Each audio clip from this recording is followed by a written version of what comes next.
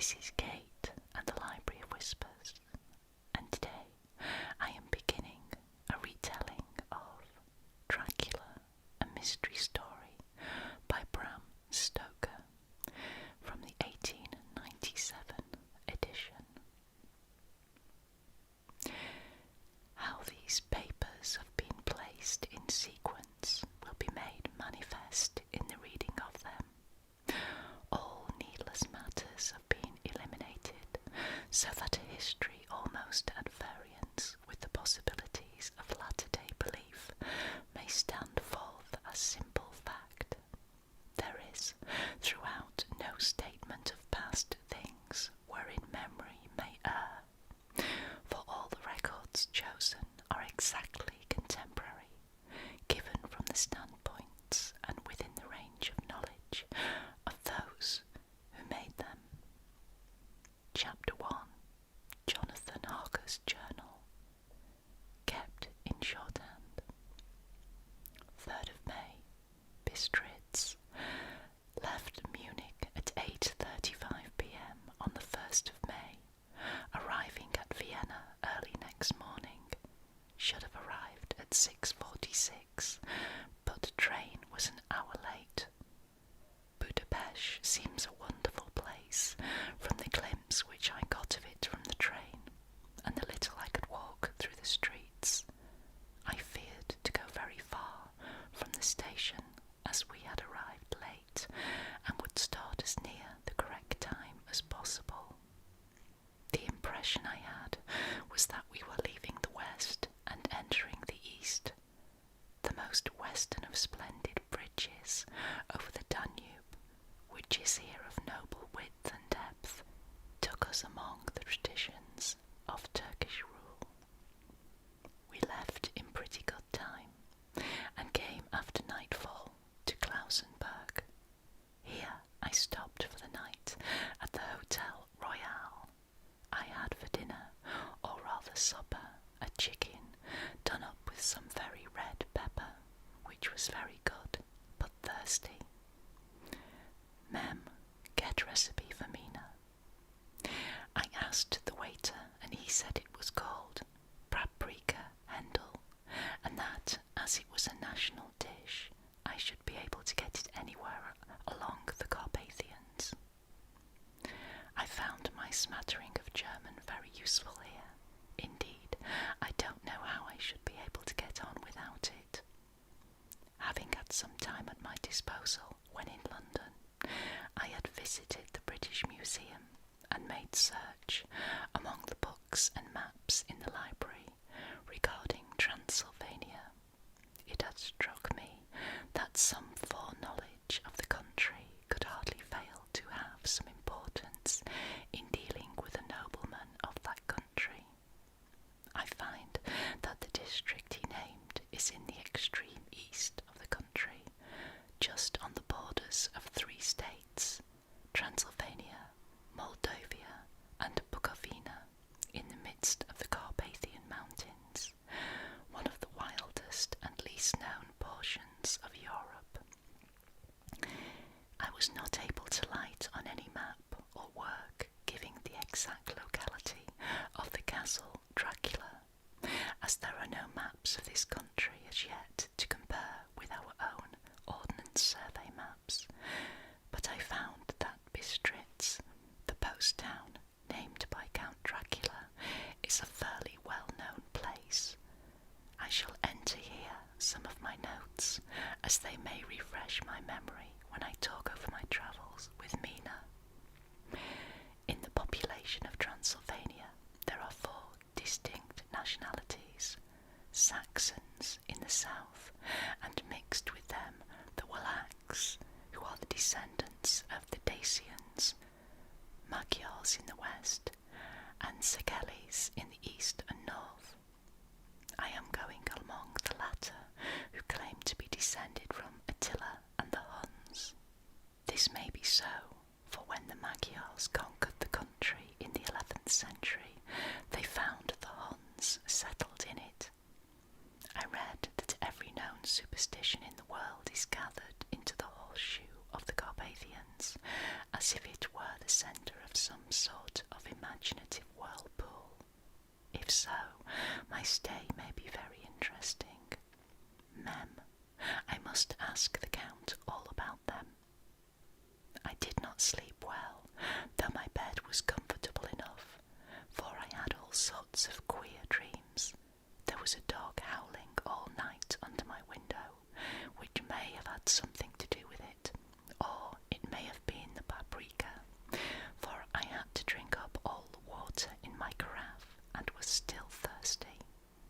Towards morning I slept and was wakened by the continuous knocking at my door, so I guess I must have been sleeping soundly then.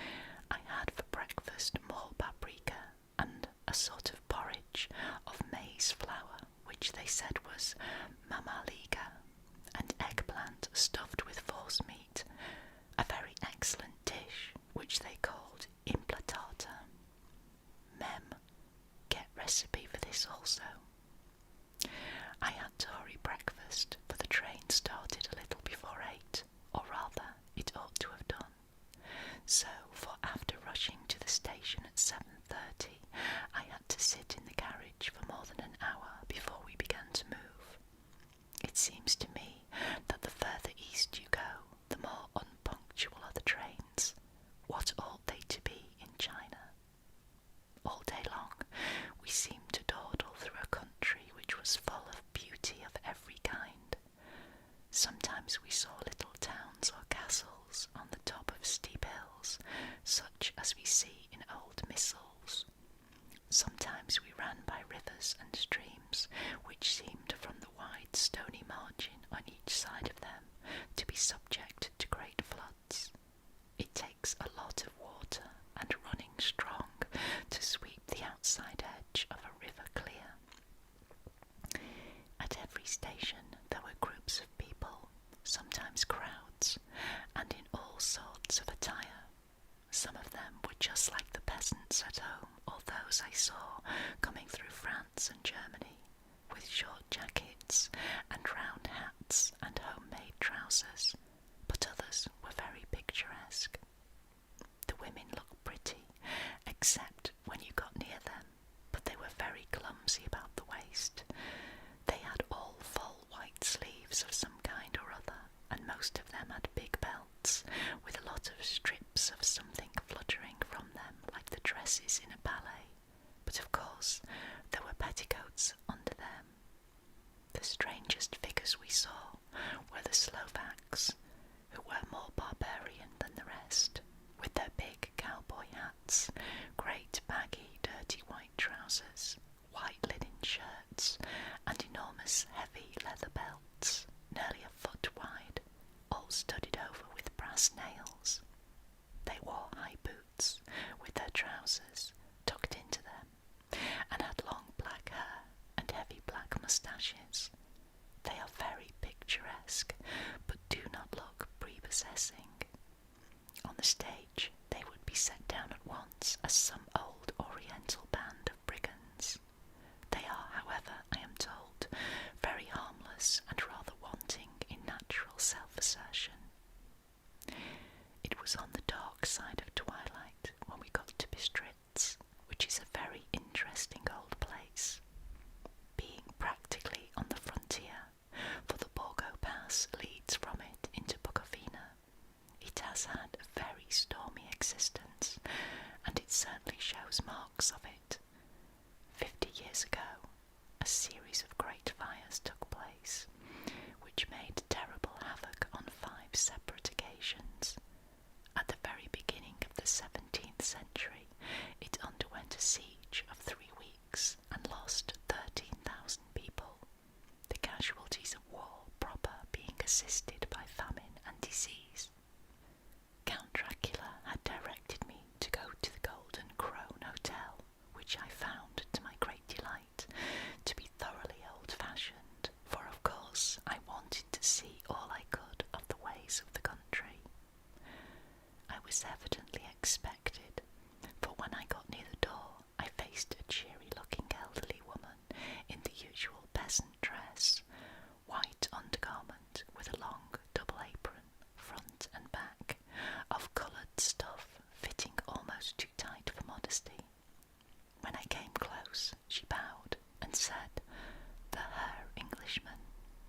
"Yes," I said, "Jonathan Harker."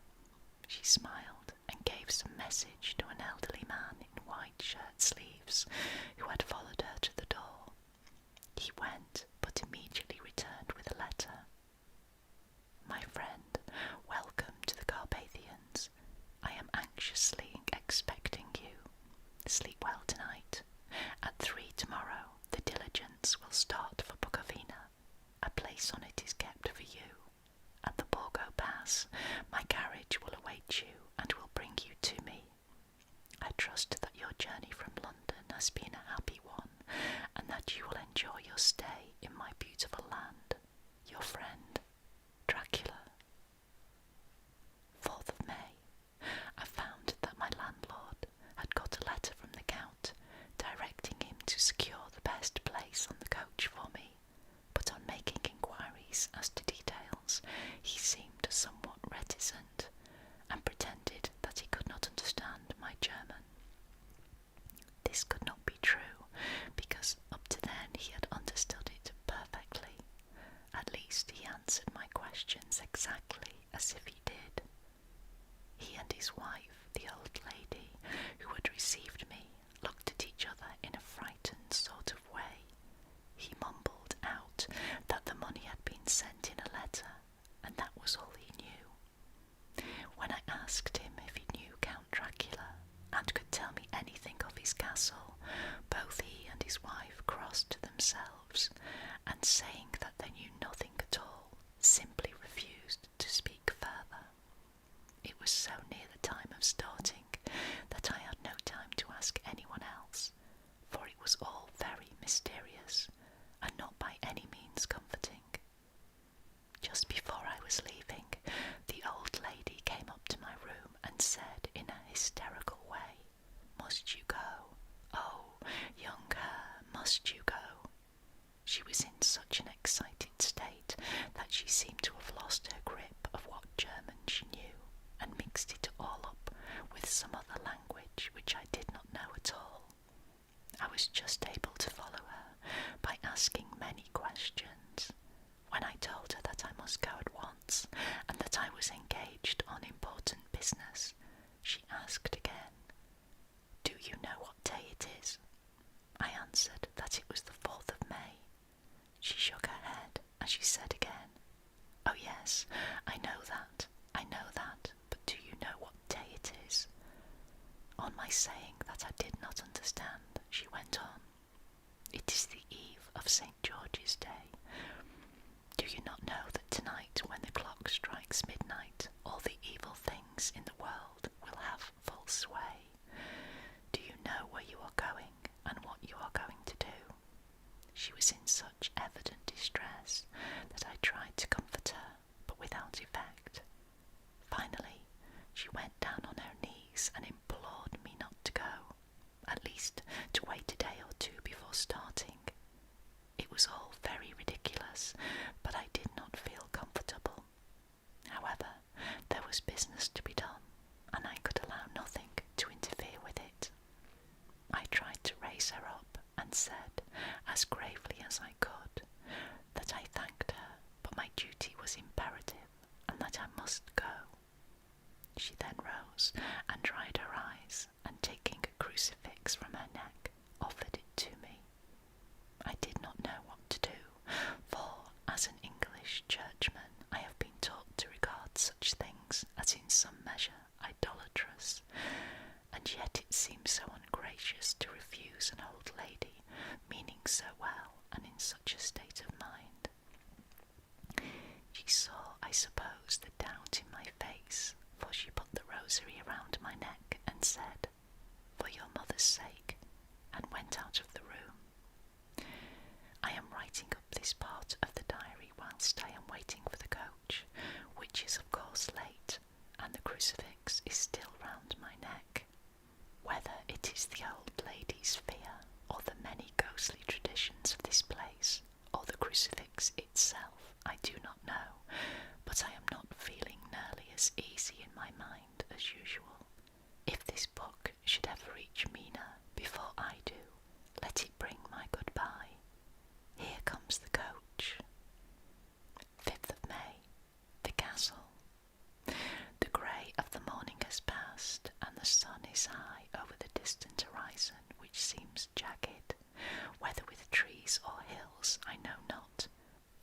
so far off that big things and little are mixed. I am not sleepy, and as I am not to be called till I awake, naturally I will write till sleep comes.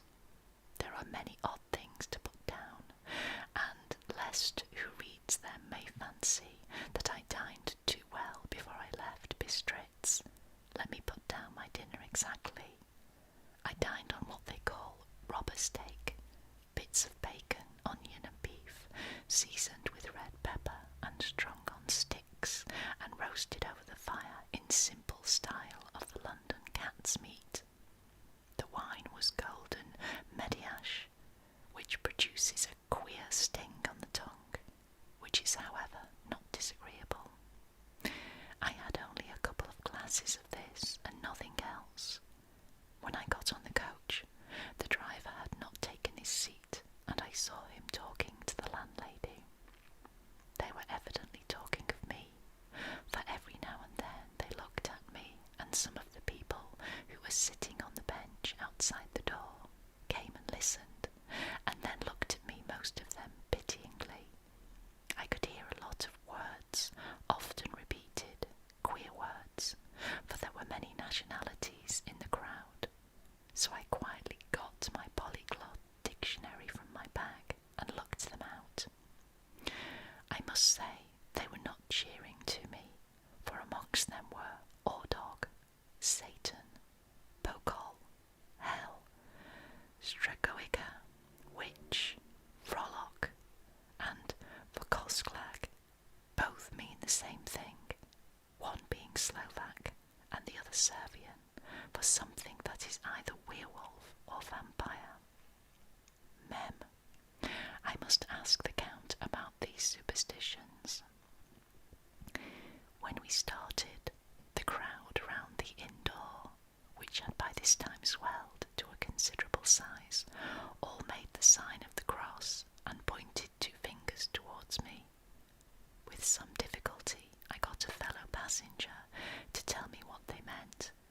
He would not answer at first, but on learning that I was English, he explained that it was a charm or guard against the evil eye. This was not very pleasant for me, just starting for an unknown place to meet an unknown man, but everyone seemed so kind-hearted and so sorrowful and so sympathetic that I could not but be touched. I shall never forget the last glimpse which I had of the inn yard and its crowd of picturesque figures, all crossing themselves as they stood round the wide archway, with its background of rich foliage of oleander and orange trees in green tubs clustered in the centre of the yard. Then our driver, whose wide linen drawers covered the whole front of the box seat, Gotza they call them, cracked his big whip over his 4 small horses which ran abreast, and we set off on our journey. I soon lost sight and recollection of ghostly fears in the beauty of the scene as we drove along, although had I known the language, or rather languages, which my fellow passengers were speaking, I might not have been able to throw them off so easily. Before us lay a green sloping land full of forests and woods, with here and there steep hills crowned with clumps of trees or with farmhouses, the blank gable end to the road. There was everywhere a bewildering mass of fruit, blossom, apple, plum, pear, cherry, and as we drove by I could see the green grass under the trees spangling with the fallen petals. In and out amongst these green hills of what they call here the Mittelland ran the road, loosing itself as it swept round the grassy curve, or was shut out by the straggling ends of pine woods, which here and there ran down the hillsides like tongues of flame. The road was rugged, but still we seemed to fly over it with a feverish haste. I could not understand then what the haste meant, but the driver was evidently bent on losing no time in reaching Borgo-Brund. I was told that this road is in summertime excellent, but that this respect, it is different from the general run of roads in the Carpathians, for it is an old tradition that they are not to be kept in too good order. Of old, the hospodars would not repair them, lest the Turk should think that they were preparing to bring in foreign troops, and so hasten the war which was always really at loading point. Beyond the green swelling hills of the Mittelland rose mighty slopes of forest up to the lofty steeps of the Carpathians themselves. Right and left of us they towered, with the afternoon sun falling full upon them and bringing out all the glorious colours of this beautiful range, deep blue and purple in the shadows of the peaks, green and brown where grass and rock mingled, and an endless perspective of jagged rock and pointed crags, till these were themselves lost in the distance, where the snowy peaks rose grandly. Here and there seemed mighty rifts in the mountains, through which, as the sun began to sink, we saw now and again the white gleam of falling water. One of my companions touched my arm as we swept round the base of a hill and opened up the lofty snow-covered peak of a mountain, which seemed, as we wound on our serpentine way, to be right before us. "Look, Isten Sek, God's seat," and he crossed himself reverently. As we wound on our endless way, and the sun sank lower and lower behind us, the shadows of the evening began to creep round us. This was emphasized by the fact that the snowy mountain top still held the sunset, and seemed to glow out with a delicate cool pink. Here and there we passed Czechs and Slovaks, all in picturesque attire, but I noticed that goiter was painfully prevalent. By the roadside were many crosses, and as we swept by, my companions all crossed themselves. Here and there was a peasant man or woman kneeling before a shrine, who did not even turn round as we approached, but seemed in the self-surrender of devotion to have neither eyes nor ears for the outer world. There were many things new to me. For instance, hayricks in the trees, and here and there were beautiful masses of weeping birch, their white stems shining like silver through the delicate green of the leaves. Now and again we passed a litter wagon, the ordinary peasant's cart, with its long snake-like vertebra, calculated to suit the inequalities of the road. On this were sure to be seated quite a group of homecoming peasants, the Czechs with their white, and the Slovaks with their coloured sheepskins, the latter carrying lance fashion over their long staves, with axe at end.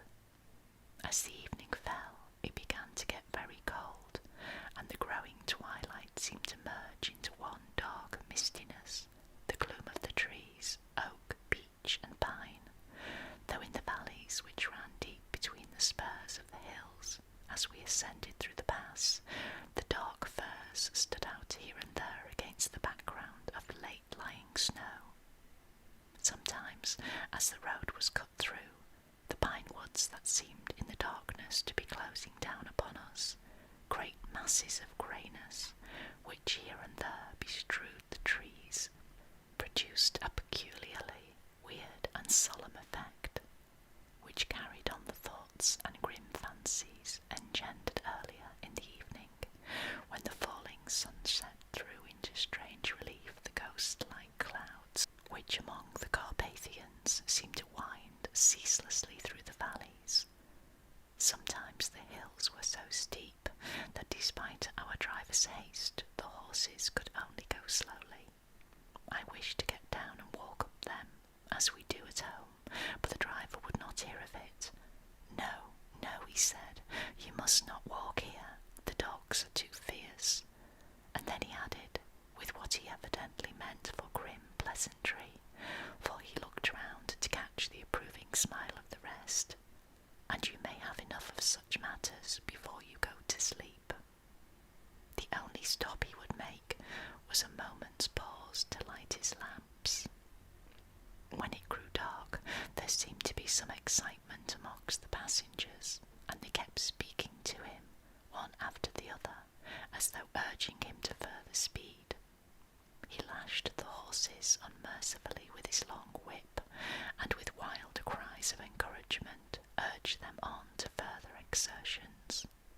Then, through the darkness, I could see a sort of patch of grey light ahead of us, as though there were a cleft in the hills. The excitement of the passengers grew greater.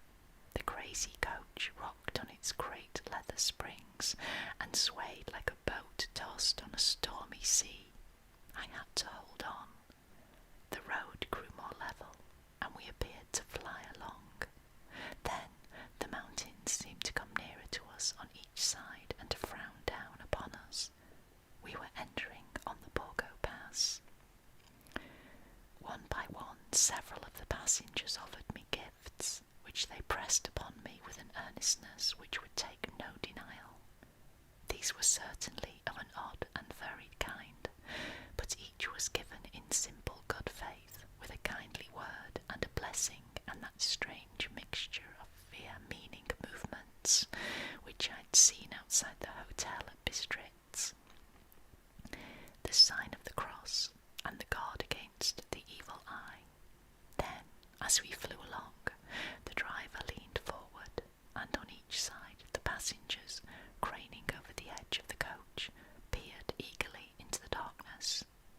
It was evident that something very exciting was either happening or expected, but though I asked each passenger, no one would give me the slightest explanation. This state of excitement kept on for some little time, and at last we saw before us the pass opening out on the eastern side. There were dark rolling clouds overhead, and in the air the heavy oppressive sense of thunder. It seemed as though the mountain range had separated two atmospheres, and that now we had got into the thunderous one. I was now myself looking out for the conveyance which was to take me to the Count. Each moment I expected to see the glare of lamps through the blackness, but all was dark. The only light was the flickering rays of our own lamps, in which the steam from our hard-driven horses rose in a white cloud. We could see now the sandy road lying white before us, but there was on it no sign of a vehicle. The passengers drew back with a sigh of gladness, which seemed to mock my own disappointment. I was already thinking what I had best to do, when the driver, looking at his watch, said to the others something which I could hardly hear. It was spoken so quietly, and in so low a tone, I thought it was an hour less than the time. Then turning to me, he spoke in German worse than my own. "There is no carriage here. The Herr is not expected, after all. He will now come on to Bukovina and return tomorrow or the next day. Better the next day." Whilst he was speaking, the horses began to neigh and snort and plunge wildly, so that the driver had to hold them up. Then amongst a chorus of screams from the peasants and a universal crossing of themselves, a calèche with 4 horses drove up behind us, overtook us, and drew up beside the coach. I could see from the flash of our lamps, as the rays fell on them, that the horses were coal-black and splendid animals. They were driven by a tall man with a long brown beard and a great black hat, which seemed to hide his face from us. I could only see the gleam of a pair of very bright eyes, which seemed red in the lamplight as he turned to us. He said to the driver, "You are early tonight, my friend." The man stammered in reply. The English air was in a hurry. To which the stranger replied, "That is why, I suppose, you wished him to go on to Bukovina. You cannot deceive me, my friend. I know too much, and my horses are swift." As he spoke, he smiled, and the lamplight fell on a hard-looking mouth, with very red lips and sharp-looking teeth, as whispered to another the line from Burger's Lenore, Den die Toten reiten schnell, for the dead travel fast. The strange driver evidently heard the words, for he looked up with a gleaming smile. The passenger turned his face away, at the same time putting out his 2 fingers and crossing himself. "Give me the heir's luggage," said the driver, and with exceeding alacrity my bags were handed out and put in the calèche. Then I descended from the side of the coach, as the calèche was close alongside, the driver helping me with a hand which caught my arm in a grip of steel. His strength must have been prodigious. Without a word, he shook his reins, the horses turned, and we swept into the darkness of the pass. As I looked back, I saw the steam from the horses of the coach by the light of the lamps, and protected against it the figures of my late companions crossing themselves. Then the driver cracked his whip and called to his horses, and off they swept on their way to Bukovina. As they sank into the darkness, I felt a strange chill and a lonely feeling come over me, but a cloak was thrown over my shoulders and a rug across my knees, and the driver said in excellent German, "The night is chill, mein Herr, and my master the Count bade me take all care of you. There is a flask of Slivovitz, the plum brandy of the country, underneath the seat, if you should require it." I did not take any, but it was a comfort to know it was there all the same. I felt a little strangely and not a little frightened. I think had there been any alternative, I should have taken it, instead of prosecuting that unknown night journey. The carriage went at a hard pace straight along. Then we made a complete turn and went along another straight road. It seemed to me that we were simply going over and over the same ground again, and so I took note of some salient point, and found that this was so. I would have liked to have asked the driver what this all meant, but I really feared to do so, for I thought that, placed as I was, any protest would have had no effect, in case there had been an intention to delay. By and by, however, as I was curious to know how time was passing, I struck a match, and by its flame looked at my watch.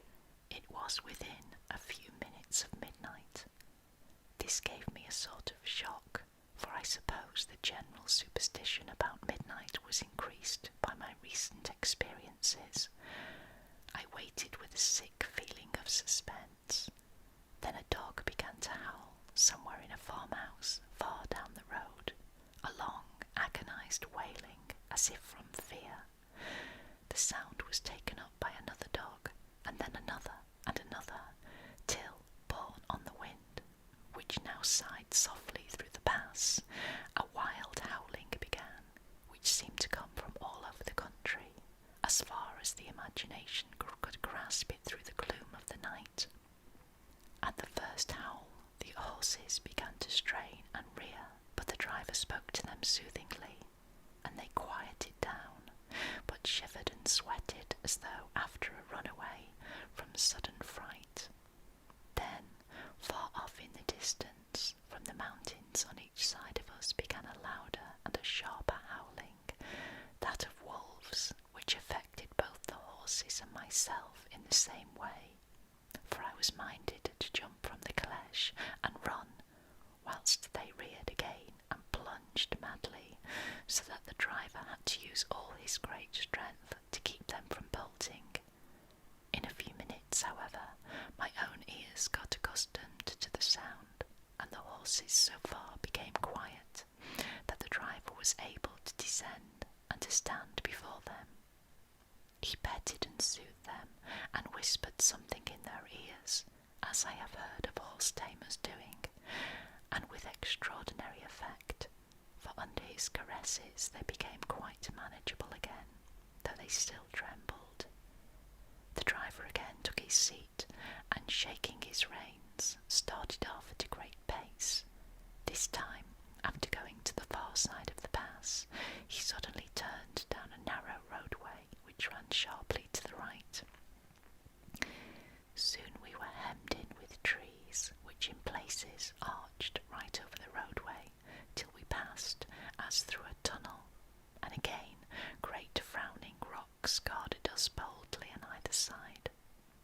Though we were in shelter, we could hear the rising wind, for it moaned and whistled through the rocks, and the branches of the trees crashed together as we swept along. It grew colder and colder still, and fine powdery snow began to fall, so that soon we and all around us were covered with a white blanket. The keen wind still carried the howling of the dogs, though this grew fainter as we went on our way. The baying of the wolves sounded nearer and nearer, as though they were closing round on us from every side. I grew dreadfully afraid, and the horses shared my fear. The driver, however, was not in the least disturbed. He kept turning his head to left and right, but I could not see anything through the darkness. Suddenly, away on our left, I saw a faint flickering blue flame. The driver saw it at the same moment. He at once checked the horses, and jumping to the ground, disappeared into the darkness. I did not know what to do, the less as the howling of the wolves grew closer. But while I wondered, the driver suddenly appeared again, and without a word took his seat, and we resumed our journey. I think I must have fallen asleep and kept dreaming of the incident, for it seemed to be repeated endlessly, and now looking back, it is like a sort of awful nightmare. Once the flame appeared so near the road that even in the darkness around us I could watch the driver's motions. He went rapidly to where the blue flame arose. It must have been very faint, for it did not seem to illume the place around it at all, and gathering a few stones, formed them into some device. Once there appeared a strange optical effect. When he stood between me and the flame, he did not obstruct it, for I could see its ghostly flicker all the same. This startled me, but as the effect was only momentary, I took it that my eyes deceived me, straining through the darkness. Then, for a time, there were no blue flames, and we sped onwards through the gloom, with the howling of the wolves around us, as though they were following in a moving circle. At last there came a time when the driver went further afield than he had yet gone, and during his absence the horses began to tremble worse than ever, and to snort and scream with fright. I could not see any cause for it, for the howling of the wolves had ceased altogether. But just then the moon, sailing through the black clouds, appeared behind the jagged crest of a beetling, pine-clad rock, and by its light I saw around us a ring of wolves, with white teeth and lolling red tongues, with long, sinewy limbs and shaggy hair. They were 100 times more terrible in the grim silence which held them than even when they howled. For myself, I felt a sort of paralysis of fear. It is only when a man feels himself face to face with such horrors that he can understand their true import. All at once the wolves began to howl, as though the moonlight had some peculiar effect on them. The horses jumped about and reared, and looked helplessly round with eyes that rolled in a way painful to see, but a living ring of terror encompassed them on every side, and they had perforce to remain within it. I called to the coachman to come, for it seemed to me that our only chance was to try to break out through the ring and to aid his approach. I shouted and beat the side of the calèche, hoping by the noise to scare the wolves from the side, so as to give him a chance of reaching the trap. How he came there I know not, but I heard his voice raised in a tone of imperious command, and looking towards the sound, saw him stand in the roadway. As he swept his long arms, as though brushing aside some impalpable obstacle, the wolves fell back and back, harder still. Just then, a heavy cloud passed across the face of the moon, so that we were again in darkness. When I could see again, the driver was climbing into the caleche, and the wolves disappeared. This was all so strange and uncanny that a dreadful fear came upon me, and I was afraid to speak or move. The time seemed interminable as we swept on our way, now in almost complete darkness, for the rolling clouds obscured the moon. We kept on ascending, with occasional periods of quick descent, but in the main always ascending. Suddenly, I became conscious of the fact that the driver was in the act of pulling up the horses in the courtyard of a vast ruined castle, from whose tall black windows came no ray of light, and whose broken battlements showed a jagged line against the sky. And that ends Chapter 1 of Dracula. Chapter 2 will be called Jonathan Harker's Journal Continued. I hope you will join me again. This is Kate at the Library of Whispers saying, sleep well. Bye-bye for now. Bye-bye. Hello everybody. This is Kate at the Library of Whispers, and today I am going to begin a whispered reading of Alice Through the Looking Glass by Lewis Carroll.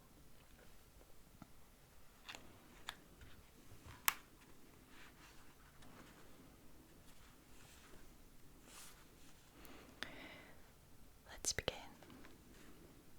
Chapter 1, Looking Glass House. One thing was certain, that the white kitten had had nothing to do with it.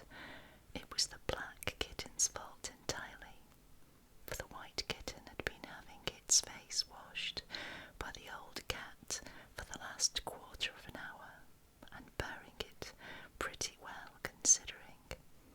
So you see that it couldn't have had any hand in the mischief. The way Dinah washed her children's faces was this.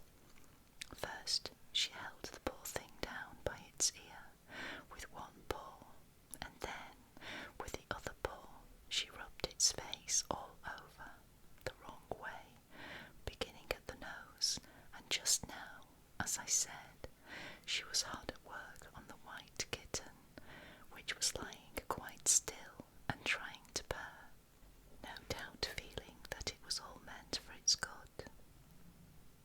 But the black kitten had been finished with earlier in the afternoon, and so, while Alice was sitting, curled up in a corner of the great armchair, half talking to herself and half asleep, the kitten had been having a grand game of romps with a ball of worsted Alice had been trying to wind up, and had been rolling it up and down till it had all come undone again.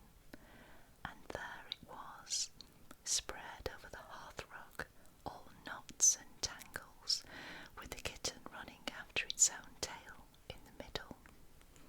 "Oh, you wicked, wicked little thing," cried Alice, catching up the kitten and giving it a little kiss to make it understand that it was in disgrace. "Really, Dinah ought to have taught you better manners. You ought, Dinah. You know you ought," she added, looking reproachfully at the old cat and speaking in as cross a voice as she could manage. And then she scrambled back into the armchair, taking the kitten and worsted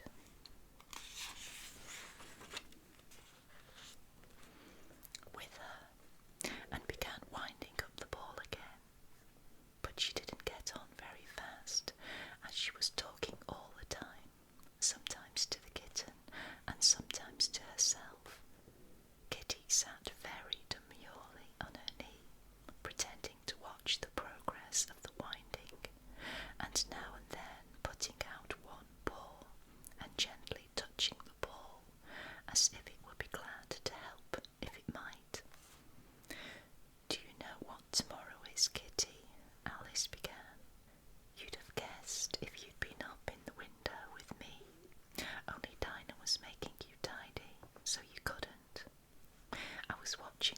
Daddy's getting in sticks for the bonfire, and it wants plenty of sticks, Kitty.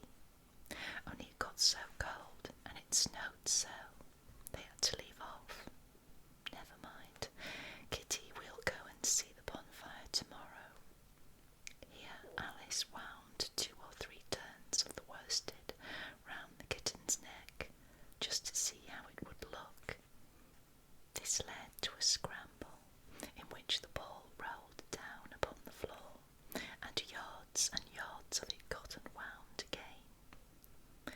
Do you know, I was so angry, Kitty, Alice went on, as soon as they were comfortably settled again. When I saw all the mischief you had been doing, I was very nearly opening the window and putting you out into the snow, and you'd have deserved it, you little mischievous darling. What have you got to say for yourself? Now, don't interrupt me, she went on, holding up one finger. I'm going to tell you all your faults. Number 1, you squeaked twice while Dinah was washing your face this morning. Now, you can't deny it, Kitty, for I heard you. What's that you say? Pretending that the kitten was speaking. Her paw went into your eye. Well, that's your fault for keeping your eyes open. If you'd shut them tight up, it wouldn't have happened. Now don't make any more excuses, but listen. Number 2, you pulled Snowdrop away by the tail just as I had put down the saucer of milk before her. What? You were thirsty, were you? How do you know she wasn't thirsty too? Now, for number 3, you unwound every bit of the worsted while I wasn't looking. That's 3 faults, Kitty, and you've not been punished for any of them yet. You know, I'm saving up all your punishments for Wednesday week. Suppose they had saved up all my punishments, she went on, talking more to herself than the kitten. What would they do at the end of a year? I should be sent off to prison, I suppose, when the day came. Or, let me see, suppose each punishment was to be going without a dinner. Then, when the miserable day came, I should have to go without 50 dinners at once. Well, I shouldn't mind that much. I'd far rather go without them than eat them. Do you hear the snow against the window panes, Kitty? How nice and soft it sounds, just as if someone was kissing the window all over outside. I wonder if the snow loves the trees and fields, that it kisses them so gently, and then it covers them up snug, you know, with a white quilt, and perhaps it says, "Go to sleep, darlings, till the summer comes again." And when they wake up in the summer, Kitty, they dress themselves all in green and dance about whenever the wind blows. Oh, that's very pretty, cried Alice, dropping the ball of worsted to clap her hands.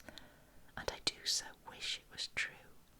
I'm sure the woods look sleepy in the autumn, when the leaves are getting brown. Kitty, can you play chess? Now don't smile, my dear, I'm asking it seriously, because when we were playing just now, you watched just as if you understood it, and when I said, check, you purred. Well, it was a nice check, Kitty, and really, I might have won if it hadn't been for that nasty knight that came wriggling down among my pieces. Kitty, dear, let's pretend. And here I wish I could tell you half the things Alice used to say, beginning with her favourite phrase, let's pretend. She had had quite a long argument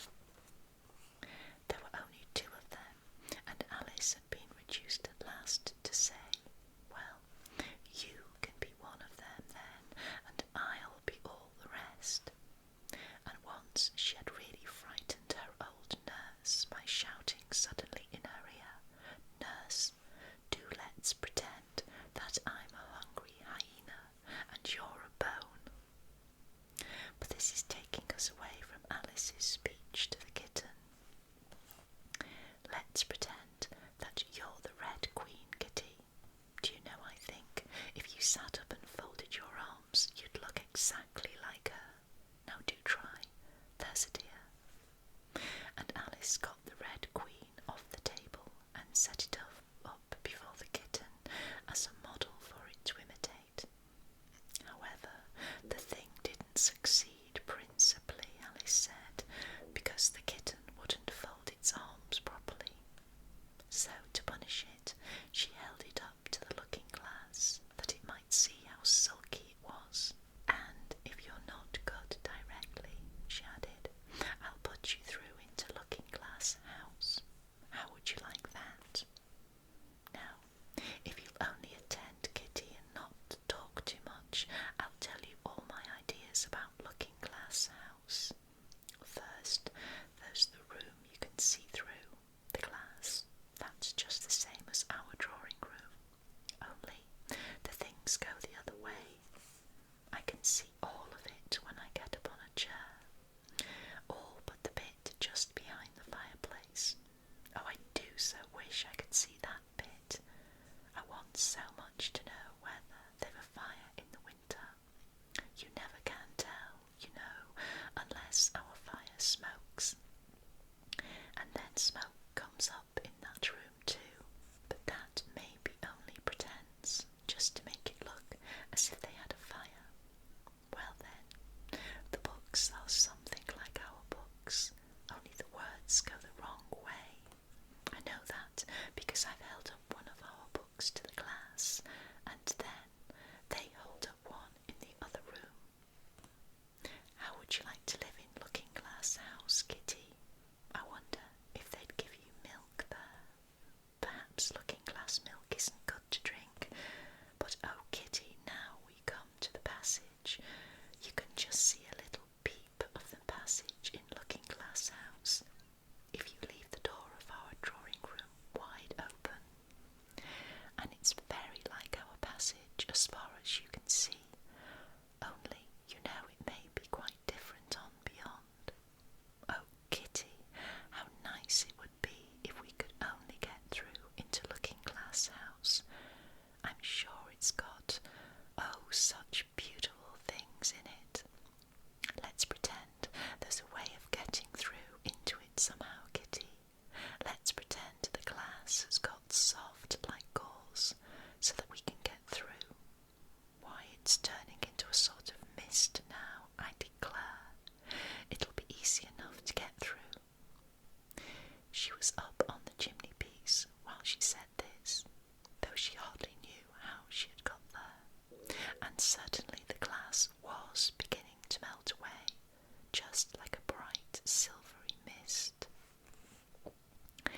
In another moment, Alice was through the glass, and had jumped lightly down into the looking-glass room. The very first thing she did was to look whether there was a fire in the fireplace, and she was quite pleased to find that there was a real one, and blazing away as brightly as the one she had left behind. So I shall be as warm here as I was in the old room, thought Alice. Warmer, in fact, because there'll be no one here to scold me away from the fire. Oh, what fun it'll be when they see me through the glass in here and can't get at me. Then she began looking about, and noticed that what could be seen from the old room was quite common and uninteresting, but that all the rest was as different as possible.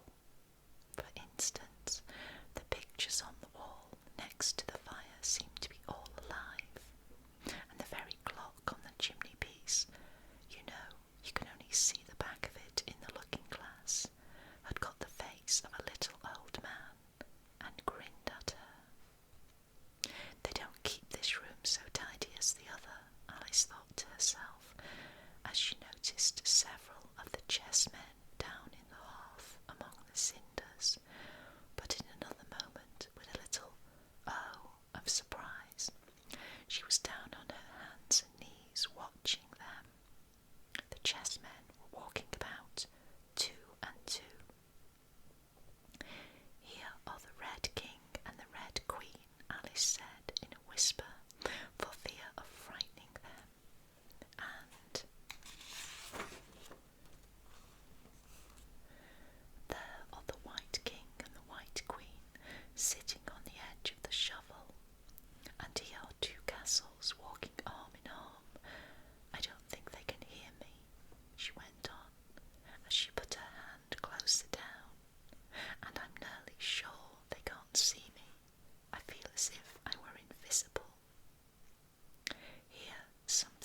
squeaking on the table and made Alice turn her head just in time to see one of the white pawns roll over and begin kicking. She watched it with great curiosity to see what would happen next. "It is the voice of my child," the White Queen cried out as she rushed past the king, so violently that she knocked him over among the cinders. "My precious Lily, my imperial kitten," and she began scrambling wildly up the side of the fender. "Imperial fiddlestick," said the king, rubbing his nose, which had been hurt by the fall. He had a right to be a little annoyed, for he was covered with ashes from head to foot. Alice was very anxious to be of use, and as the poor little Lily was nearly screaming herself into a fit, she hastily picked up the Queen and set her upon the table by the side of her noisy little daughter. The Queen gasped and sat down. The rapid journey through the air had quite taken away her breath, and for a minute or two she could do nothing but hug the little Lily in silence. As soon as she had recovered her breath a little, she called out to the White King, who was sitting sulkily among the ashes, "Mind the volcano." "What volcano?" said the king, looking up anxiously into the fire, as if he thought that was the most likely place to find one. "Blew me up," panted the Queen, who was still a little out of breath. "Mind you come up, the regular way. Don't get blown up." Alice watched the White King as he slowly struggled up from bar to bar, till at last she said, "Why, you'll be hours and hours getting to the table at that rate. I'd far better help you, hadn't I?" But the king took no notice of the question. It was quite clear that he could neither hear her nor see her. So Alice picked him up very gently and lifted him across more slowly than she had lifted the Queen, that she mightn't take his breath away. But before she put him on the table, she thought she might as well dust him a little. He was so covered with ashes. She said afterwards that she had never seen in all her life such a face as the king made when he found himself held in the air by an invisible hand, and being dusted, he was far too much astonished to cry out, but his eyes and his mouth went on getting larger and larger, and rounder and rounder, till her hand shook so with laughing that she nearly let him drop upon the floor. "Oh, please, don't make such faces, my dear," she cried out, quite forgetting that the king couldn't hear her. "You make me laugh so that I can hardly hold you, and don't keep your mouth so wide open. All the ashes will get into it. There, now I think you're tidy enough," she added, as she smoothed his hair and set him down very carefully upon the table near the Queen. The king immediately fell flat on his back and lay perfectly still, and Alice was a little alarmed at what she had done, and went round the room to see if she could find any water to throw over him. However, she could find nothing but a bottle of ink, and when she got back with it, she found he had recovered, and he and the Queen were talking together in a frightened whisper, so low that Alice could hardly hear what they said. The king was saying, "I assure you, my dear, I turned cold to the very ends of my whiskers," to which the Queen replied, "You haven't got any whiskers." The horror of that moment, the king went on, "I shall never, never forget." "You will, though," the Queen said, "if you don't make a memorandum of it."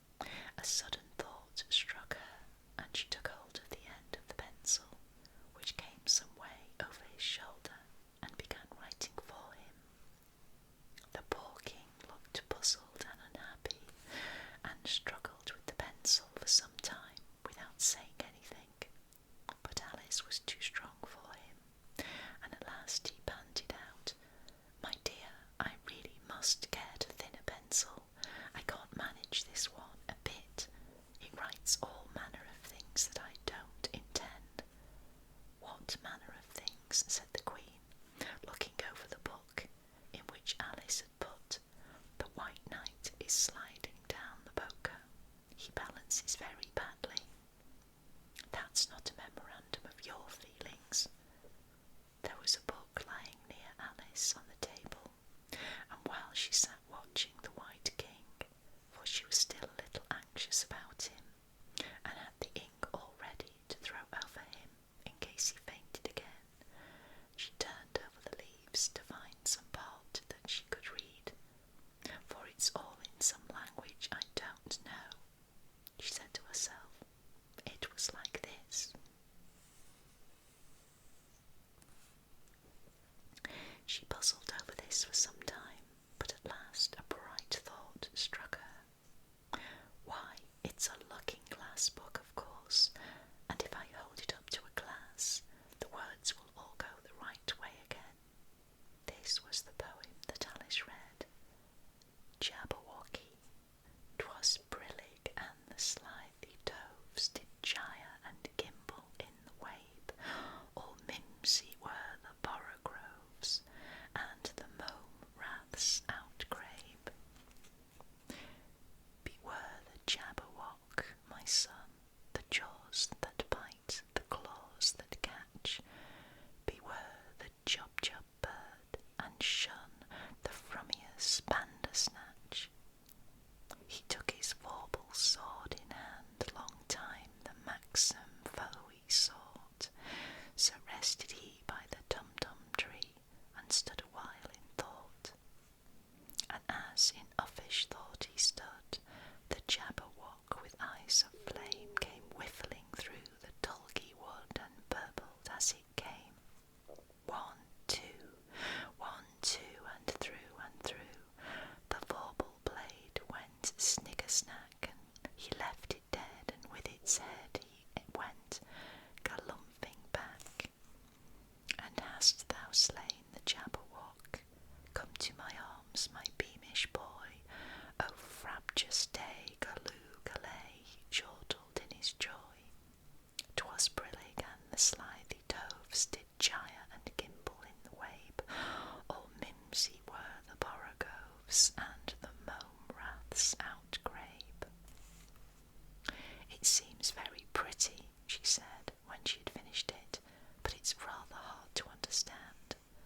You see, she didn't like to confess, even to herself, that she couldn't make it out at all. Somehow, it seems to fill my head with ideas, only I don't exactly know what they are. However, somebody killed something, that's clear at any rate. But oh, thought Alice, suddenly jumping up, if I don't make haste, I shall have to go back through the looking-glass before I've seen what the rest of the house is like,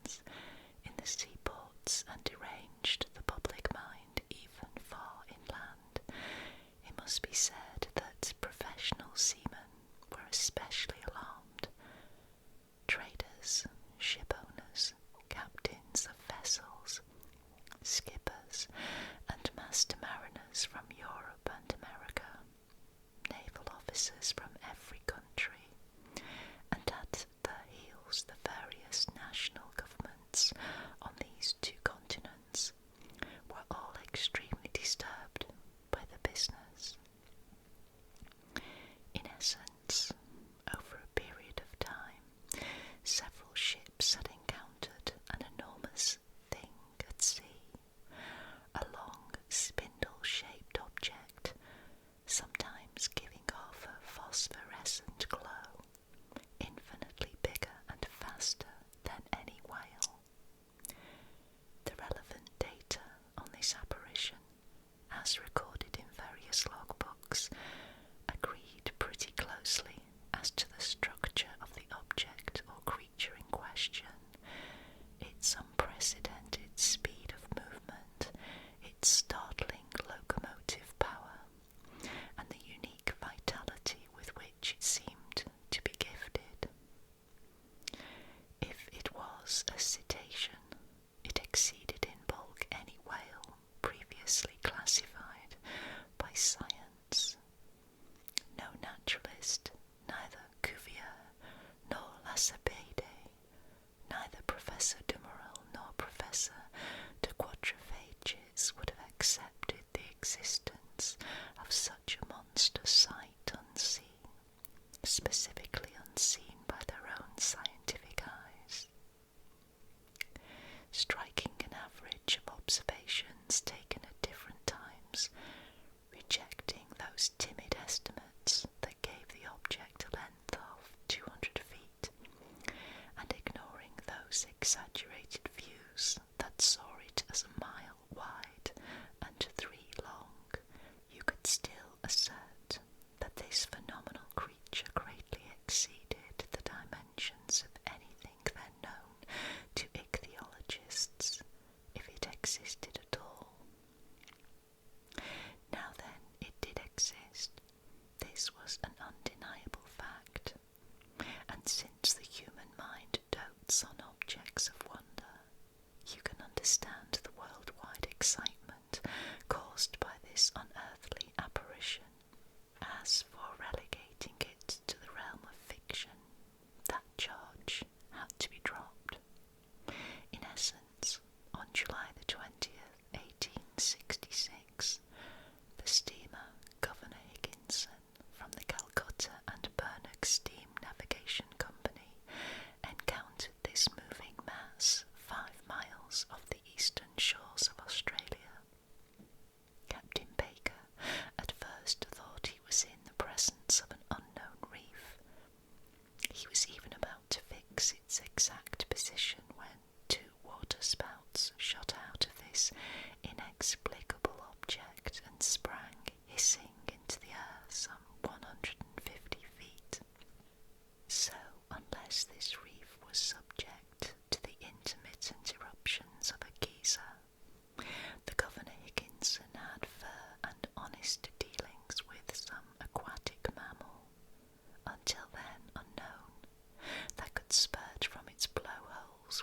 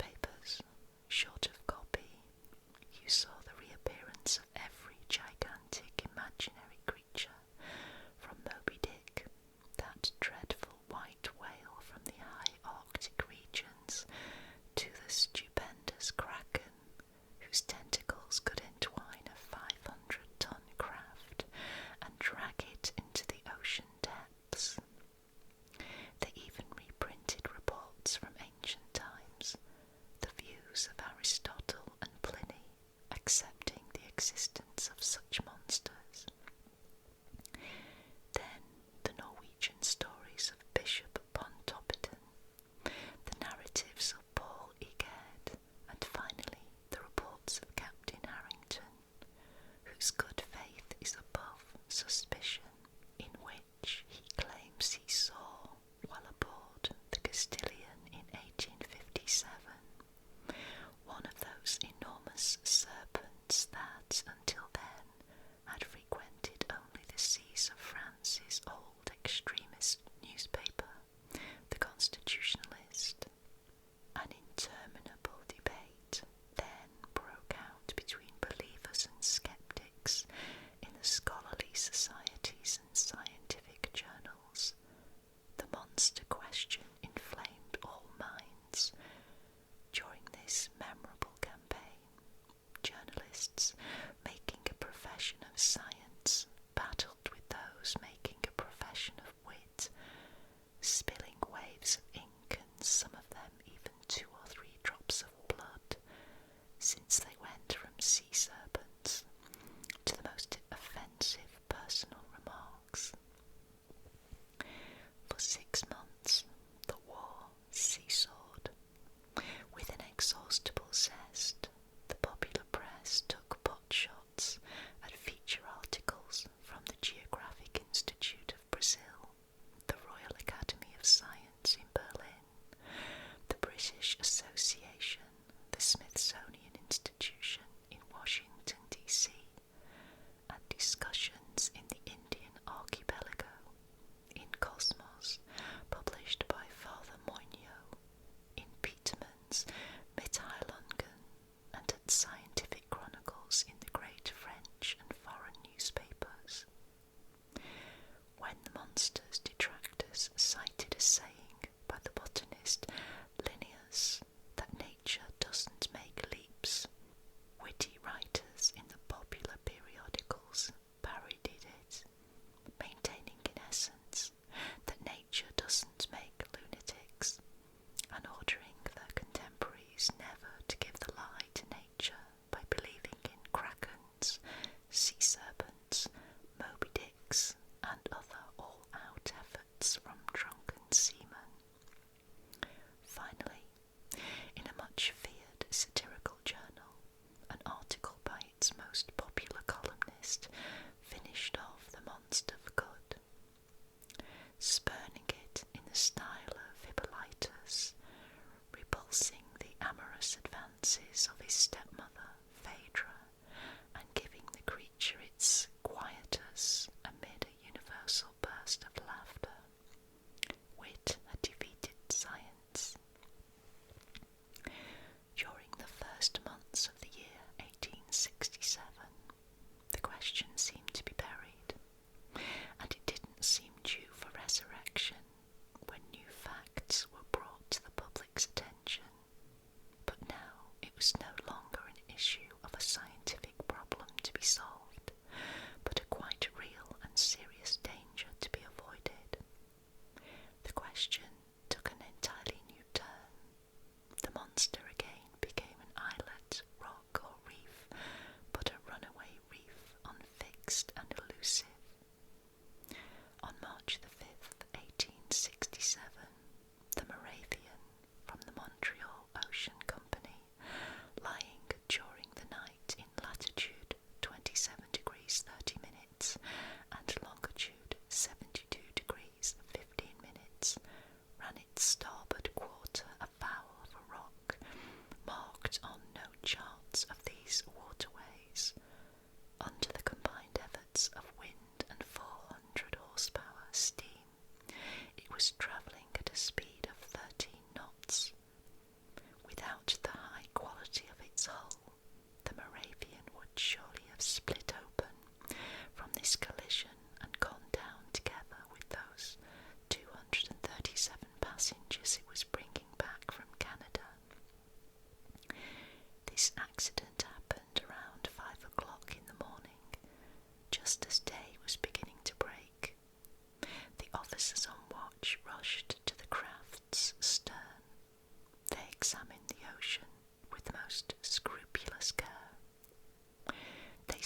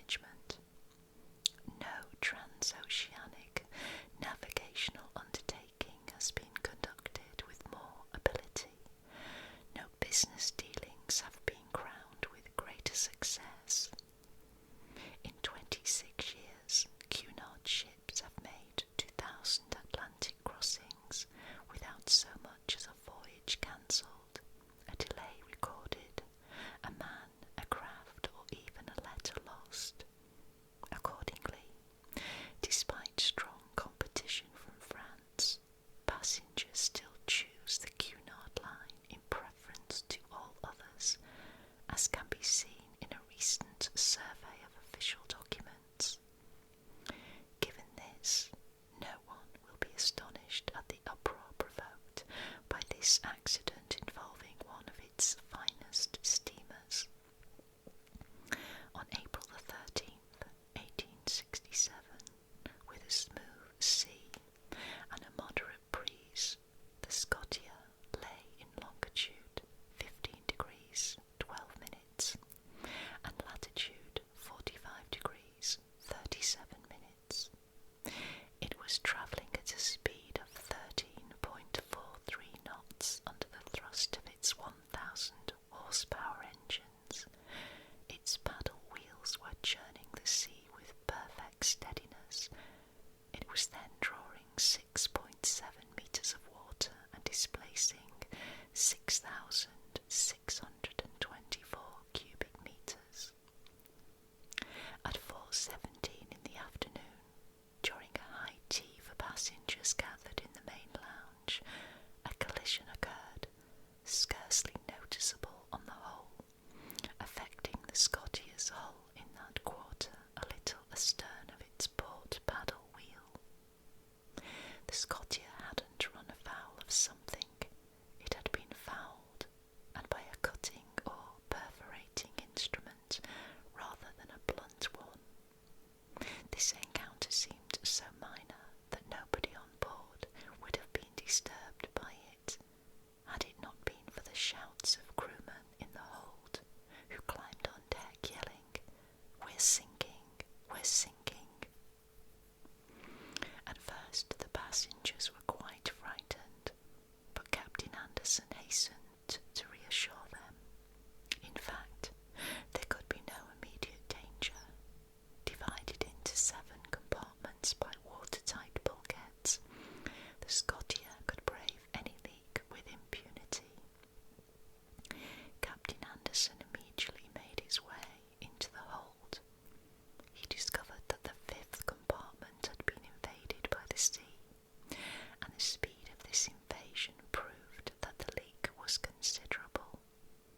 Fortunately, this compartment didn't contain the boilers, because their furnaces would have been abruptly extinguished. Captain Anderson called an immediate halt, and one of his sailors dived down to assess the damage.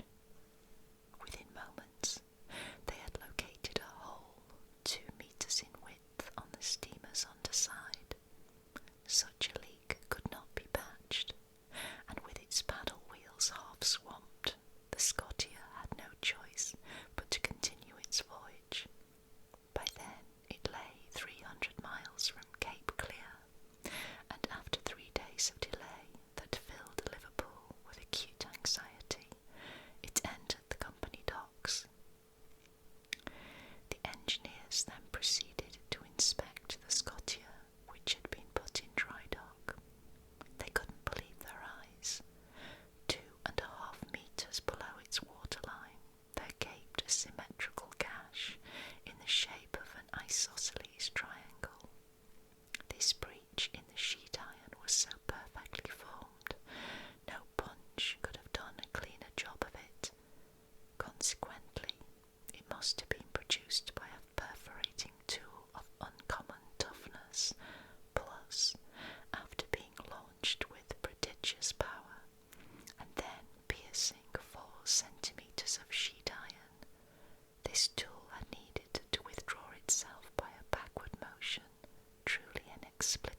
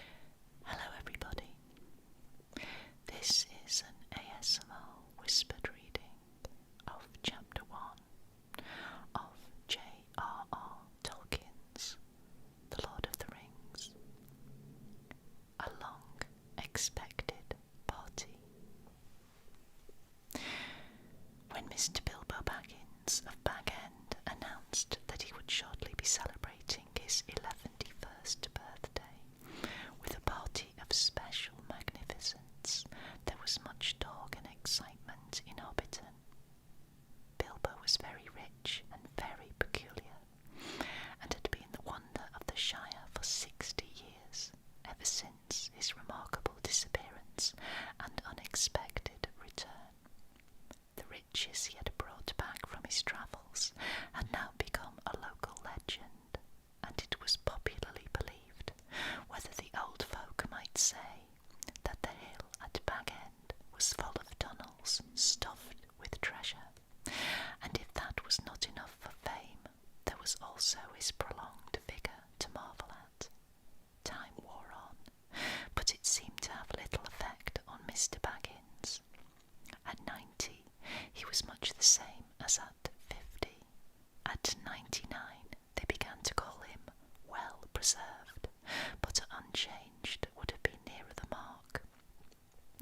There were some that shook their heads and thought this was too much of a good thing.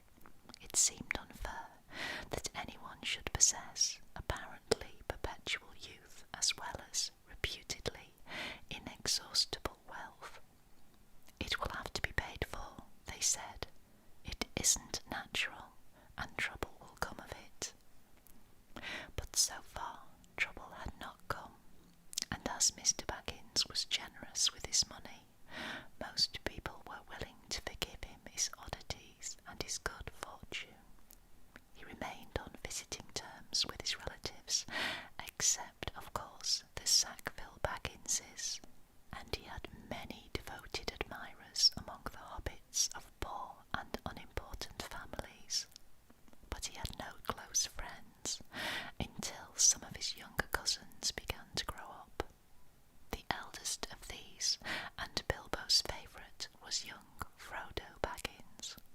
When Bilbo was 99, he adopted Frodo as his heir and brought him to live at Bag End, and the hopes of the Sackville Bagginses were finally dashed. Bilbo and Frodo happened to have the same birthday, September the 22nd. "You had better come and live here, Frodo, my lad," said Bilbo one day, "and then we can celebrate our birthday parties comfortably together." At that time, Frodo was still in his tweens, as the hobbits called the irresponsible 20s, between childhood and coming of age at 33. 12 more years passed. Each year, the Bagginses had given very lively combined birthday parties at Bag End, but now it was understood that something quite exceptional was being planned for that autumn. Bilbo was going to be 111, 111, a rather curious number, and a very respectable age for a hobbit. The old Took himself had only reached 130, and Frodo was going to be 33, an important number, the date of his coming of age. Tongues began to wag in Hobbiton and Bywater, and rumour of the coming event travelled all over the Shire. The history and character of Mr. Bilbo Baggins became once again the chief topic of conversation, and the older folk suddenly found their reminiscences in welcome demand. No one had a more attentive audience than old Ham Gamgee, commonly known as the Gaffer. He held forth at the Ivy Bush, a small inn on the Bywater Road, and he spoke with some authority, for he had tended the garden at Bag End for 40 years, and had helped old Holman in the same job before that. Now that he was himself growing old and stiff in the joints, the job was mainly carried on by his youngest son, Sam Gamgee. Both father and son were on very friendly terms with Bilbo and Frodo. They lived on the hill itself, in number 3, Bagshot Row, just below Bag End. A very nice well-spoken, gentle hobbit is Mr. Bilbo, as I've always said, the gaffer declared, with perfect truth, for Bilbo was very polite to him, calling him Master Hamfest, and consulting him constantly upon the growing of vegetables. In the matter of roots, especially potatoes, the gaffer was recognised as the leading authority by all in the neighbourhood, including himself. But what about this Frodo that lives with him? Asked old Noakes of Bywater. Baggins is his name, but he's more than half a brandy buck, they say. It beats me why any Baggins of Hobbiton should go looking for a wife away there in Buckland, where folks are so queer. And no wonder they're queer, put in Daddy Twofoot, the gaffer's next-door neighbour, if they live on the wrong side of the Brandywine River, and right agin the old forest. That's a dog bad place, if half the tales be true. You're right, Dad, said the gaffer. Not that the Brandybooks of Buckland live in the old forest, but they're a queer breed, seemingly. They fool about with boats on that big river, and that isn't natural.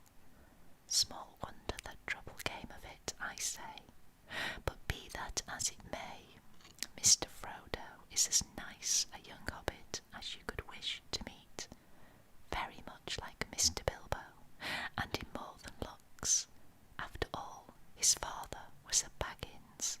A decent, respectable hobbit was Mr. Drogo Baggins. There was never much to tell of him till he was drowned. Drowned, said several voices.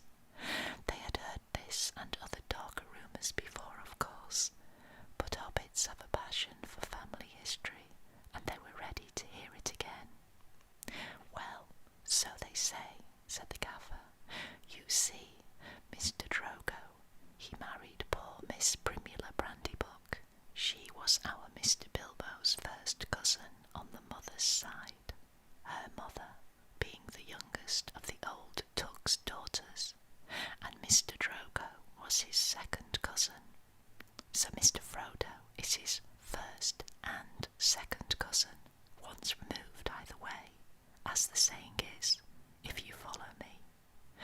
And Mr. Drogo was staying at Brandy Hall with his father-in-law, old Master Gorbodoc, as he often did after his marriage, him being partial to his victuals, and old Gorbodoc keeping a mighty generous table. And he went out boating on the Brandywine River, and he and his wife were drowned, and poor Mr. Frodo, only a child and all. I've heard they went on the water after dinner in the moonlight, said old Noakes, and it was Drogo's weight as sunk the boat. And I heard she pushed him in, and he pulled her in after him, said Sandyman, the Hobbiton miller. You shouldn't listen to all you hear, Sandyman, said the gaffer, who did not much like the miller. There isn't no call to go talking of pushing and pulling. Boats are quite tricky enough for those that sit still without looking further for the cause of trouble. Anyway, there was this Mr. Frodo left an orphan and stranded, as you might say, among those queer Bucklanders, being brought up anyhow in Brandy Hall, a regular warren by all accounts. Old Master Gorbodoc never had fewer than a couple of 100 relations in the place. Mr. Bilbo never did a kinder deed than when he brought the lad back to live among decent folk. But I reckon it was a nasty knock for those Sackville Bagginses.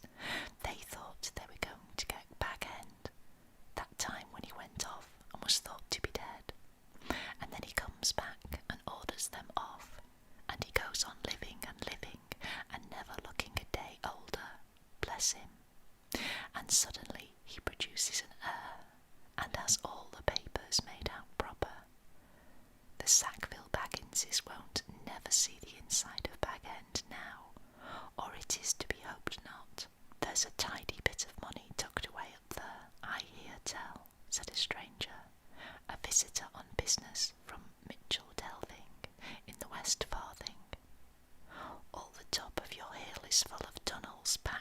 chests of gold and silver and jewels, by what I've heard. Then you've heard more than I can speak to, answered the gaffer. I know nothing about jewels. Mr. Bilbo is free with his money, and there seems no lack of it, but I know of no tunnel making. I saw Mr. Bilbo when he came back, a matter of 60 years ago, when I was a lad. I'm not long come prentice to old Holman, him being my dad's cousin, and he had me up at back end, helping him to keep folks from trampling and trespassing all over the garden while the sale was on. And in the middle of it all, Mr. Bilbo comes up the hill, with a pony and some mighty big bags, and a couple of chests. I don't doubt they were mostly full of treasure he had picked up in foreign parts, where there be mountains of gold, they say, but there wasn't enough to fill tunnels. But my lad Sam will know more about that. He's in and out of back end. Crazy about stories of the old days he is, and he listens to all Mr. Bilbo's tales. Mr. Bilbo has learned him his letters, meaning no harm, mark you, and I hope no harm will come of it. Elves and dragons, I says to him, cabbages and potatoes are better for me and you. Don't go getting mixed up in the business of your betters, or you'll land in trouble too big for you, I says to him. And I might say it to others, he added, with a look at the stranger and the miller. But the gaffer did not convince his audience. The legend of Bilbo's wealth was now too firmly fixed in the minds of the younger generation of hobbits. Ah, but he has likely enough been adding to what he brought at first, argued the miller, voicing a common opinion. He's often away from home, and look at the outlandish folk that visit him, dwarves coming at night, and that old wandering conjurer Gandalf and all. You can say what you like, gaffer, but Bag End's a queer place, and its folk are queerer. And you can say what you like about what you know, no more of than you do of boating, Mr. Sandyman, retorted the gaffer, disliking the miller even more than usual. If that's being queer, then we could do with a bit more queerness in these parts. There's some not far away that wouldn't offer a pint of beer to a friend if they lived in a hole with golden walls, but they do things proper at back end. Our Sam says that everyone's going to be invited to the party, and there's going to be presents, mark you, presents for all, this very month as is. That very month was September, and as fine as you could ask. A day or two later, a rumour, probably started by the knowledgeable Sam, was spread about that there were going to be fireworks. Fireworks, what is more, such as had not been seen in the Shire for nigh on a century, nor indeed since the old Took died. Days passed, and the day drew nearer. An odd-looking wagon, laden with odd-looking packages, rolled into Hobbiton one evening and toiled up the hill to Bag End. The startled hobbits peered out of lamp-lit doors to gape at it. It was driven by outlandish folk, singing strange songs, dwarves with long beards and deep hoods. A few of them remained at Bag End. At the end of the second week in September, a cart came in through Bywater from the direction of Brandywine Bridge in broad daylight. An old man was driving it alone. He wore a tall pointed blue hat, a long grey cloak, and a silver scarf. He had a long white beard and bushy eyebrows that stuck out beyond the brim of his hat. Small hobbit children ran after the cart, all through Hobbiton, and right up the hill. It had a cargo of fireworks, as they rightly guessed. Bilbo's front door, the old man began to unload.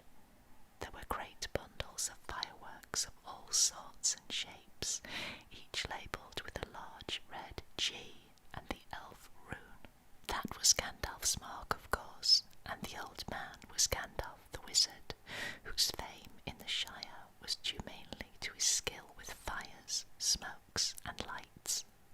His real business was far more difficult and dangerous, but the Shire folk knew nothing about it. To them, he was just one of the attractions at the party, hence the excitement of the hobbit children. G for grand, they shouted, and the old man smiled. They knew him by sight, though he only appeared in Hobbiton occasionally and never stopped long. But neither they nor any but the oldest of their elders had seen one of his firework displays. They now belonged to a legendary past. When the old man, helped by Bilbo and some dwarves, had finished unloading, Bilbo gave a few pennies away, but not a single squib or cracker was forthcoming, to the disappointment of the onlookers. "Run away now," said Gandalf. "You will get plenty when the time comes." Then he disappeared inside with Bilbo, and the door was shut. The young hobbits stared at the door in vain for a while, and then made off, feeling that the day of the party would never come. Inside Bag End, Bilbo and Gandalf were sitting at the open window of a small room looking out west onto the garden. The late afternoon was bright and peaceful. The flowers glowed red and golden. Snapdragons and sunflowers and nasturtiums trailing all over the turf walls and peeping in at the round windows. "How bright your garden looks," said Gandalf. "Yes," said Bilbo, "I am very fond indeed of it and of all the dear old Shire, but I think I need a holiday." "You mean to go on with your plan then?" "I do. I made up my mind months ago, and I haven't changed it." "Very well. It is no good saying any more. Stick to your plan, your whole plan, mind, and I hope it will turn out for the best, for you and for all of us." "I hope so. Anyway, I mean to enjoy myself on Thursday and have my little joke." "Who will laugh, I wonder?" said Gandalf, shaking his head. "We shall see," said Bilbo. The next day more carts rolled up the hill, and still more carts. There might have been some grumbling about dealing locally, but that very week orders began to pour out of Bag End for every kind of provision, commodity, or luxury that could be obtained in Hobbiton or Bywater or anywhere in the neighbourhood. People became enthusiastic, and they began to tick off the days on the calendar, and they watched eagerly for the postman, hoping for invitations. Before long, the invitations began pouring out, and the Hobbiton post office was blocked, and the Bywater post office was snowed under, and voluntary assistant postmen were called for. There was a constant stream of them going up the hill, carrying hundreds of polite variations on "Thank you, I shall certainly come." A notice appeared on the gate at Bag End. No admittance except on party business. Even those who had or pretended to have party business were seldom allowed inside. Bilbo was busy, writing invitations, ticking off answers, packing up presents, and making some private preparations of his own. From the time of Gandalf's arrival, he remained hidden from view. One morning, the hobbits woke to find the large field south of Bilbo's front door covered with ropes and poles for tents and pavilions. A special entrance was cut into the bank leading to the road, and wide steps and a large white gate were built there. The three hobbit families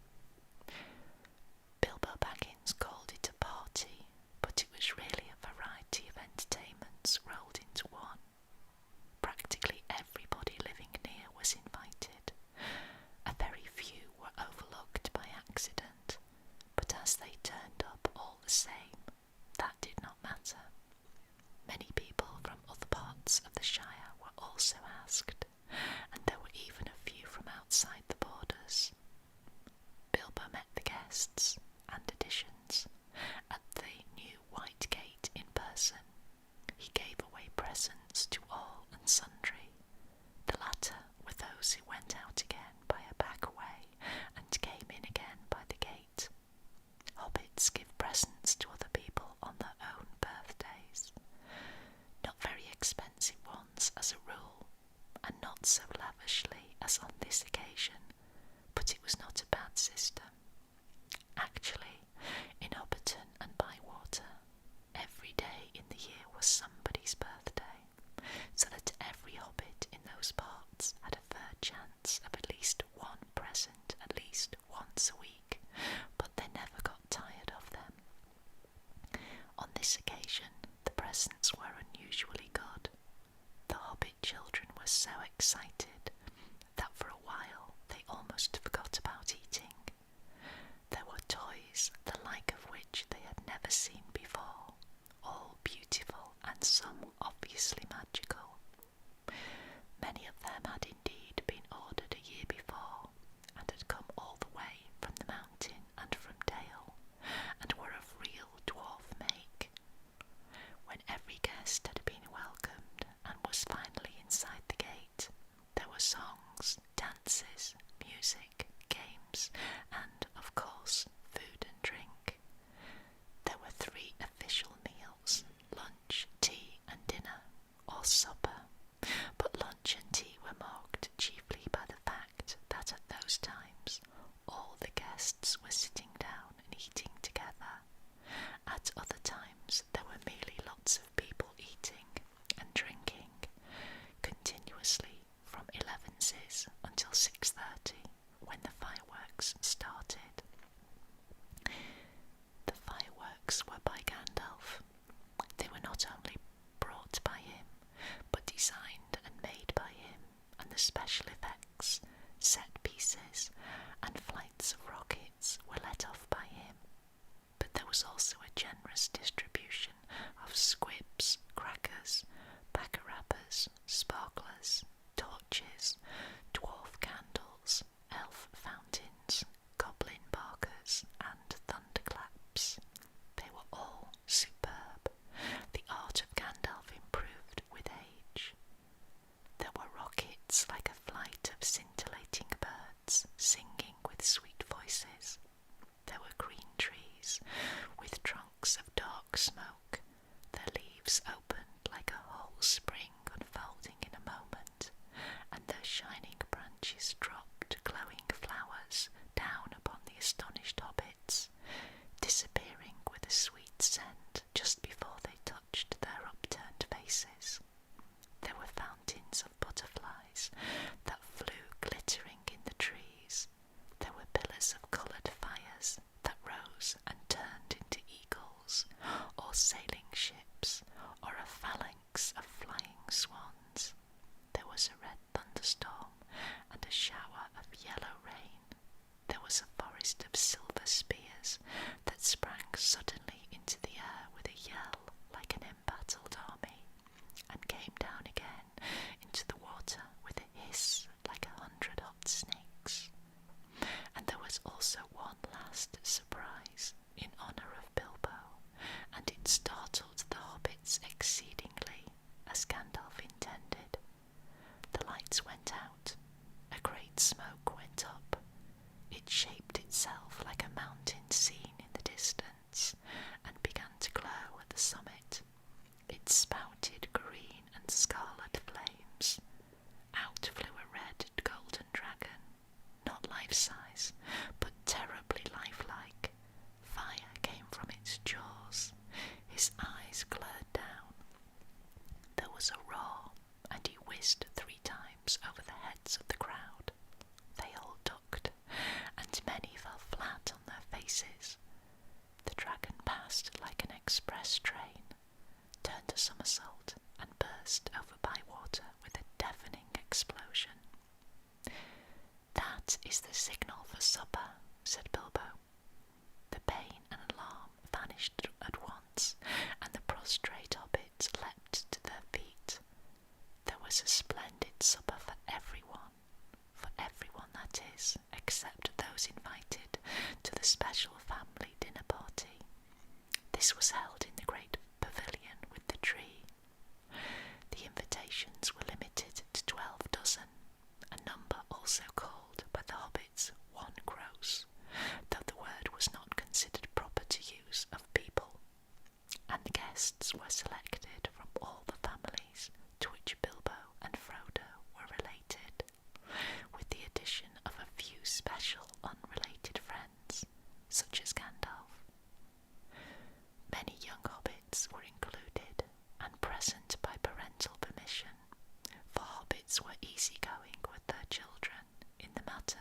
of sitting up late, especially when there was a chance of getting them a free meal.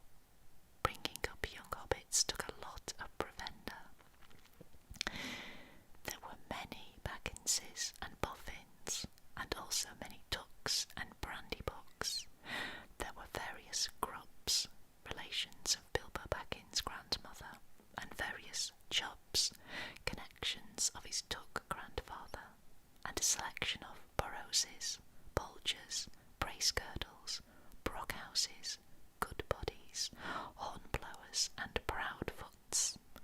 Some of these were only very distantly connected with Bilbo, and some had hardly ever been in Hobbiton before, as they lived in remote corners of the Shire. The Sackville Bagginses were not forgotten. Otho and his wife Lobelia were present. They disliked Bilbo and detested Frodo, but so magnificent was the invitation card, written in gold ink, that they had felt it was impossible to refuse. Besides, their cousin Bilbo had been specialising in food for many years, and his table had a high reputation. All the 144 guests expected a pleasant feast, though they rather dreaded the after-dinner speech of their host, an inevitable item. He was liable to drag in bits of what he called poetry, and sometimes, after a glass or two, would allude to the absurd adventures of his mysterious journey. The guests were not disappointed. They had a very pleasant feast. In fact, an engrossing entertainment, rich, abundant, varied, and prolonged. The purchase of provisions fell almost to nothing throughout the district in the ensuing weeks, but as Bilbo's catering had depleted the stocks of most of the stores, cellars, and warehouses for miles around, that did not matter much. After the feast, more or less, came the speech. Most of the company were, however, now in a tolerant mood, at that delightful stage which they called filling up the corners. They were sipping their favourite drinks and nibbling at their favourite dainties, and their fears were forgotten. They were prepared to listen to anything and to cheer at every full stop. "My dear people," began Bilbo, rising in his place. "Hear, hear, hear," they shouted, and kept on repeating it in chorus, seeming reluctant to follow their own advice. Bilbo left his place and went and stood on a chair under the illuminated tree. The light of the lanterns fell on his beaming face. The golden buttons shone on his embroidered silk waistcoat. They could all see him standing, waving one hand in the air. The other was in his trouser pocket. "My dear Bagginses and Boffins," he began again, "and my dear Ducks and Brandybucks and Grubbs and Chaps and Burrowses and Hornblowers and Bulgers, Bracegirdles, Goodbodies, Brockhouses and Proudfoots." "Proud feet," shouted an elderly hobbit from the back of the pavilion. His name, of course, was Proudfoot, and well merited. His feet were large, exceptionally furry, and both were on the table. "Proudfoots," repeated Bilbo. "Also, my good Sackville Bagginses that I welcome back at last to Bag End. Today is my 111th birthday. I am 111 today. Hooray, hooray, many happy returns," they shouted, and they hammered joyously on the tables. Bilbo was doing splendidly. This was the sort of stuff they liked, short and obvious. I hope you are all enjoying yourselves as much as I am. Deafening cheers, cries of yes and no, noises of trumpets and horns, pipes and flutes, and other musical instruments. There were, as has been said, many young hobbits present.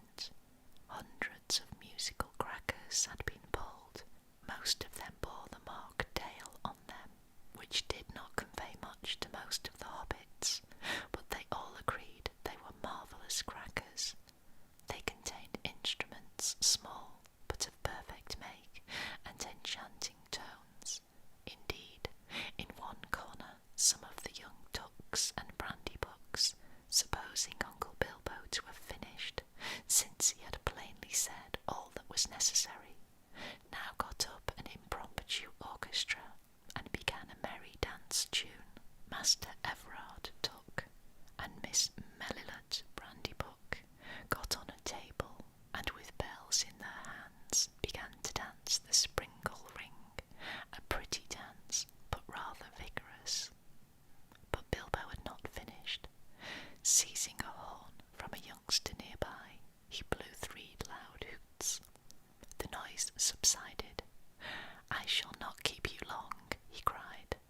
Cheers from all the assembly. "I have called you all together for a purpose."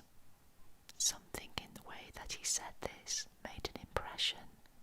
There was almost silence, and 1 or 2 of the ducks pricked up their ears. Indeed, for 3 purposes. First of all, to tell you that I am immensely fond of you all, and that 11 years is too short a time to live among such excellent and admirable hobbits.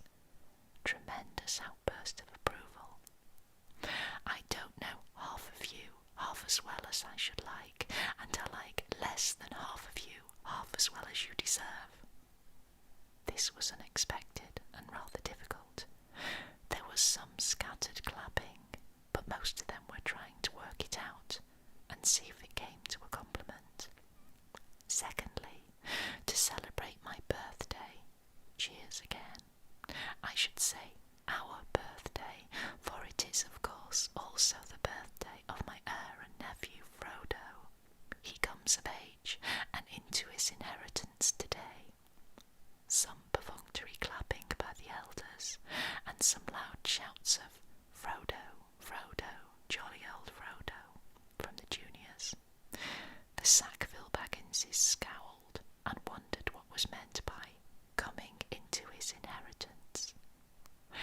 Together we score 144. Your numbers were chosen to fit this remarkable total. 1 gross, if I may use the expression. No cheers. This was ridiculous. Many of the guests, and especially the Sackville Bagginses, were insulted, feeling sure they had only been asked to fill up the required number, like goods in a package. 1 gross indeed, vulgar expression. It is also, if I may be allowed to refer to ancient history, the anniversary of my arrival by barrel at Esgaroth on the Long Lake, though the fact that it was my birthday slipped my memory on that occasion.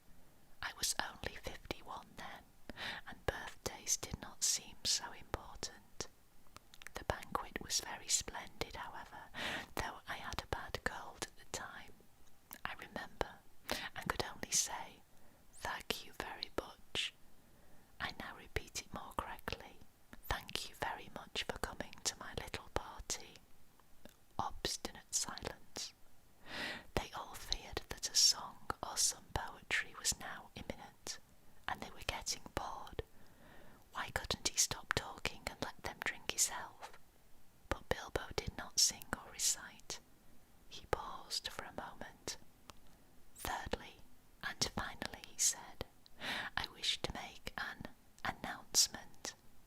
He spoke this last word so loudly and suddenly that everyone sat up who still could.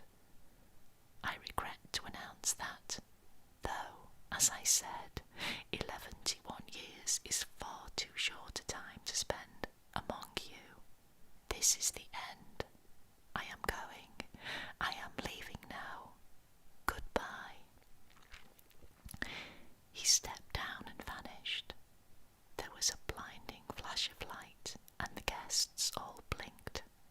When they opened their eyes, Bilbo was nowhere to be seen.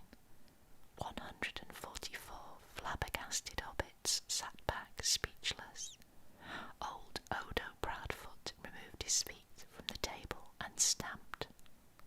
was a dead silence, until suddenly, after several deep breaths, every Baggins, Boffin, Tuck, Brandybuck, Grub, Chop, Burrows, Bolger, Bracegirdle, Brockhouse, Goodbody, Hornblower, and Proudfoot began to talk at once.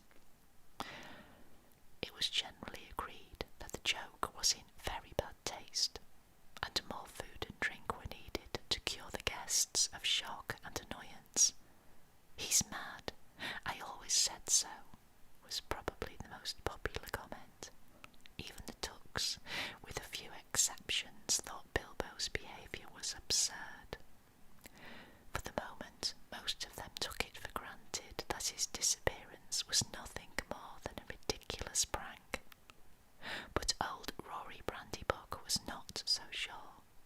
Neither age nor an enormous dinner had clouded his wits, and he said to his daughter-in-law, "Esmeralda, there's something fishy in this, my dear. I believe that mad Baggins is off again. Silly old fool. But why worry? He hasn't taken the victuals with him."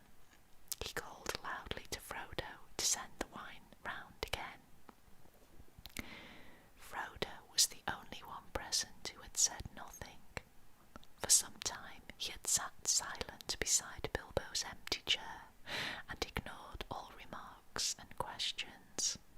He had enjoyed the joke, of course, even though he had been in the know. He had difficulty in keeping from laughter at the indignant surprise of the guests, but at the same time he felt deeply troubled. He realised suddenly that he loved the old hobbit dearly. Most of the guests went on eating and drinking, and discussing Bilbo Baggins' oddities, past and present, but the Sackville Bagginses had already departed in wrath. Frodo did not want to have any more to do with the party. He gave orders for more wine to be served. Then he got up and drained his own glass silently to the health of Bilbo, and slipped out of the pavilion. As for Bilbo Baggins, even while he was making his speech, he had been fingering the golden ring in his pocket, his magic ring that he had kept secret for so many years. As he stepped down, he slipped it on his finger, and he was never seen by any hobbit in Hobbiton again. He walked briskly back to his hole, and stood for a moment listening, with a smile, to the din in the pavilion, and to the sounds of merrymaking in other parts of the field. Then he went in. He took off his party clothes, folded up and wrapped in tissue paper his embroidered silky waistcoat, and put it away. Then he put on quickly some old untidy garments, and fastened round his waist a worn leather belt. On it he hung a short sword in a battered black leather scabbard. From a locked drawer, smelling of mothballs, he took out an old cloak and hood.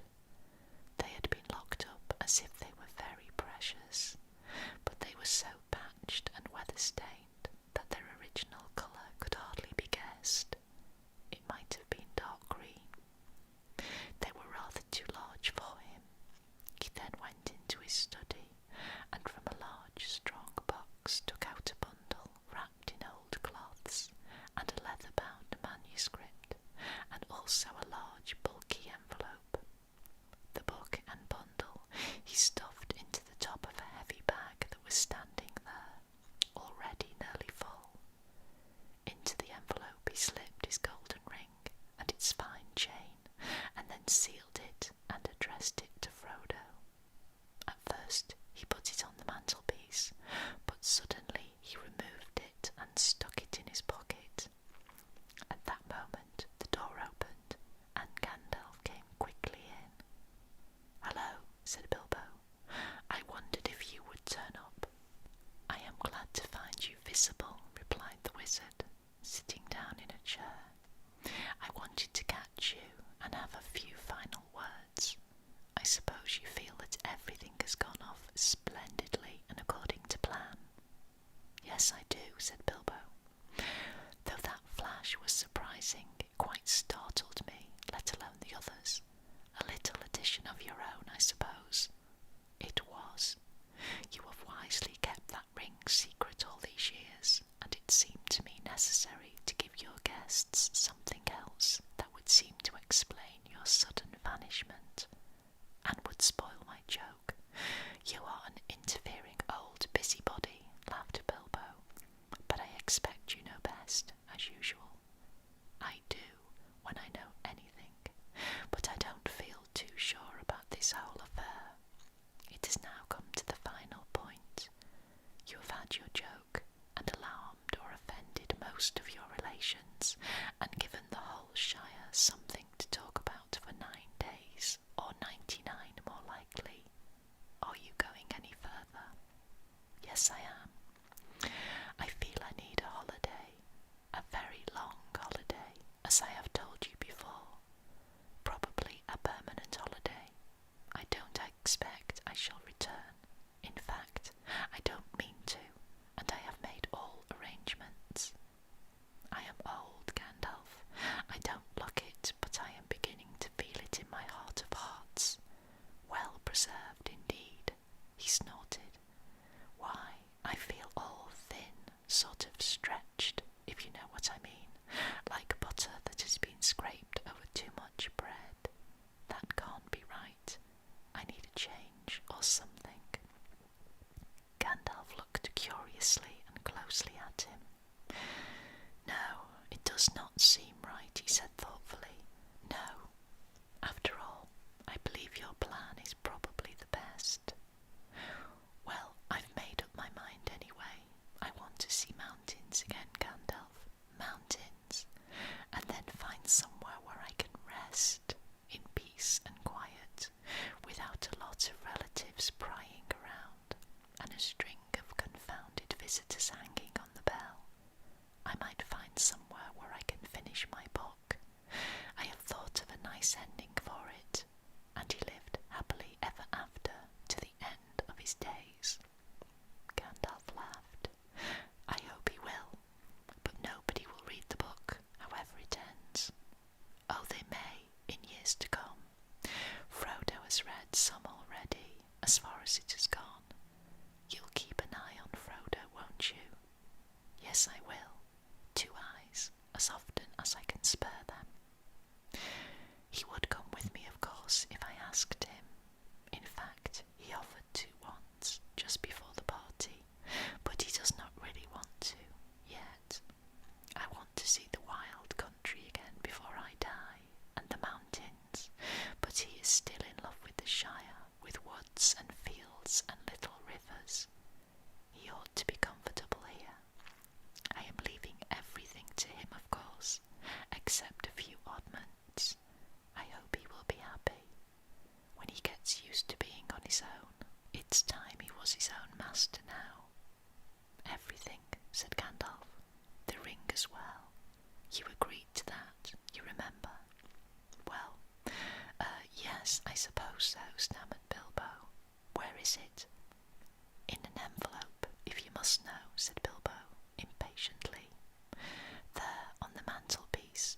Well, no, here it is in my pocket." He hesitated. "Isn't that odd now?" He said softly to himself, "Yet after all, why not? Why shouldn't it stay there?" Gandalf looked again very hard at Bilbo, and there was a gleam in his eyes. "I think, Bilbo," he said quietly, "I should leave it behind. Don't you want to?" "Well, yes and no. Now it comes to it, I don't like parting with it at all, I may say, and I don't really see why I should. Why do you want me to?" he asked, and a curious change came over his voice. It was sharp with suspicion and annoyance. "You are always badgering me about my ring, but you have never bothered me about the other things that I got on my journey." "No, but I had to badger you," said Gandalf. "I wanted the truth. It was important. Magic rings are, well, magical, and they are rare and curious. I was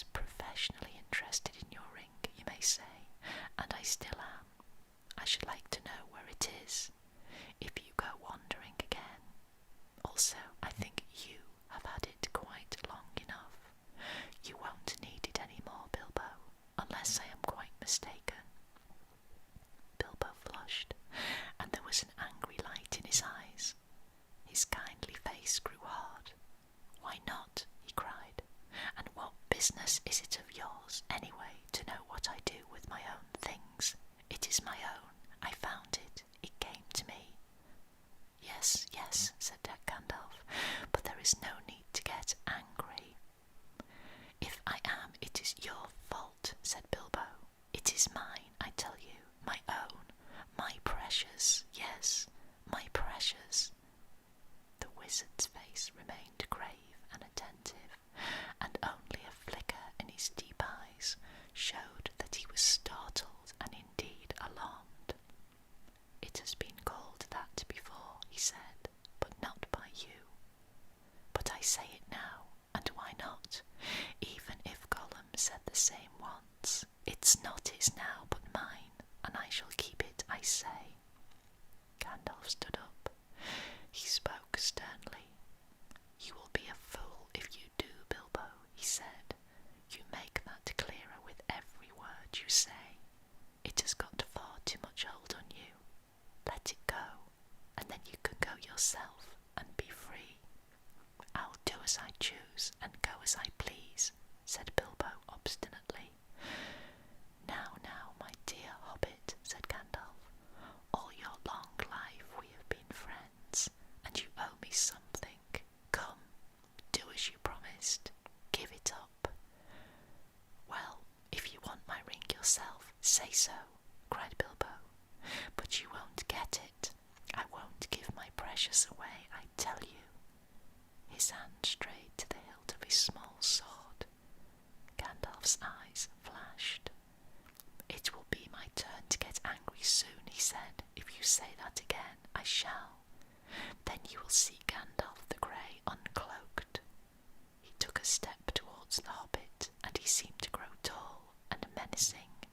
His shadow filled the little room.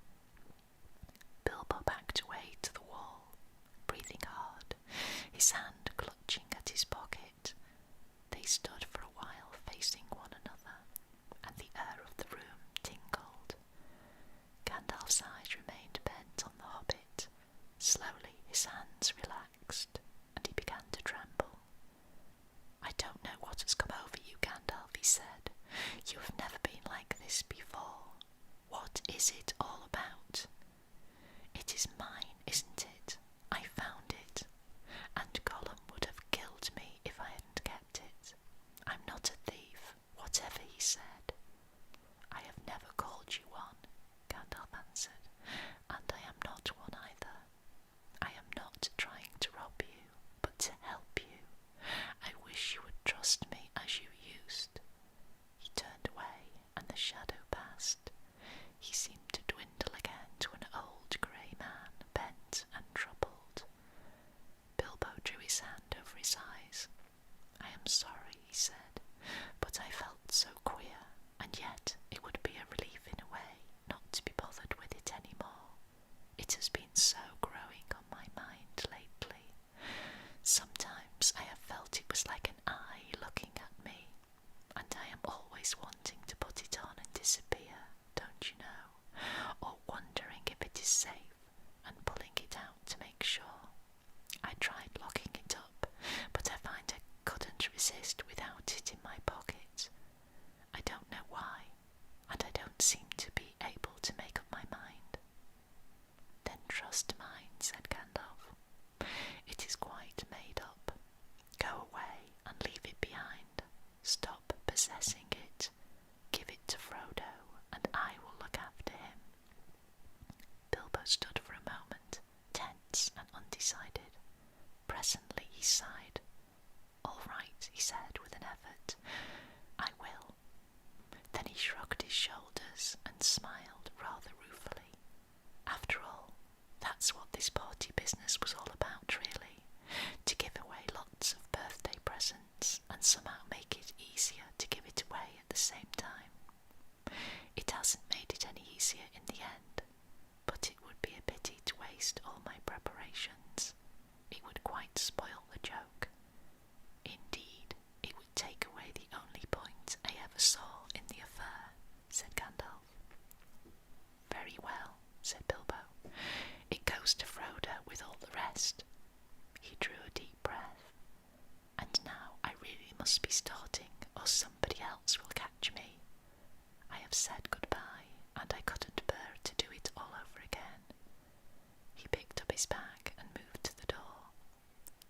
still got the ring in your pocket, said the wizard. Well, so I have, cried Bilbo, and my will and all the other documents too. You had better take it and deliver it for me. That will be the safest. No, don't give the ring to me, said Gandalf. Put it on the mantelpiece. It will be safe enough there till Frodo comes. I shall wait for him. Bilbo took out the envelope, but just as he was about to set it by the clock, his hand jerked back, and the packet fell on the floor. Before he could pick it up, the wizard stooped and seized it and set it in its place. A spasm of anger passed swiftly over the hobbit's face again. Suddenly, it gave way to a look of relief and a laugh. Well, that's that, he said. Now I'm off. They went out into the hall. Bilbo chose his favourite stick from the stand. Then he whistled. 3 dwarfs came out of different rooms where they had been busy. Is everything ready? Asked Bilbo. Everything packed and labelled? Everything, they answered. Well, let's start then. He stepped out of the front door. It was a fine night, and the black sky was dotted with stars. He looked up, sniffing the air. What fun! What fun to be off again, off on the road with dwarves. This is what I have been really longing for years. Goodbye, he said, looking at his old home and bowing to the door. Goodbye, Gandalf. Goodbye for the present, Bilbo. Take care of yourself. You are old enough and perhaps wise enough. Take care. I don't care. Don't you worry about me. I am as happy now as I have ever been, and that is saying a great deal. But the time has come. I am being swept off my feet at last, he added, and then in a low voice, as if to himself, he sang softly in the dark. The road goes ever on and on, down from the door where it began. Now far ahead the road has gone, and I must follow if I can, pursuing it with eager feet, until it joins some larger way, where many paths and errands meet, and whither then, I cannot say. He paused, silent for a moment. Then without another word he turned away from the lights and voices in the field and tents, and followed by his 3 companions went round into his garden. He trotted down the long sloping path. He jumped over a low place in the hedge at the bottom and took to the meadows, passing into the night like a rustle of wind in the grass. Gandalf remained for a while staring after him into the darkness. Goodbye, my dear Bilbo, until our next meeting, he said softly, and went back indoors. Frodo came in soon afterwards, and found him sitting in the dark, deep in thought. Has he gone? He asked. Yes, answered Gandalf. He is gone at last. I hoped until this evening that it was only a joke, said Frodo, but I knew in my heart that he really meant to go. He always used to joke about serious things. I wish I had come back sooner, just to see him off. I think really he preferred slipping off quietly in the end, said Gandalf. Don't be too troubled. He'll be all right. Now, he left a packet for you. There it is. Frodo took the envelope from the mantelpiece and glanced at it, but did not open it. You'll find his will and all the other documents in there, I think, said the wizard. You are the master of Bag End now, and also, I fancy, you'll find a golden ring. The ring, exclaimed Frodo. Has he left me that? I wonder why. Still, it may be useful. It may, and it may not, said Gandalf. I should not make use of it if I were you, but keep it secret and keep it safe. Now I am going to bed. As master of Bag End, Frodo felt it his painful duty to say goodbye to the guests. Rumours of strange events had by now spread all over the field, but Frodo would only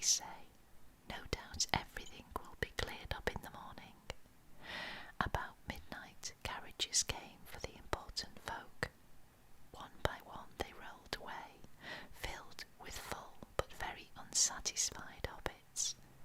Gardeners came by, arrangement, and removed in wheelbarrows those that had inadvertently remained behind. Night slowly passed. The sun rose. The hobbits rose rather later.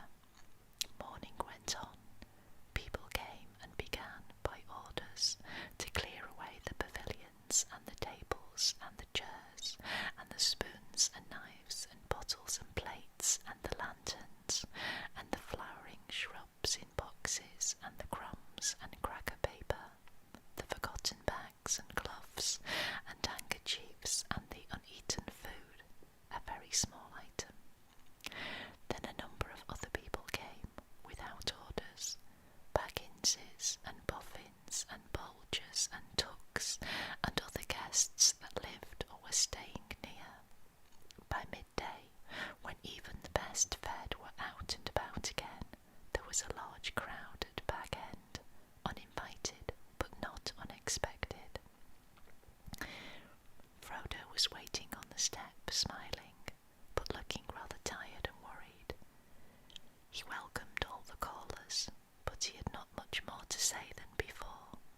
His reply to old inquiries was simply this: Mr. Bilbo Baggins has gone away, as far as I know, for good. Some of the visitors he invited to come inside, as Bilbo had left messages for them. Inside, in the hall, there was piled a large assortment of packages and parcels and small articles of furniture. On every item there was a label tied. There were several labels of this sort, for Adelard took, for his very own, from Bilbo, on an umbrella. Adelard had carried off many unlabelled ones. For Dora Baggins, in memory of a long correspondence, with love from Bilbo, and a large waste paper basket. Dora was Drogo's sister, and the eldest surviving female relative of Bilbo and Frodo. She was 99, and had written reams of good advice for more than half a century. For Milo Burrows, hoping it will be useful, from B.B., on a gold pen and ink bottle. Milo never answered letters. For Angelica's use, from Uncle Bilbo, on a round convex mirror. She was a young Baggins, and too obviously considered her face shapely. For the collection of Hugo Bracegirdle, from a contributor, on an empty bookcase. Hugo was a great borrower of books, and worse than usual at returning them. For Lobelia Sackville Baggins, as a present, on a case of silver spoons. Bilbo believed that she had acquired a good many of his spoons while he was away on his former journey. Lobelia knew that quite well. When she arrived later in the day, she took the point at once, but she also took the spoons. This is only a small selection of the assembled presents.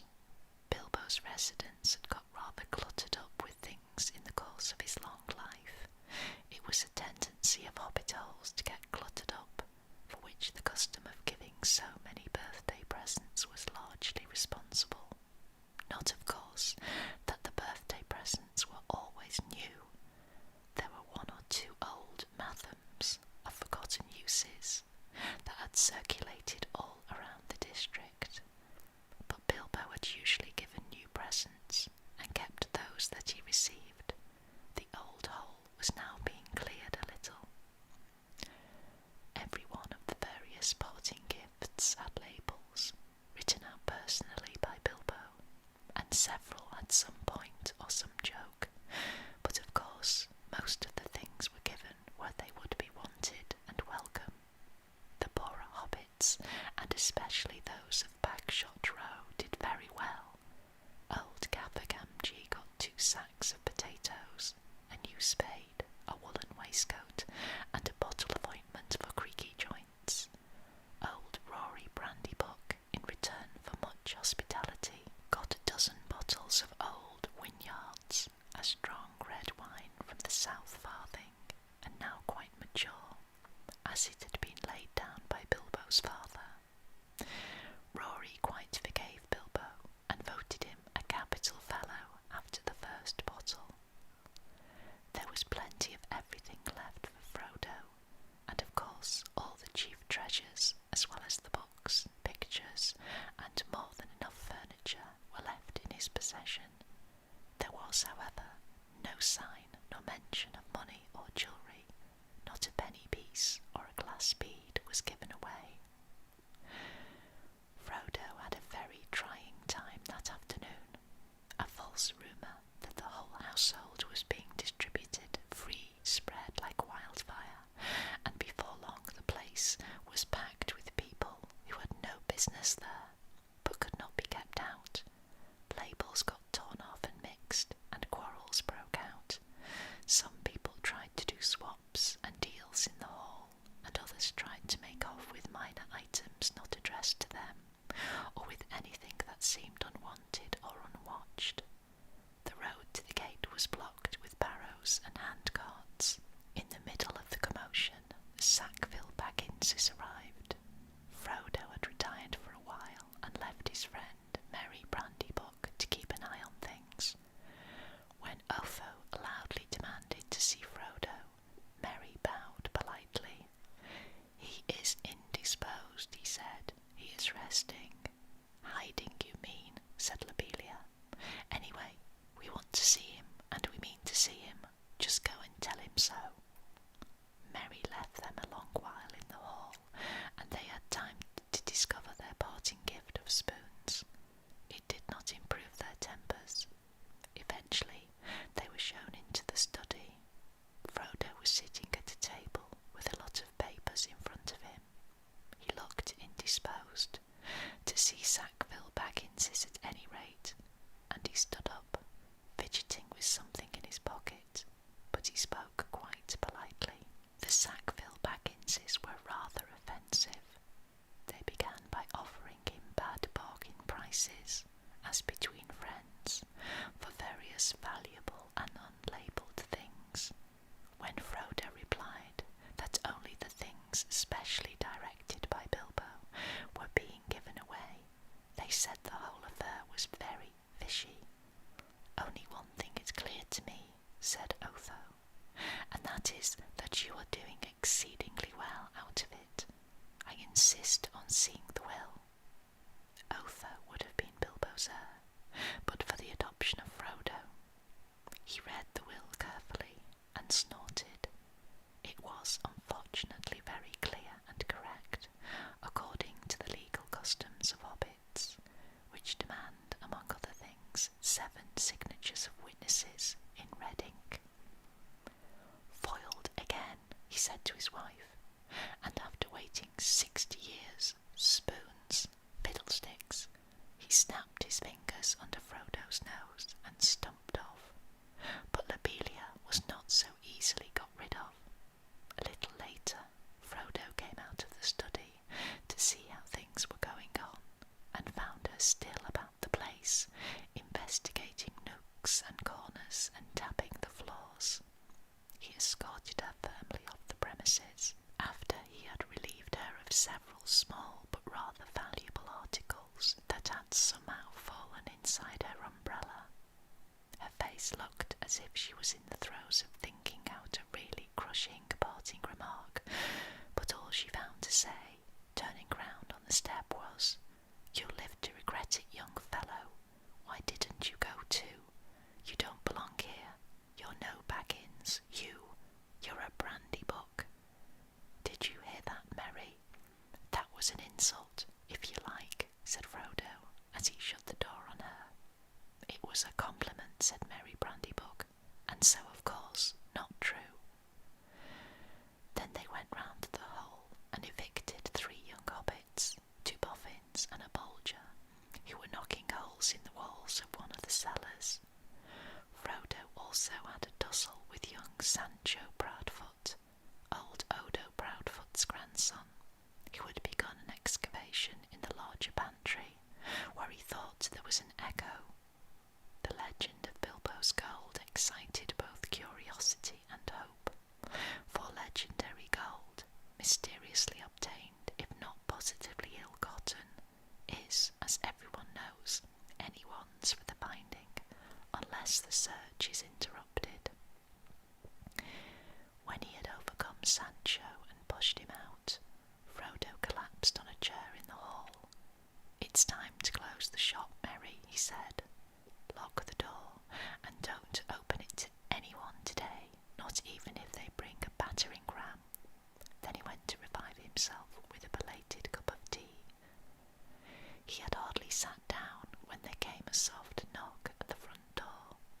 Lobelia again, most likely, he thought. She must have thought of something really nasty and come back again to say it. It can wait. He went on with his tea. The knock was repeated, much louder, but he took no notice. Suddenly the wizard's head appeared at the window.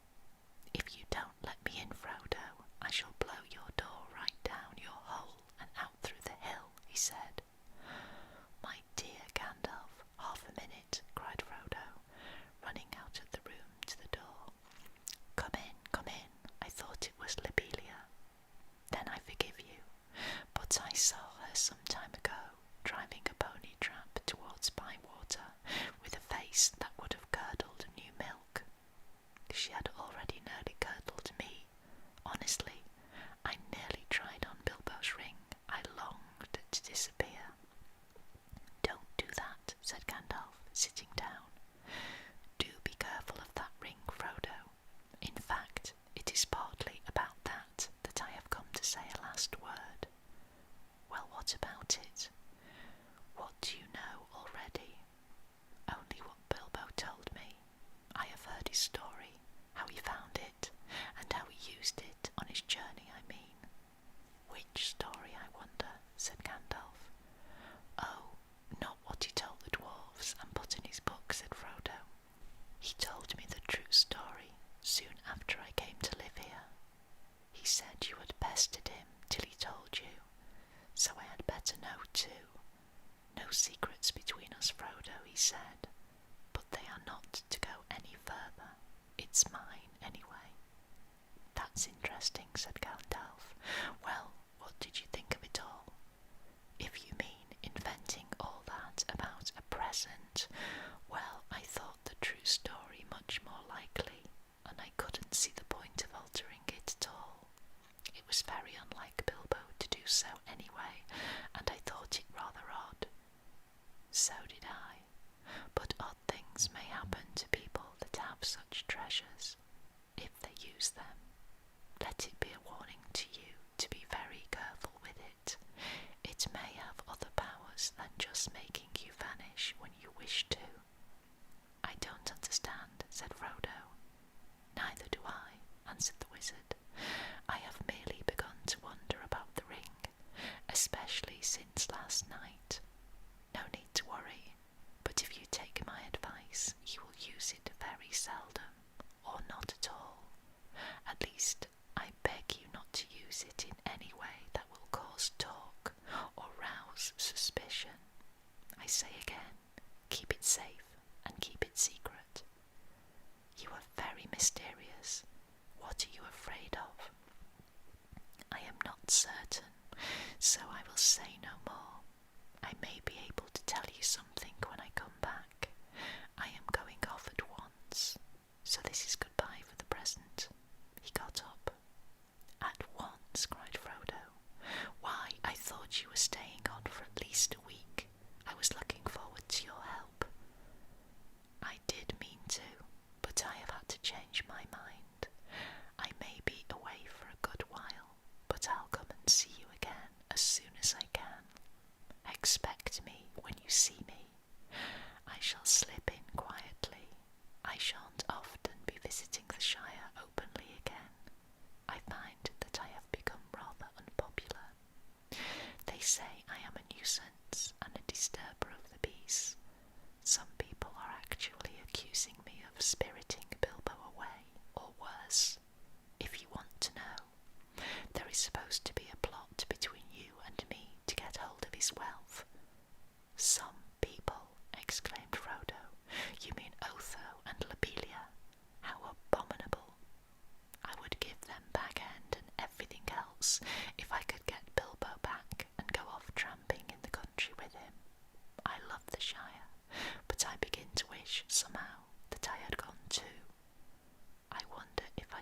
see him again. So do I, said Gandalf, and I wonder many other things. Goodbye now. Take care of yourself. Look out for me, especially at unlikely times. Goodbye. Frodo saw him to the door. He gave a final wave of his hand and walked off at a surprising pace, but Frodo thought the old wizard looked unusually bent, almost as if he was carrying a great weight. The evening was closing in, and his cloaked figure quickly vanished into the twilight. Frodo did not see him again for a long time. And that ends the first chapter of the first book of Lord of the Rings. Thank you so much for joining me. This has been Kate at the Library of Whispers. I shall see you very soon. Bye-bye for now. Bye-bye. Hello everybody. This is Kate at the Library of Whispers, and today I'm going to bring you some reading from Homer's The Odyssey. This is my book. It's the illustrated Odyssey, as you can see.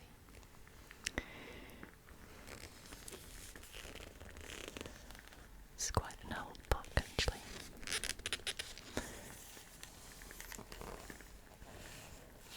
I'm going to start with the first chapter.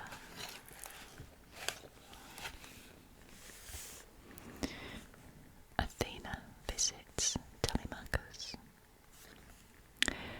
The hero of the tale, which I beg the muse to help me tell, is that resourceful man who roamed the wide world after he had sacked the holy citadel of Troy. He saw the cities of many peoples, and he learned their ways. He suffered many hardships on the high seas in his struggles to preserve his life and bring his comrades home. But he failed to save those comrades, in spite of all his efforts. It was their own sin that brought them to their doom, for in their folly they devoured the oxen of Hyperion the sun, and the god saw to it that they should never return. This is the tale I pray the divine muse to unfold to us. Begin it, goddess, at whatever point you will. All the survivors of the war had reached their homes by now, and so put the perils of battle and the sea behind them. Odysseus alone was prevented from returning to the home and wife he longed for by that powerful goddess, the nymph Calypso, who wished him to marry her and kept him in her vaulted cave. Not even when the rolling seasons brought in the year which the gods had chosen for his homecoming to Ithaca was he clear of his troubles and safe among his friends. Yet all the gods were sorry for him, except Poseidon, who pursued the heroic Odysseus with relentless malice till the day when he reached his own country. Poseidon, however, was now gone on a visit to the distant Ethiopians, the farthest outposts of mankind, half of whom live where the sun goes down and half where he rises. He had gone to accept a sacrifice of bulls and rams, and there he sat and enjoyed the pleasures of the feast.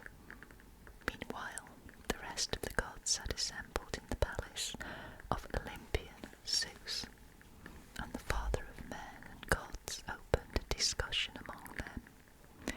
He had been thinking of that nobleman, Aegisthus, whom Agamemnon's son Orestes killed, to his own great renown, and it was with Aegisthus to his mind that Zeus now addressed the immortals. What a lamentable thing it is that men should blame the gods and regard us as the source of their troubles.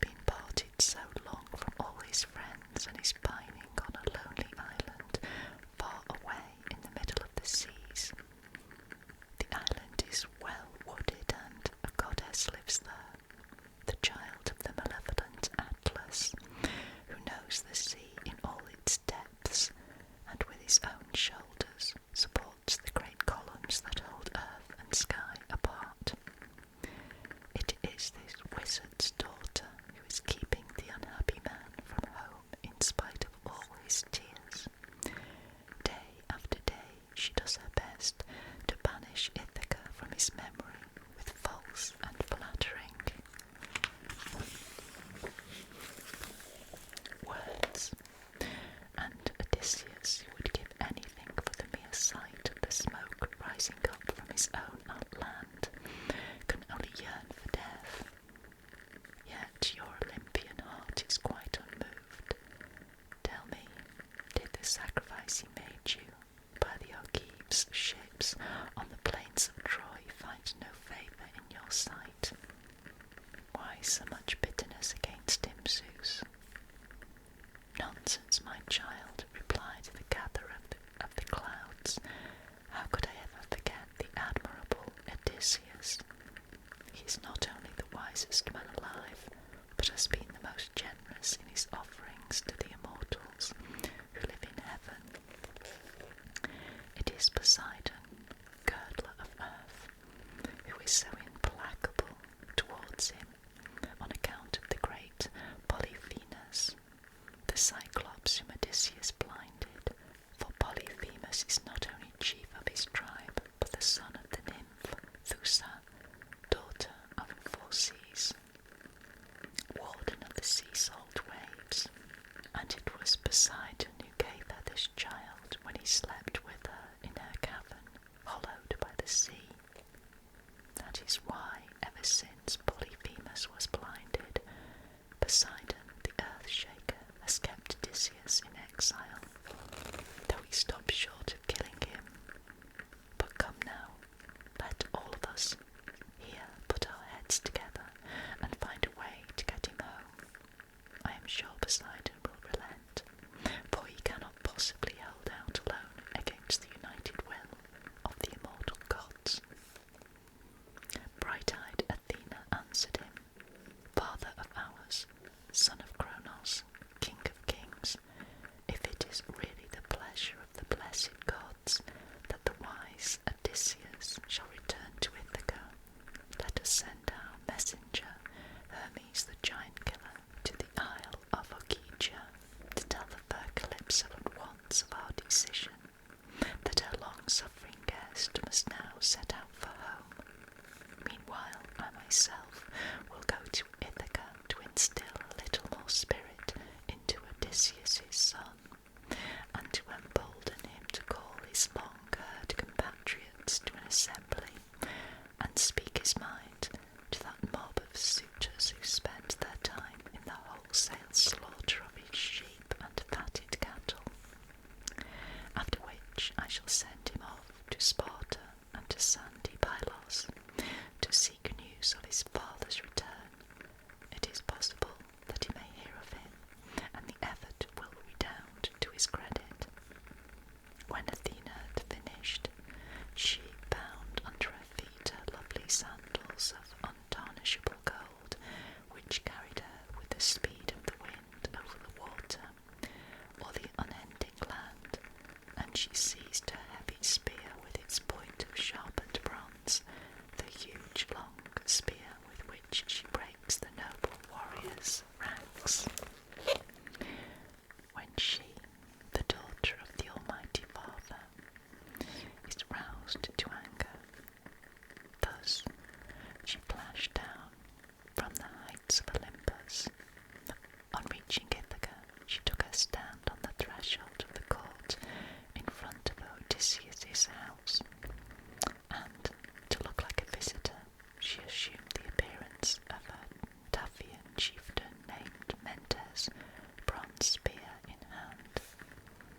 She found the insolent suitors sitting in front of the doors on the hides of oxen they themselves had slaughtered, and playing draughts, while their squires and pages were busy round them, the squires blending wine and water in the mixing bowls, and the pages carving meat in lavish portions, or washing the tables with sponges before they set them ready.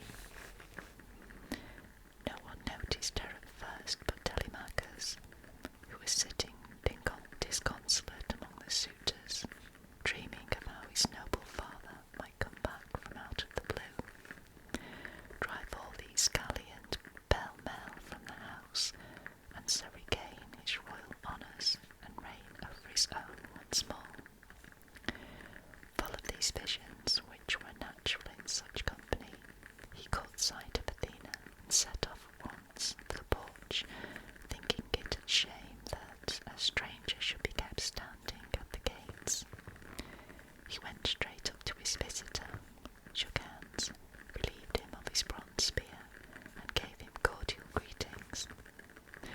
"Welcome, sir, to our hospitality," he said. "You can tell us what has brought you when you have had some food." With this he led the way, and Pallas Athena followed. Once inside the lofty hall, he took her spear and put it away by one of the great pillars in a wooden rack with a number of other spears belonging to the stalwart Odysseus. He then conducted her to a carved chair over which he spread a rug and seated her there with a stool for her feet. For himself, he drew up an inlaid easy chair well away from the crowd of suitors, for fear that his guest might take offence at the uproar, and finding himself in such ill-mannered company, turn with distaste from his meal. Moreover, he wished to question him about his absent father. Presently a maid came with water in a handsome golden jug, and poured it out over a silver basin, so that they could rinse their hands. She then drew a polished table to their side, and the staid housekeeper brought some bread and set it by them with a choice of dainties, helping them liberally to all she could offer. Meanwhile a carver dished up for them on platters slices of various meats he had picked from his board, and put gold cups beside them, which a steward filled up with wine as he passed them on his frequent rounds.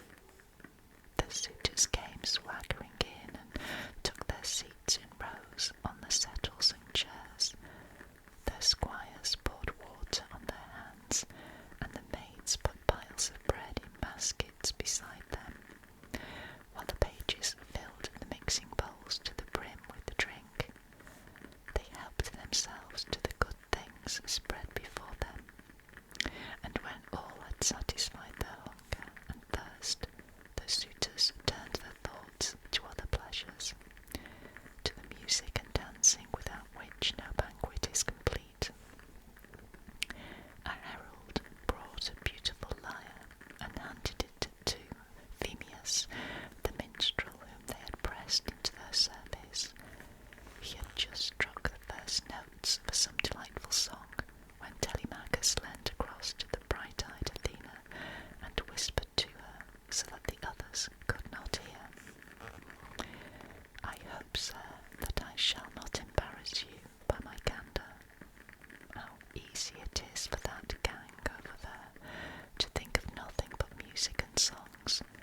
They are living scot-free on another man, a man whose white bones are rotting in the rain upon some distant land, or rolling in the salt sea waves.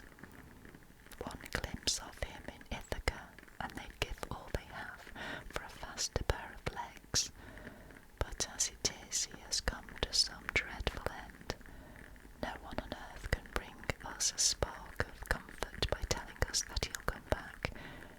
The day for that is gone for ever. However, do tell me who you are and where you come from. What is your native town? Who are your people? And since you certainly cannot have come on foot, what kind of vessel brought you here? How did the crew come to land you in Ithaca, and who did they claim to be? Then there's another thing I'd like to know. Is this your first visit to Ithaca, or have my people received you before, as is very likely? For my father used to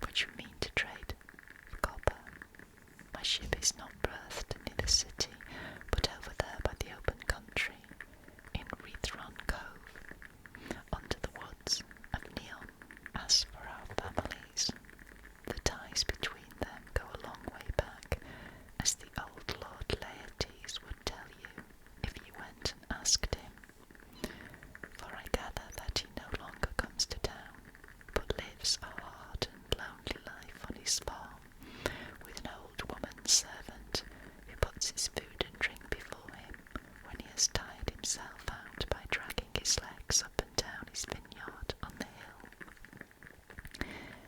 The reason for my presence here is this.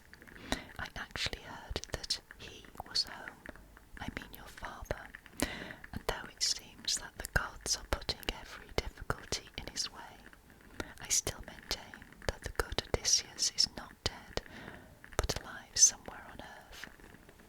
I think he must be on some distant island out in the sea, in the hands of enemies, savages no doubt, who keep him there by force.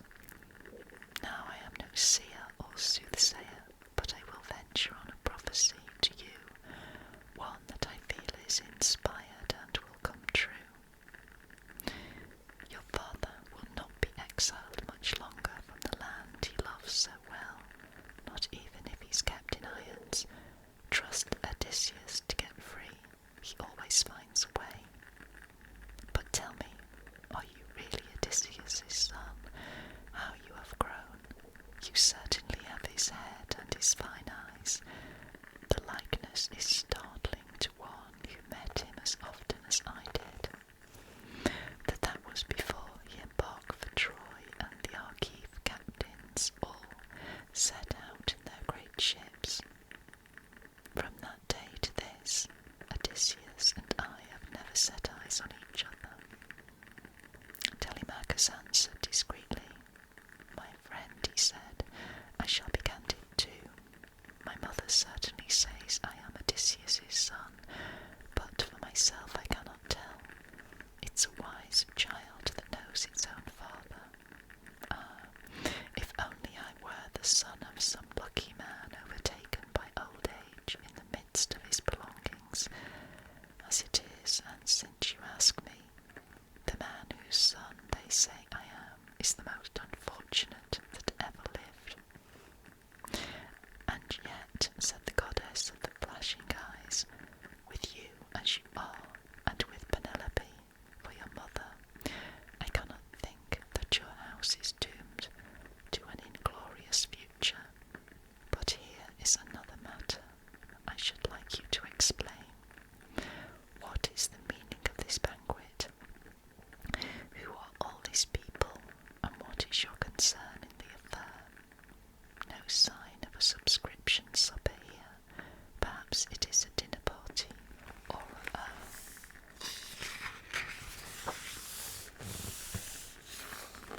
a wedding feast.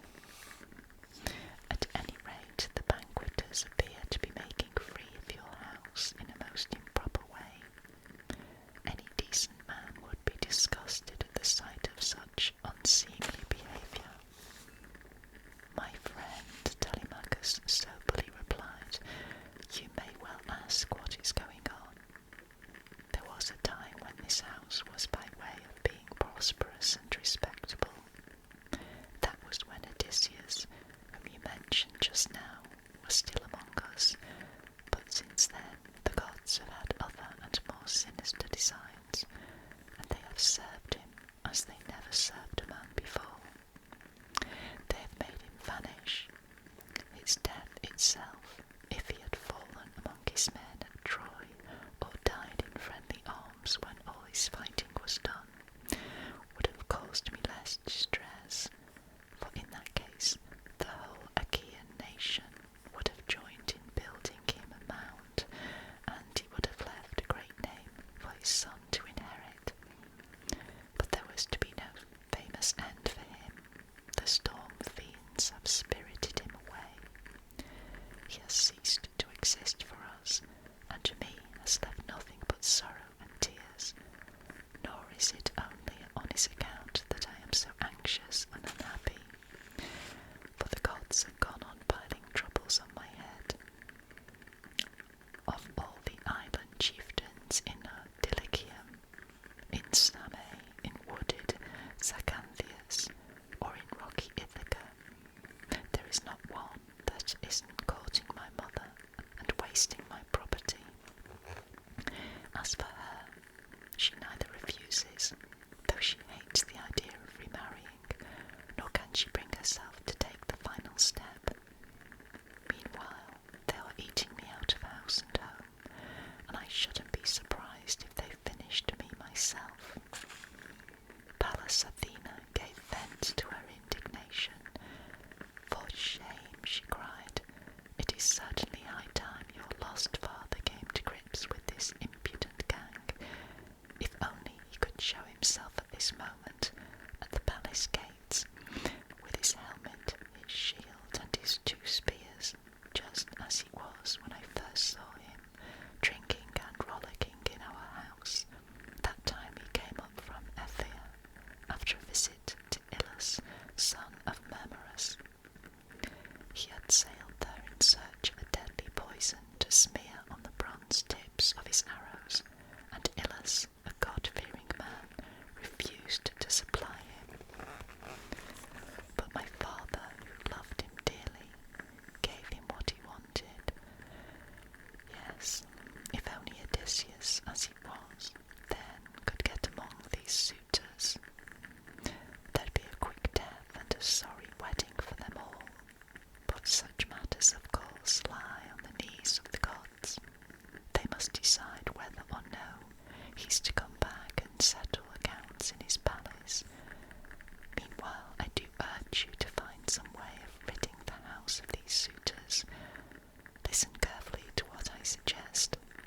Tomorrow morning, call the Achaean lords to assembly, and make an announcement to them all, asking the gods to witness what you say. Tell the suitors to be off, each to his own place. As for your mother, if she is set on marrying, let her go back to her father's house. He is a man of consequence, and the family will provide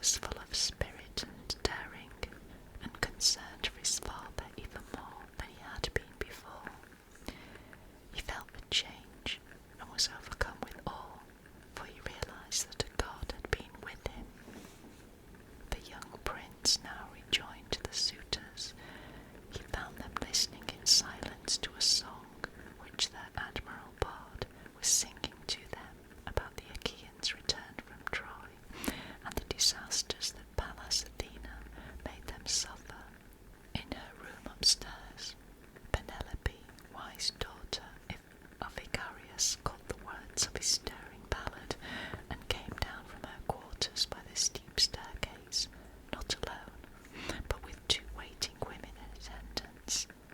Face to face with her suitors, the great lady drew a fold of her bright headdress over her cheeks and took her stand by a pillar of the massive roof, with one of her faithful maids on either side. Then, bursting into tears, she broke in on the worthy minstrel. "Phemius," she said, "with your knowledge of the ballads that poets have made about the deeds of men or gods, you could enchant us with many other tales than this. Choose one of those now for your audience here, and let them drink their wine in peace. But give us no more of your present song. 'Tis too sad. It never fails to wring my heart. For in that catastrophe, no one was dealt a heavier blow than I, who pass my days in mourning for the best of husbands, the man whose name rings through the land from Hellas to the heart of Argos." But Telemachus would not let Penelope have her way. "Mother," he said, "why grudge our loyal bard the right to entertain us as the spirit moves him? Surely it is not the poets that are responsible for what happens, but Zeus himself, who deals with each of us toilers on earth as he sees fit. We cannot blame Phemius if he chooses to sing of the Danaans' tragic fate, for it is always the latest song that an audience applauds the most. You must be brave and nerve yourself to listen, for Odysseus is not the only one who has never returned from Troy. Troy was the end of many another man. So go to your quarters now and attend to your own work, the loom and the spindle, and tell the servants to get on with theirs. Talking must be the men's concern, and mine in particular, for I am master in this house." Penelope was taken aback, and she retired to her own apartments, for she was impressed by the good sense that her son had shown. Attended by her maids, she went upstairs to her bedroom, and there she wept for Odysseus, her beloved husband, till bright-eyed Athena closed her eyes in grateful sleep. Meanwhile, in the shadowy hall the suitors burst into uproar, and each man voiced the hope that he might share her bed. But the wise Telemachus called them to order. "Gentlemen," he cried, "from you who called my mother, this is sheer insolence. For the moment let us dine and enjoy ourselves quietly. I insist, for it is a lovely thing to listen to a minstrel such as we have here, with a voice like a god. But in the morning I promise that we all take our places in assembly, so that I can give you formal notice to quit my palace. Yes, you can feast yourselves elsewhere, and eat your own provisions in each other's homes.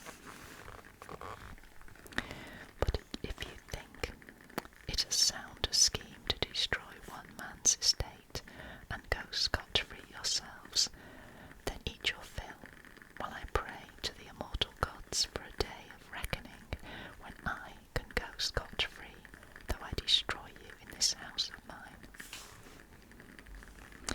It amazed them all that Telemachus should have the audacity to adopt this tone, and they could only bite their lips.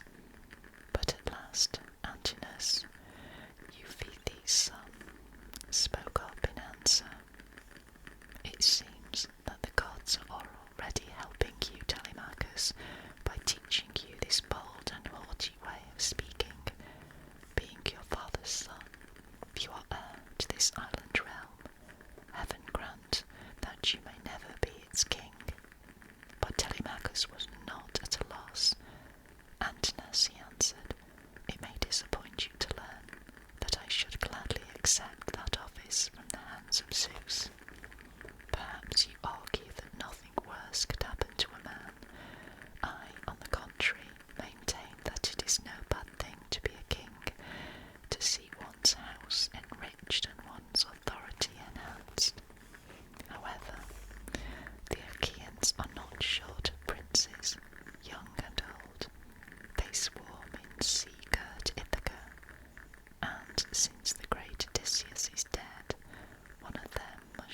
succeed him, but I intend at least to be master of my own house and the servants whom my royal father won for me in war. This time it was Eurymachus, son of Polybius, who answered him. Telemachus, the gods must of course decide who is to be our king in sea-girt Ithaca, but by all means keep your own belongings and rule your own house. God forbid that anyone should come and lay violent hands on your property, as long as Ithaca has people in it. But my dear Telemachus, do tell us something about that guest of yours. Where did the man come?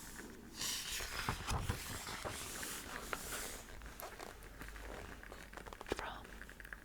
What account does he give of his country? Who might his people be? And what is his native place? Does he bring news of your father's coming? Or is he here on business of his own? He jumped up and was gone so suddenly that he gave no one any time to get to know him, as I should gladly have done, for to judge by his looks he was a man of gentle birth. Eurymachus, the wise young prince, replied, "It is certain that my father will never come back, so I no longer believe any rumours, whatever their source, nor have I any use for the skill of such diviners as my mother may call in for consultation. As for my guest, he is an old friend of my father's from Davos. He introduced himself as Mentes, the son of a wise man, Anchialus, and chieftain of the seafaring Taphians." In this way, Telemachus described the visitor whom in his heart he knew for an immortal goddess. From then till dusk they gave themselves up to the pleasures of dancing and the delights of song. Night fell and found them making merry still, but at last they went off to bed, each to his own house. Telemachus, with much to turn over in his mind, retired to his own bedroom, a lofty chamber in the fine courtyard with a clear view on every side. He was escorted by Euryclea, who carried a blazing torch. This Euryclea, daughter of Ops and granddaughter of Pesenor, was a servant of sterling character whom Laertes had procured at his own cost long ago, when she was still a girl, for the price of 20 oxen.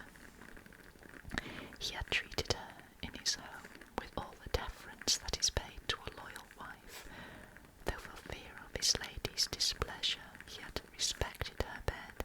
It was she who now served as torch-bearer to his grandson, and she, of all the household women, loved him most, for she had nursed him as a child. Telemachus threw open the door of his comfortable room, sat down on the bed and took off his soft tunic, which he put in the wise old woman's hands. After folding and smoothing it out, she hung it on a peg by the wooden bedstead and withdrew from the bedroom, pulling the doors to by the silver handle and shutting the bolt home by means of its leather thong. And there, all the night long, under his woolen blanket, Telemachus lay planning in his mind the journey that Athena had prescribed. And that ends the first chapter of the Odyssey. This has been Kate at the Library of Whispers saying, I shall see you very soon. Bye bye for now. Bye bye. Hello everybody. This is Kate at the Library of Whispers. And today we're going to do some reading from my huge jumbo book, Oscar Wilde, Collector's Library Edition. Now let me just tip this over and show you. It's a huge book, it's quite heavy. Let's open it.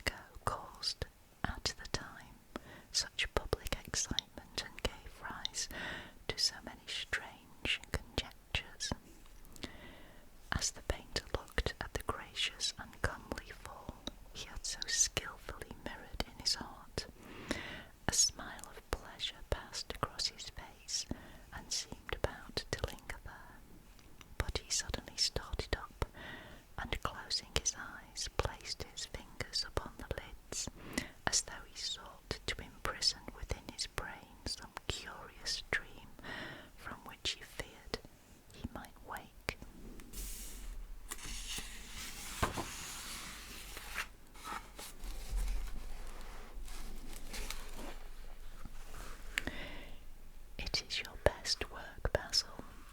The best thing you have ever done, said Lord Henry languidly. You must certainly send it next year to the Grosvenor. The Academy is too large and too vulgar. Whenever I have gone there have been either so many people that I have not been able to see the pictures, which was dreadful, or so many pictures that I have not been able to see the people, which was worse. The Grosvenor is really the only place.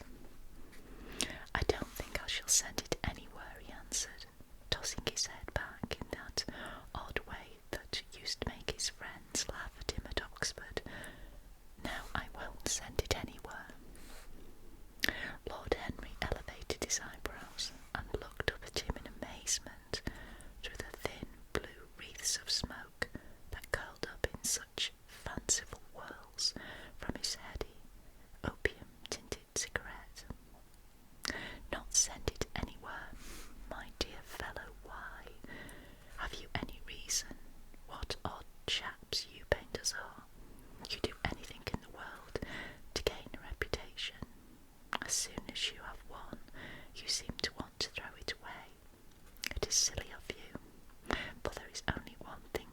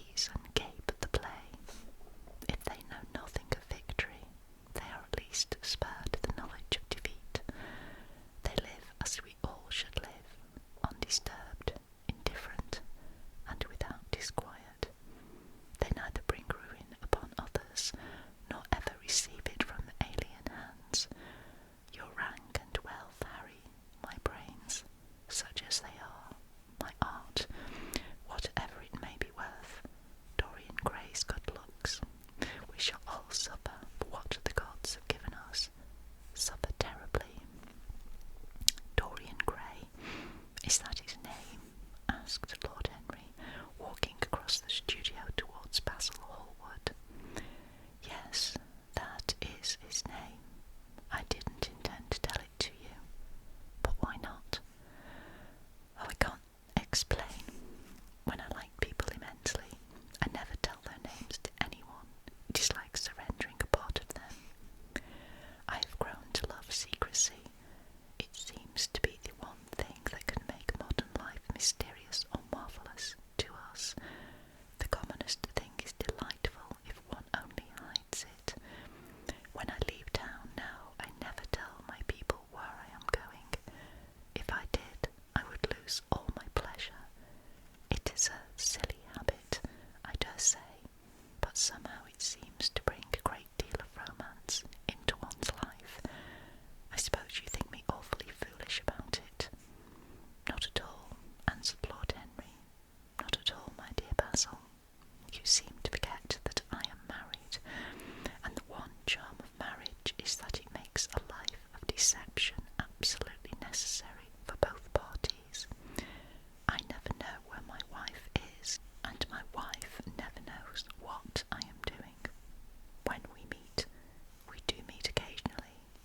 When we dine out together or go down to the Duke's, we tell each other the most absurd stories with the most serious faces.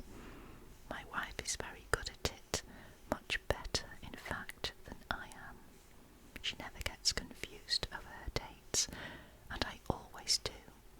But when she does find me out, she makes no row at all. I sometimes wish she would, but she merely laughs at me. I hate the way you talk about your married life, Harry, said Basil Hallward, strolling towards the door that led into the garden. I believe that you are really a very good husband, but that you are thoroughly ashamed of your own virtues. You are an extraordinary fellow. You never say a moral thing, and you never do a wrong thing. Your cynicism is simply a pose.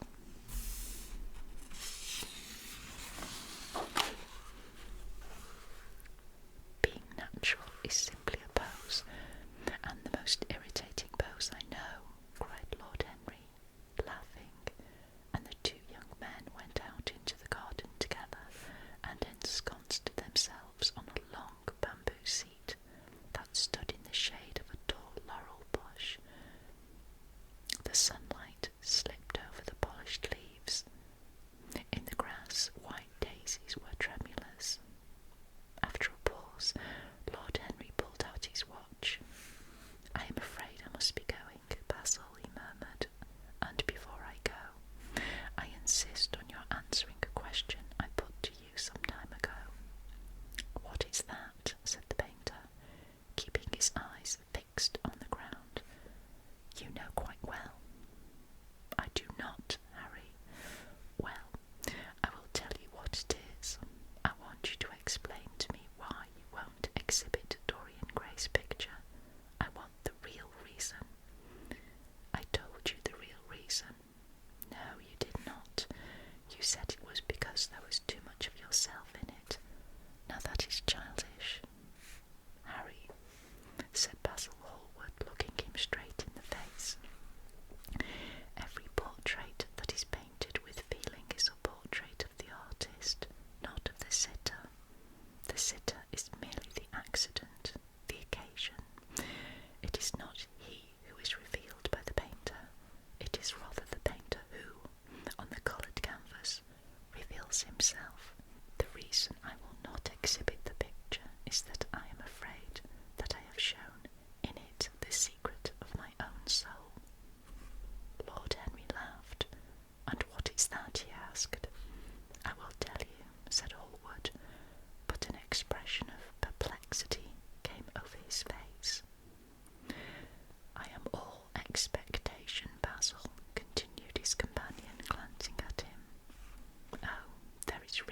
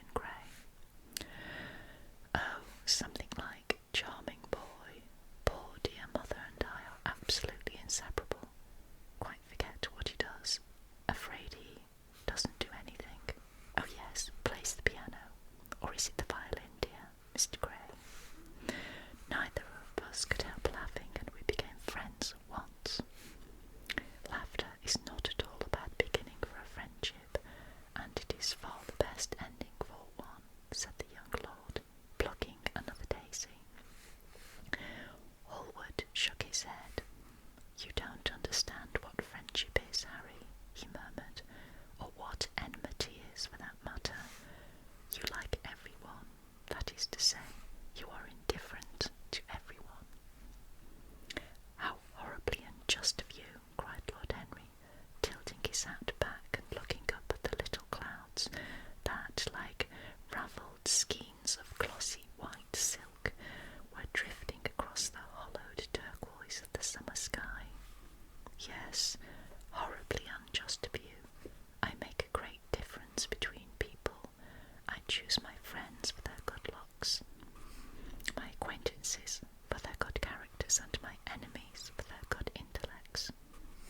A man cannot be too careful in the choice of his enemies. I have not got one who is a fool. They are all men of some intellectual power, and consequently they all appreciate me. Is that very vain of me? I think it is rather vain. I should think it was, Harry, but according to your category, I must be merely an acquaintance. My dear old Basil, you are much more than an acquaintance, and much less than a friend, a sort of brother, I suppose.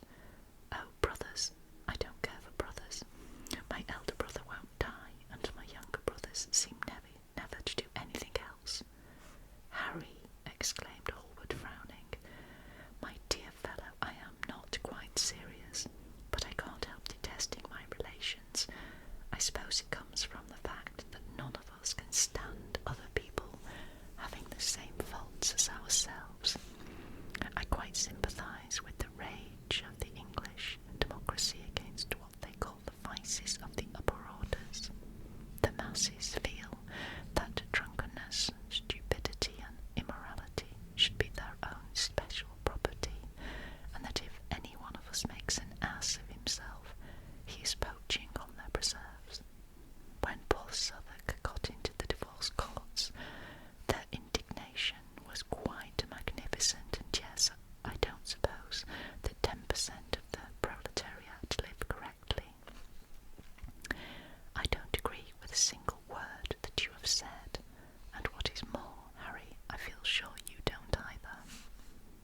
Lord Henry stroked his pointed brown beard and tapped the toe of his patent leather boot with a tasselled ebony cane. How English you are, Basil.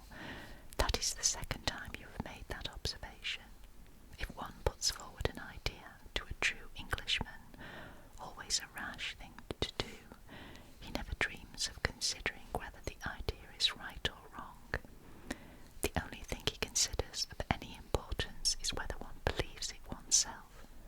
Now, the value of an idea has nothing whatsoever to do with the sincerity of the man who expresses it. Indeed, the probabilities are that the more insincere the man is, the more purely intellectual will the idea be, as in that case it will not be coloured by either his wants, his desires, or his prejudices. However, I don't propose to discuss politics, sociology, or metaphysics with you. I like persons better than principles, and I like persons with no principles better than anything else in the world. Tell me more about Mr. Dorian Gray. How often do you see him? Every day. I couldn't be happy if I didn't see him every day. He is absolutely necessary to me. How extraordinary. I thought you would never care for anything but your art.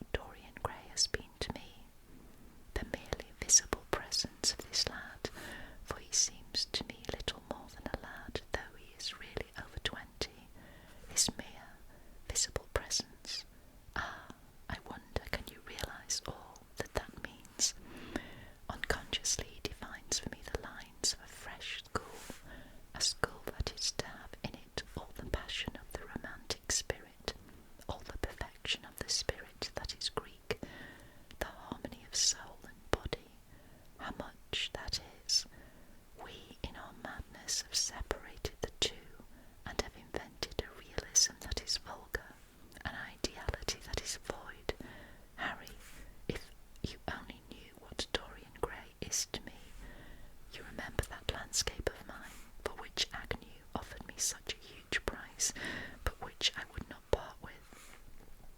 It is one of the best things I have ever done. And why is it so? Because while I was painting it, Dorian Gray sat beside me. Some subtle influence passed from him to me, and for the first time in my life, I saw in the plain woodland the wonder I had always looked for and always missed. Basil, this is extraordinary. I must see Dorian Gray. Hallward got up from the seat and walked up and down the garden. After some time he came back. Harry, he said, Dorian Gray is to me simply a motive in art. You might not see anything in him. I see everything in him. He is never more present in my work than when no image of him is there. He is a suggestion, as I have said, of a new manner. I find him in the curves of certain lines, in the loveliness and subtleties of certain colours. That is all. Then why won't you exhibit his portrait? Asked Lord Henry. Because without intending it, I have put into it some expression of all this curious artistic idolatry of which, of course, I have never cared to speak to him. He knows nothing about it. He shall never know anything about it, but the world might guess it, and I will not bare my soul to those shallow, prying eyes. My heart shall never be put under the microscope. There is too much of myself in the thing, Harry, too much of myself. Poets are not so scrupulous as you are. They know how useful passion is for publication. Nowadays a broken heart will run to many editions. I hate them for it, cried Hallward. An artist should create beautiful things, but shouldn't put nothing of his own life into them.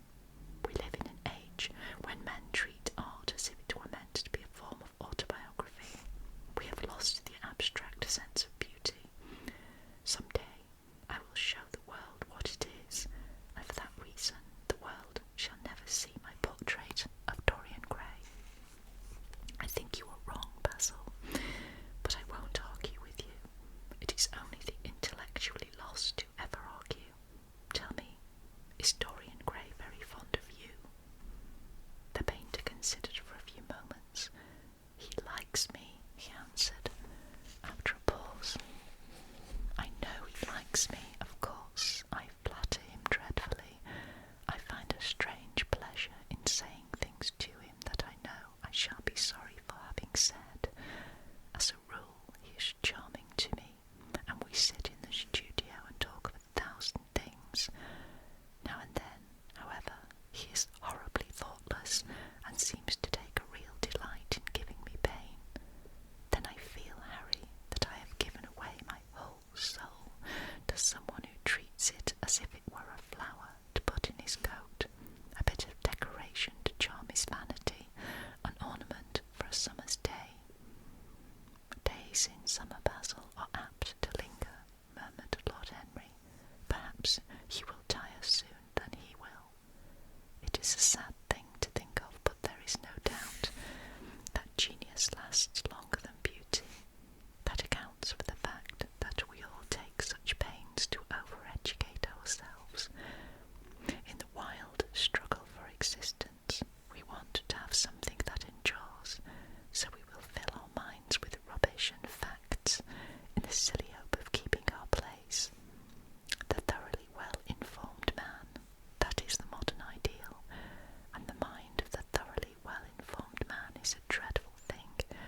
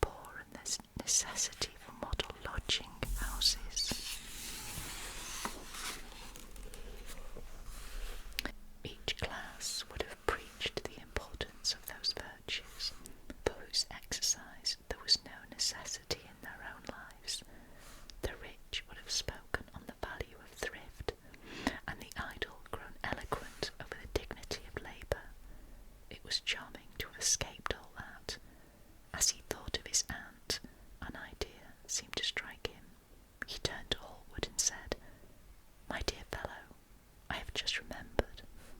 Remembered what, Harry? Where I heard the name of Dorian Gray.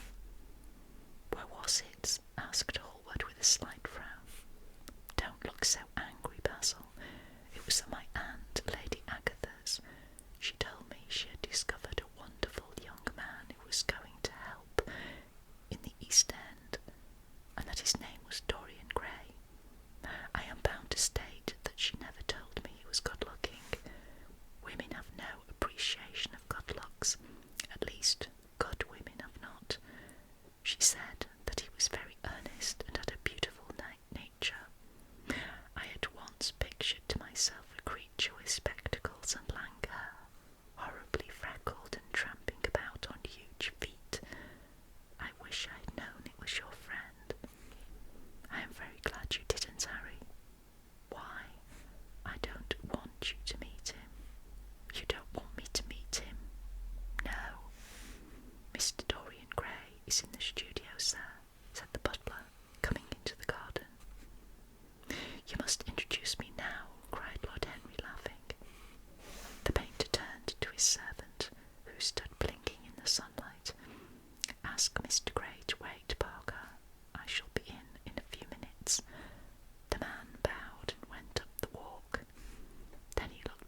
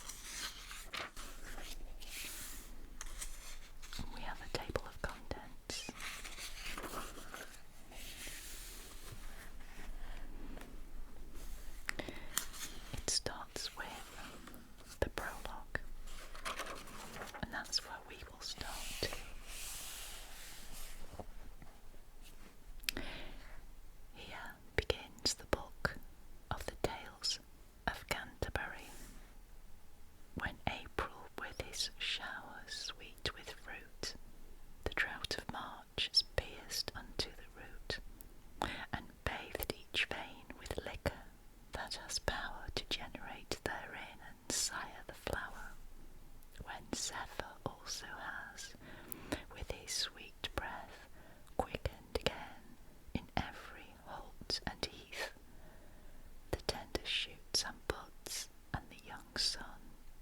Into the ram one half his course has run, and many little birds make melody, that sleep through all the night with open eye. So nature pricks them on to ramp and rage.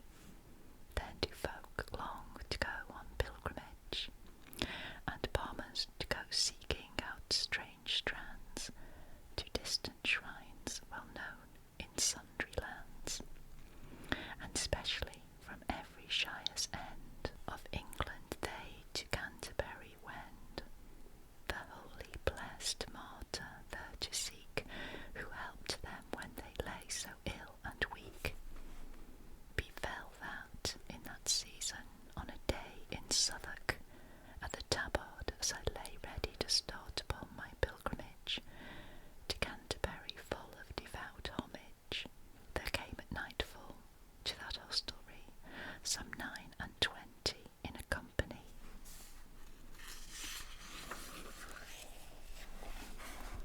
Of sundry persons who had chanced to fall in fellowship, and pilgrims were they all, that toward Canterbury town would ride. The rooms and stables spacious were and wide, and well we there were eased and of the best, and briefly, when the sun had gone to rest, so had I spoken with them every one, that I was of their fellowship anon, and made agreement that we'd early rise to take the road as you I will apprise.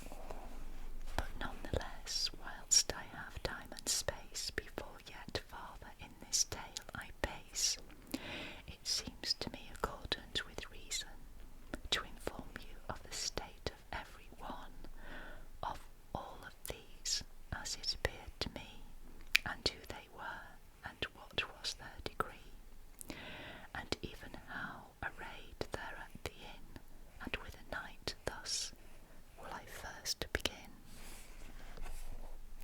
The knight. A knight there was, and he a worthy man, who from the moment that he first began to ride about the world, loved chivalry, truth, honour, freedom, and all courtesy.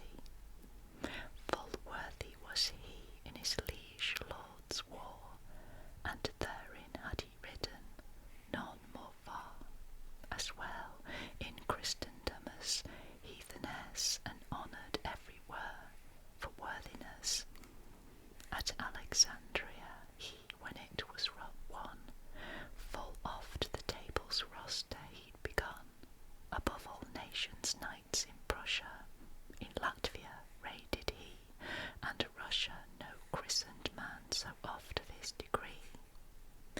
In far Grenada at the siege was he, of Algeciras, and in Belmarie, at Ayas was he, and at Satili. When they were won, and on the middle sea, at many a noble meeting chanced to be, of mortal battles he had fought 15, and he'd fought for our faith at Dram-Isany, 3 times in lists, and each time slain his foe.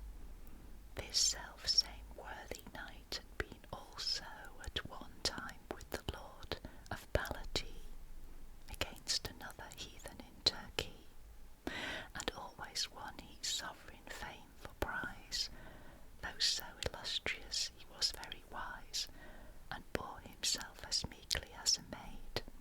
He never yet had any vileness said in all his life to whatsoever wight.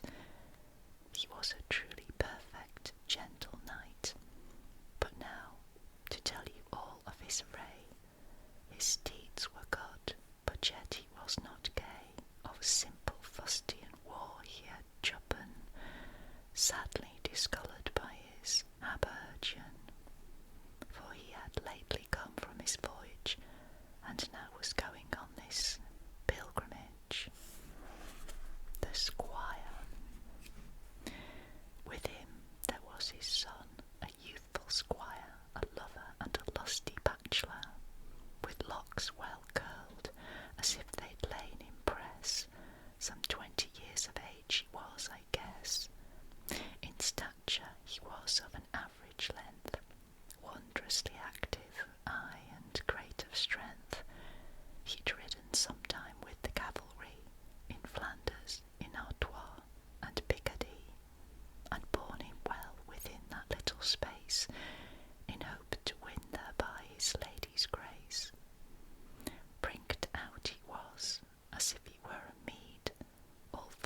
fresh-cut flowers white and red, singing he was, or fluting all the day, he was so fresh as is the month of May.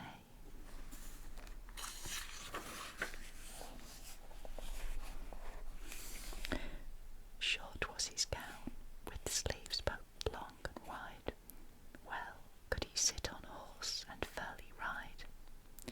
He could make songs and words therein indite, joust and dance too, as well as sketch and write. So hot he loved that, while night told her tale, he slept no more than does a nightingale. Courteous he and humble, willing and able, and carved before his father at the table. The yeoman. A yeoman had he, nor more servants know at that time, for he chose to travel so, and he was clad in coat and hood of green, a sheaf of peacock arrows bright and keen. Under his belt he bore right carefully, well could he keep his tackle yeomanly. His arrows had no draggled feathers low, and in his hand he bore a mighty bow. A cropped head had he, and a sun-browned face, of woodcraft knew he all the useful ways. Upon his arm he bore a bracer gay, and at one side a sword and buckler, yea, and at the other side a dagger bright, well sheathed and sharp as spear point in the light. On breast a Christopher of silver sheen, he wore a horn in baldric all of green. A forester he truly was, I guess. The prioress. There was also a nun, a prioress, who in her smiling modest was and coy. Her greatest oath was but by Saint Eloy, and she was known as Madame Eglantine. Full well she sang the services divine, intoning through her nose becomingly, and fair she spoke her French and fluently. After the school of Stratford at the bow, for French of Paris was not hers to know. At table she had been well taught withal, and never from her lips let morsels fall, nor dipped her fingers deep in sauce, but ate with so much care the food upon her plate, that never driblets fell upon her breast. In courtesy she had delight and zest. Her upper lip was always wiped so clean, that in her cup was no iota seen of grease when she had drunk her draught of wine. Becomingly she reached for meat to dine, and certainly delighting in good sport, she was right pleasant, amiable, in short.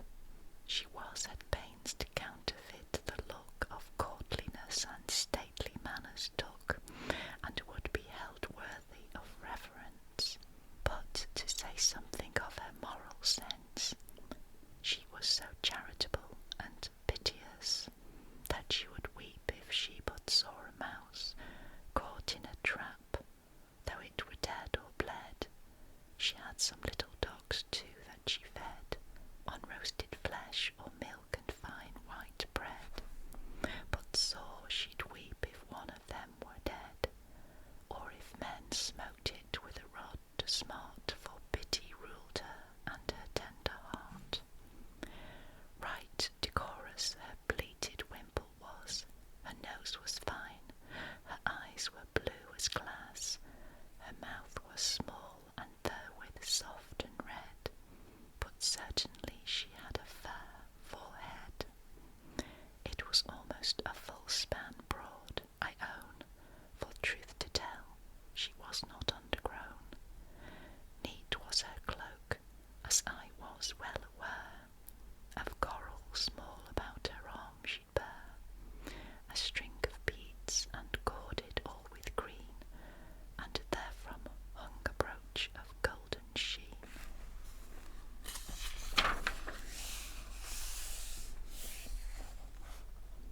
Whereof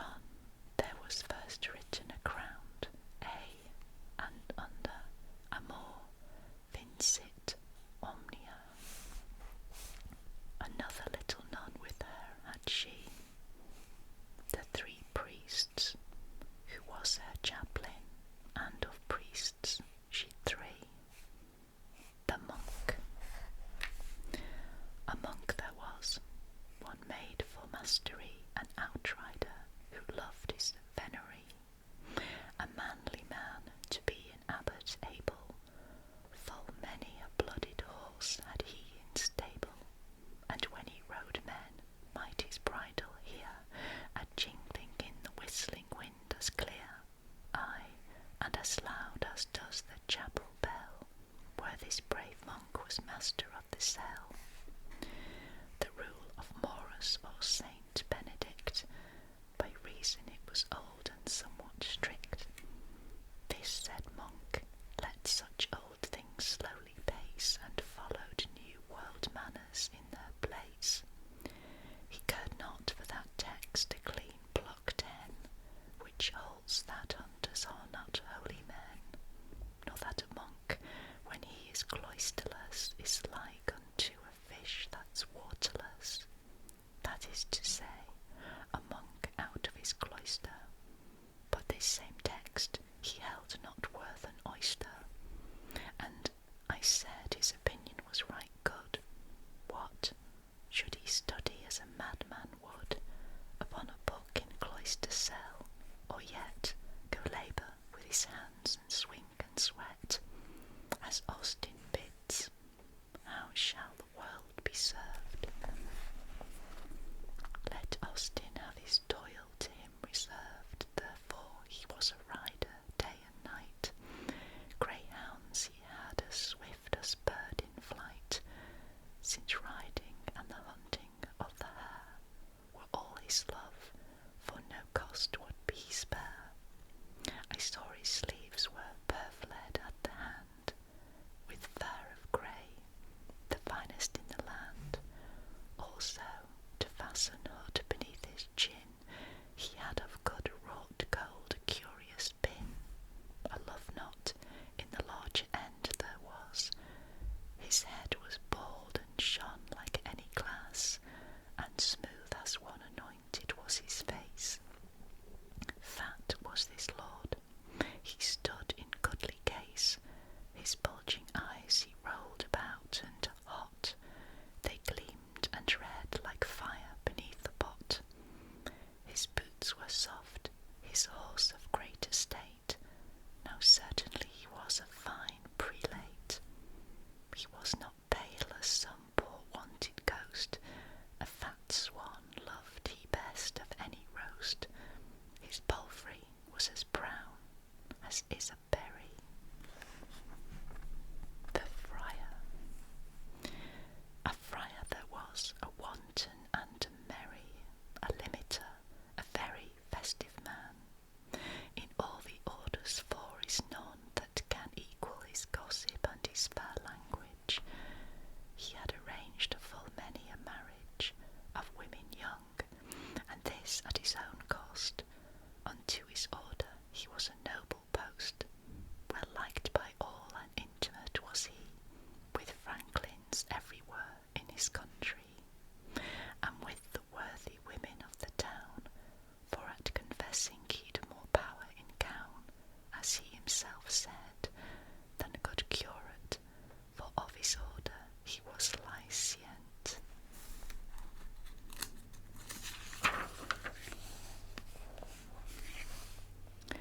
He heard confession gently, it was said, gently absolved too, leaving naught of dread. He was an easy man to give penance, when knowing he should gain a good pittance. For to a begging friar money given is sign that any man has been well shriven. For if one gave, he dared to boast of this, he took the man's repentance not amiss. For many a man there is so hard of heart, he cannot weep however pains may smart.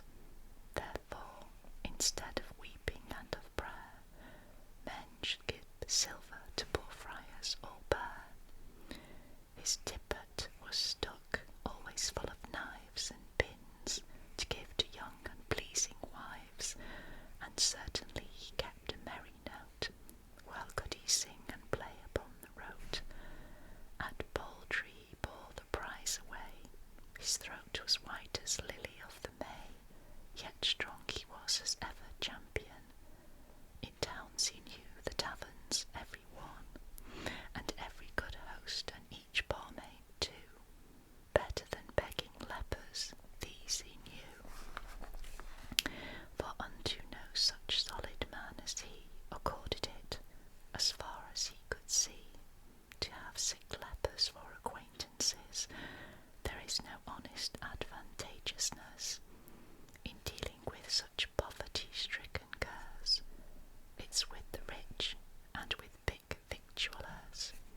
and so, wherever profit might arise, courteous he was and humble in men's eyes.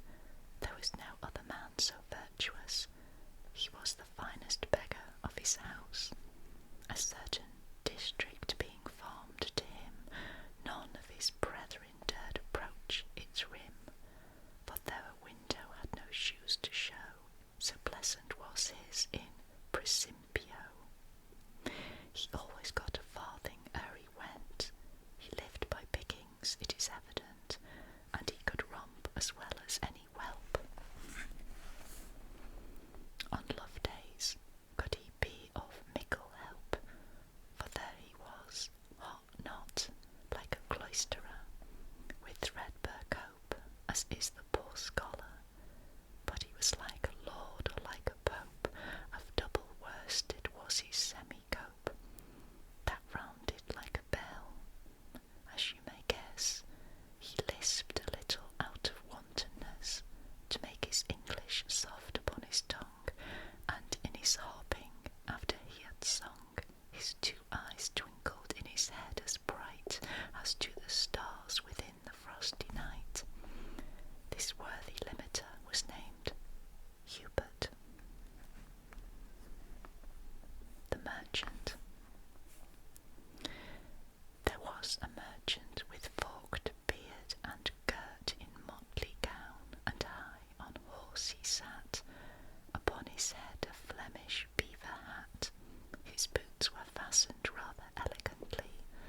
He spoke his nations outright pompously, stressing the times when he had won not lost.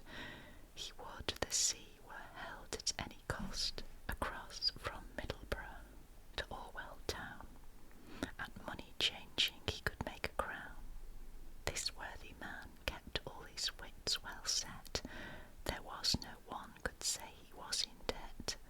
So well he governed all his trade affairs, with bargains and with borrowings and with shares. Indeed, he was a worthy man withal, but sooth to say his name I can't recall. The clerk. A clerk from Oxford was with us also, who turned to getting knowledge long ago. As meagre was his horse as his a rake, nor he himself too fat, I'll undertake.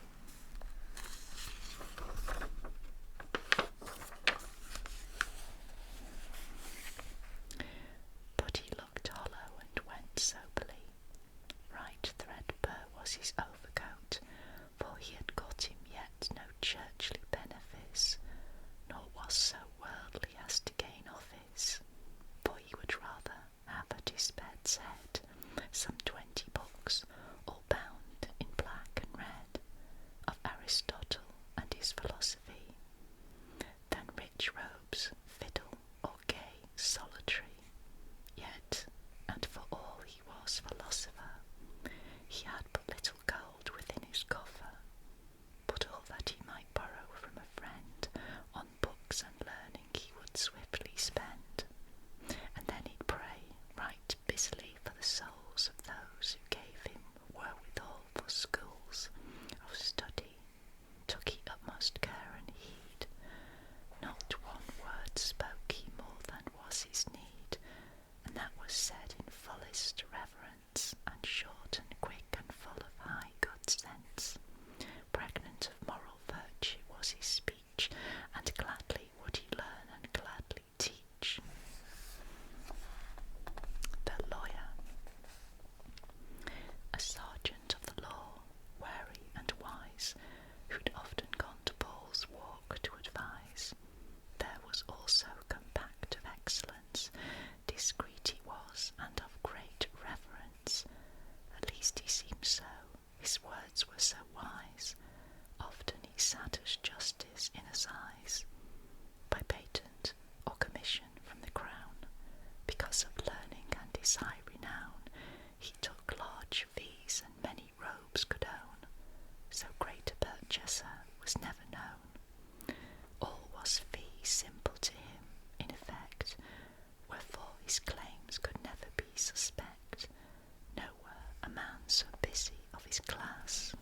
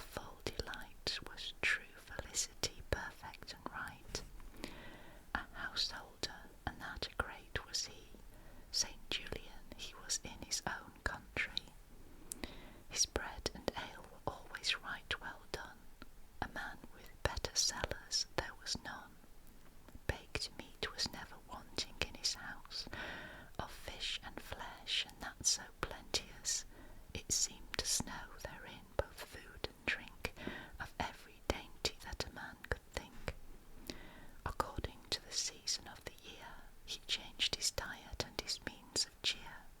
Full many a fattened partridge did he mew, and many a bream and pike in fish pond too. Woe to his cook, except the sauces were poignant and sharp, and ready all his gear. His table, waiting in his hall alway, stood ready covered through the livelong day. At county sessions was he lord and sire, and often acted as a knight of shire. A dagger and a trinket bag of silk hung from his girdle, white as morning milk. He had been sheriff and been auditor, and nowhere was a worthier vavasor. The haberdasher and the carpenter. A haberdasher and a carpenter. The weaver, the dyer, and the arras maker. An arras maker, dyer, and weaver were with us, clothed in similar livery, all of one sober great fraternity. Their grate was new and well adorned it was. Their weapons were not cheaply trimmed with brass, but all with silver, chastely made and well. Their girdles and their pouches too, I tell. Each man of them appeared a proper burgess, to sit in Guildhall on a high dais, and each of them, for wisdom he could span, was fitted to have been an alderman. For chattels they'd enough, and two of rent, to which their good wives gave a free assent, or else for certain they had been to blame. It's good to hear, madam, before one's name, and go to church when all the world may see, having one's mantle borne right royally. The cook. A cook they had with them, just for the nonce, to boil the chickens with the marrow bones, and flavour tartly and with gallingale. Well could he tell a draught of London ale. And he could roast and seethe and broil and fry, and make a good thick soup and bake a pie. But very ill it was, it seemed to me, that on his shin a deadly sore had he, for sweet blancmange he made it with the best. The sailor. There was a sailor living far out west. For aught I know, he was of Dartmouth town. He sadly rode a hackney in a gown of thick rough cloth falling to the knees, a dagger hanging on a cord had he, about his neck and under arm and down. The summer's heat had burned his visage brown, and certainly he was a good fellow. Full many a draught of wine he'd drawn, I trow, of Bordeaux vintage, while the trader slept. Nice conscience was a thing he never kept. If that he fought and got the upper hand, by water sent them home to every land. But as for craft, to reckon well his tides, his currents, and the dangerous water's tides, his harbours and his moon, his pilotage, there was none such from Hull to far Carthage. Hardy and wise in all things undertaken, by many a tempest had his beard been shaken. He knew well all the havens as they were, from Gotland to the Cape of Finisterre, and every creek in Brittany and Spain. His vessel had been christened Madeleine. Okay, I'm going to leave it there, and we may rejoin the Canterbury Tales in another video. I hope you enjoyed that. This has been Kate at the Library of Whispers, saying I shall see you very soon. Bye bye for now. Bye bye. Hello everybody, this is Kate at the Library of Whispers, and today I am revisiting in a new recording Frankenstein, or the Modern Prometheus, by Mary Wollstonecraft Shelley. Letter 1. St. Petersburg,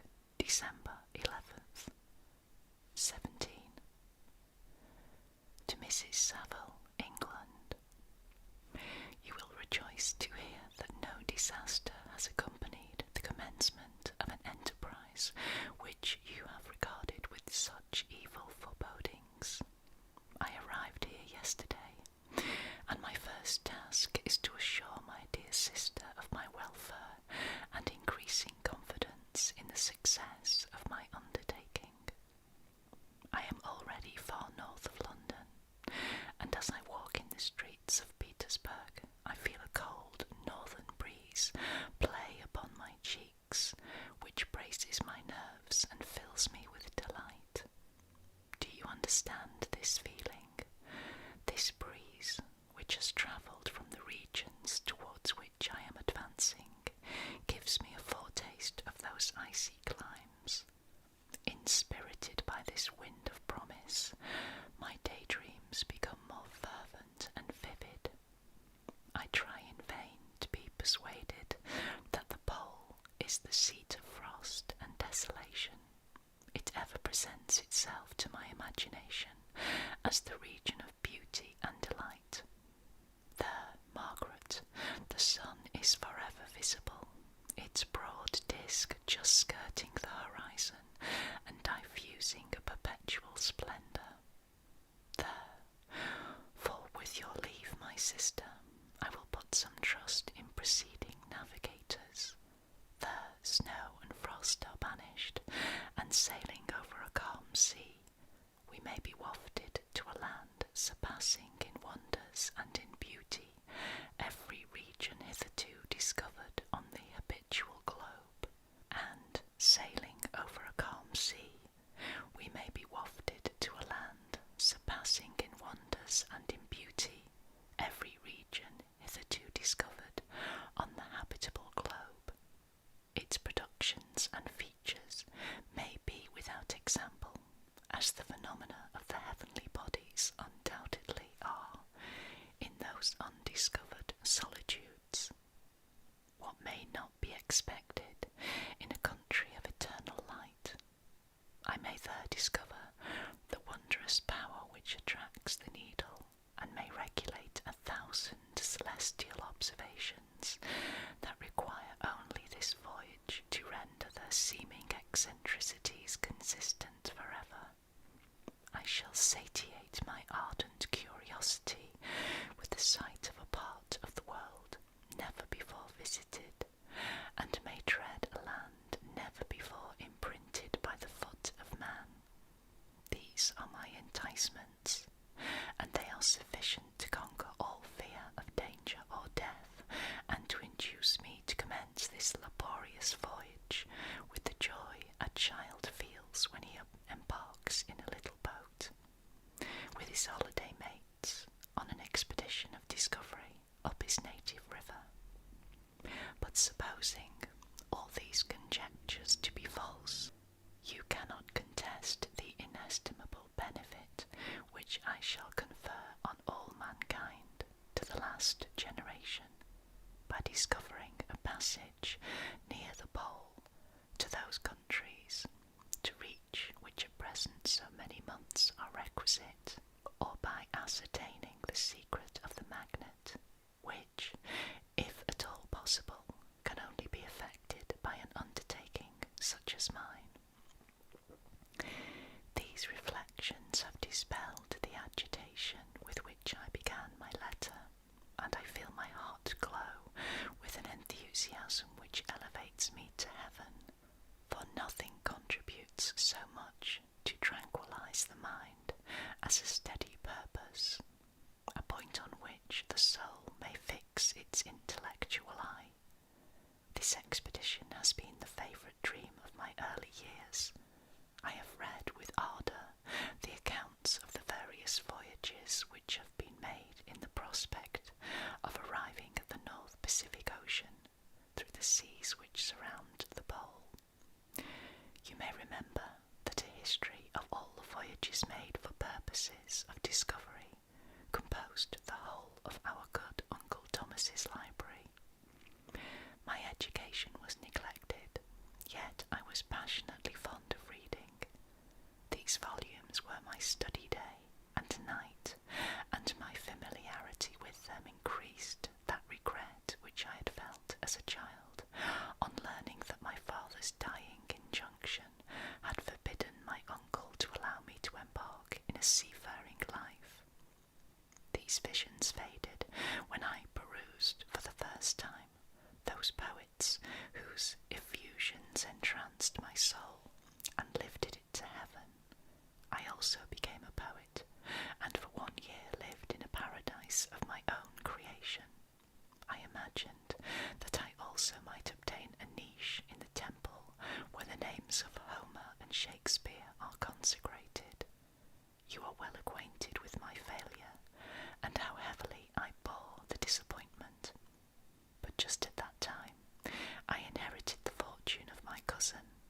my thoughts were turned into the channel of their earlier bent.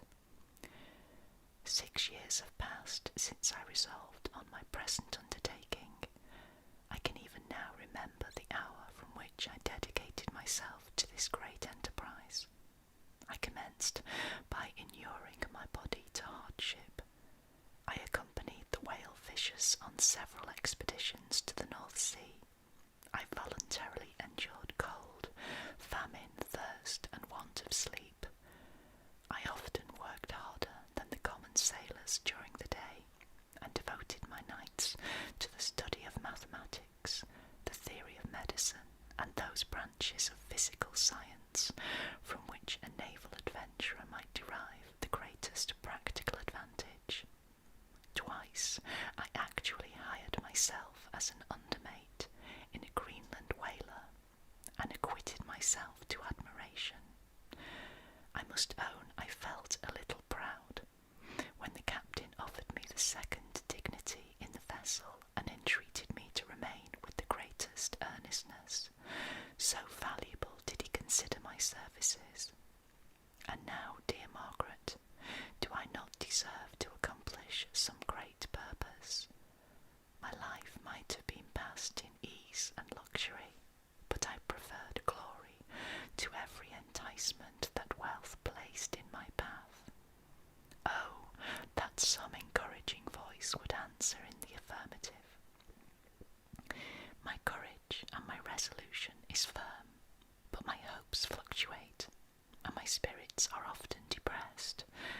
I am about to proceed on a long and difficult voyage, the emergencies of which will demand all my fortitude. I am required not only to raise the spirits of others, but sometimes to sustain my own when theirs are failing. This is the most favourable period for travelling in Russia. They fly quickly over the snow in their sledges. The motion is pleasant, and in my opinion, far more agreeable than that of an English stagecoach.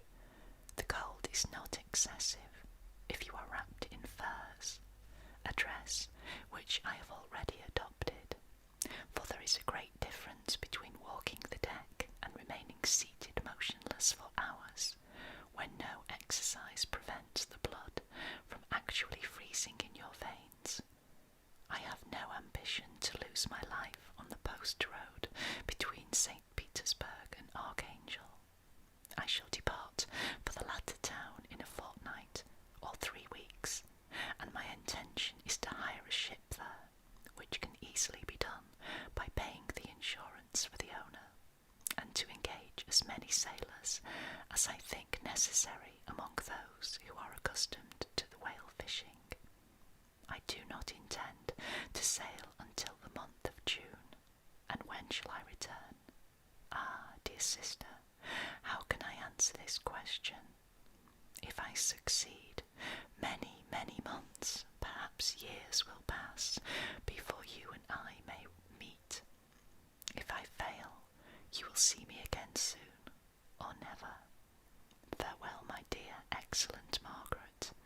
Heaven shower down blessings on you, and save me, that I may again and again testify my gratitude for all your love and kindness.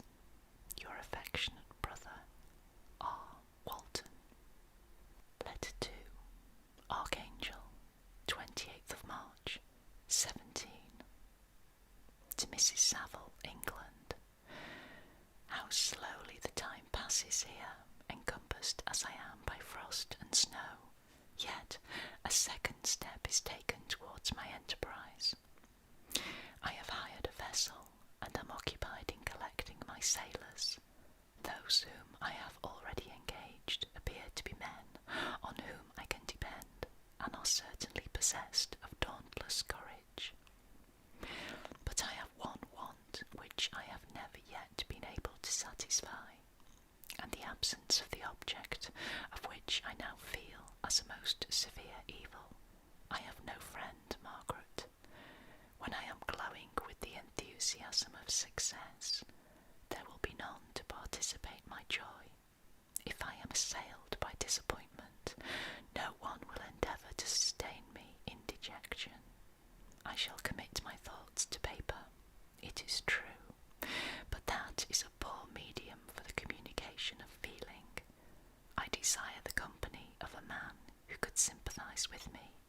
whose eyes would reply to mine. You may deem me romantic, my dear sister, but I bitterly feel the want of a friend.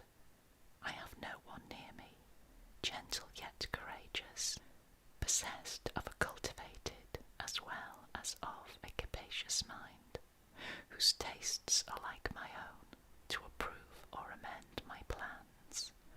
How would such a friend repair the faults of your poor brother? I am too ardent in execution, and too impatient of difficulties, but it is a still greater evil to me that I am self-educated. For the first 14 years of my life I ran wild on a common, and read nothing but our Uncle Thomas's books of voyages. At that age I became acquainted with the celebrated poets of our own country, but it was only when it had ceased to be in my power to derive its most important benefits from such a conviction that I perceived the necessity of becoming acquainted with more languages than that of my native country. Now I am 28, and am in reality more illiterate than many schoolboys of 15. It is true that I have thought more, and that my daydreams are more extended and magnificent, but they want, as the painters call it, keeping, and I greatly need a friend who would have sense enough not to despise me as romantic, and affection enough for me to endeavour to regulate my mind. Well, these are useless complaints. I shall certainly find no friend on the wide ocean, nor even here in Archangel, among merchants and seamen, yet some feelings unallied to the dross of human nature beat even in these rugged bosoms. My lieutenant, for instance, is a man of wonderful courage and enterprise. He is madly desirous of glory, or rather, to word my phrase more characteristically, of advancement in his profession. He is an Englishman, and in the midst of national and professional prejudices, unsoftened by cultivation, retains some of the noblest endowments of humanity. I first became acquainted with him on board a whale vessel. Finding that he was unemployed in this city, I easily engaged him to assist in my enterprise. The master is a person of an excellent disposition, and is remarkable in the ship for his gentleness and the mildness of his discipline. This circumstance, added to his well-known integrity and dauntless courage, made me very desirous to engage him. A youth passed in solitude, my best years spent under your gentle and feminine fosterage, has so refined the groundwork of my character that I cannot overcome an intense distaste to the usual brutality exercised on board ship. I have never believed it to be necessary, and when I heard of a mariner equally noted for his kindliness of heart, and the respect and obedience paid to him by his crew, I felt myself peculiarly fortunate in being able to secure his services. I heard of him first in rather a romantic manner, from a lady who owes to him the happiness of her life. This briefly is his story. Some years ago he loved a young Russian lady of moderate fortune, and having amassed a considerable sum in prize money, the father of the girl consented to the match. He saw his mistress once before the destined ceremony, but she was bathed in tears, and throwing herself at his feet, entreated him to spare her, confessing at the same time that she loved another, but that he was poor, and that her father would never consent to the union. My generous friend reassured the suppliant, and on being informed of the name of her lover, instantly abandoned his pursuit. He had already bought a farm with his money, on which he had designed to pass the remainder of his life, but he bestowed the whole on his rival, together with the remains of his prize money, to purchase stock, and then himself solicited the young woman's father to consent to her marriage with her lover. But the old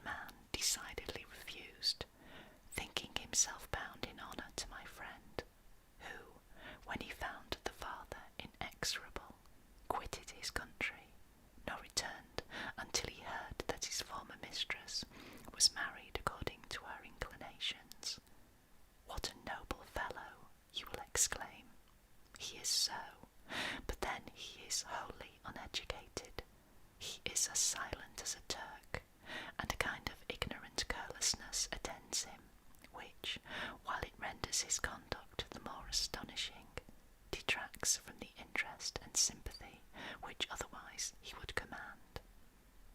Yet do not suppose, because I complain a little, or because I can conceive a consolation for my toils, which I may never know, that I am wavering in my resolutions. Those are as fixed as fate, and my voyage is only now delayed until the weather shall permit my embarkation. The winter has been dreadfully severe, but the spring promises well, and it is considered as a remarkably early season, so that perhaps I may sail sooner than I expected. I shall do nothing rashly. You know me sufficiently to confide in my prudence and considerateness, whenever the safety of others is committed to my care. I cannot describe to you my sensations on the near prospect of my undertaking. It is impossible to communicate to you a conception of the trembling sensation, half pleasurable and half fearful, with which I am preparing to depart. I am going to unexplored regions, to the land of mist and snow, but I shall kill no albatross. Therefore, do not be alarmed for my safety, or if I should come back to you as worn and woeful as the ancient mariner. You will smile at my illusion, but I will disclose a secret.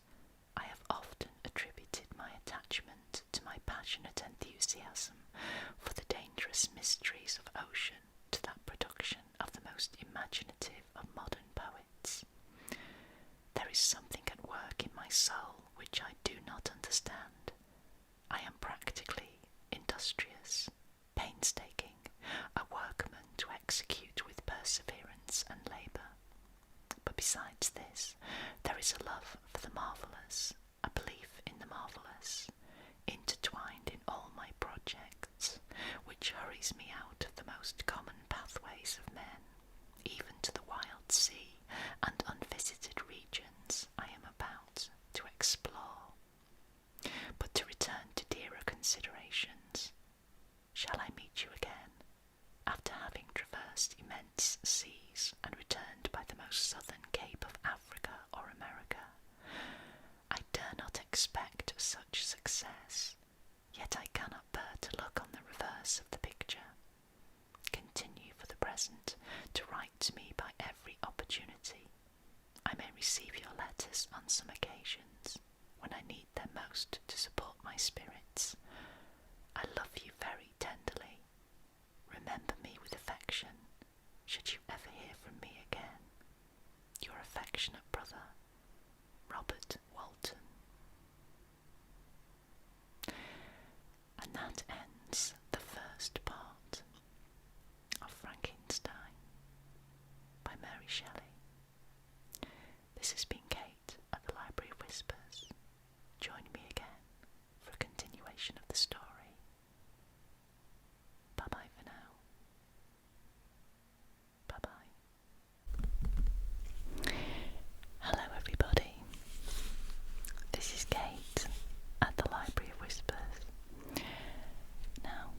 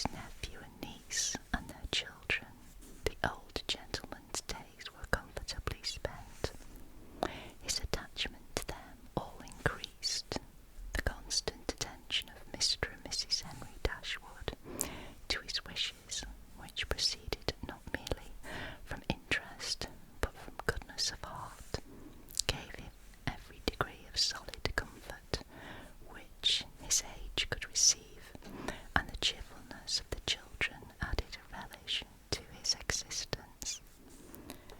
By a former marriage, Mr. Henry Dashwood had one son. By his present lady, 3 daughters. The son, a steady, respectable young man, was amply provided for by the fortune of his mother, which had been large, and half of which devolved on him on his coming of age. By his own marriage likewise, which happened soon afterwards, he added to his wealth. To him, therefore, the succession to the Norland estate was not so really important as to his sisters, for their fortune, independent of what might arise to them from their father's inheriting that property, could be but small.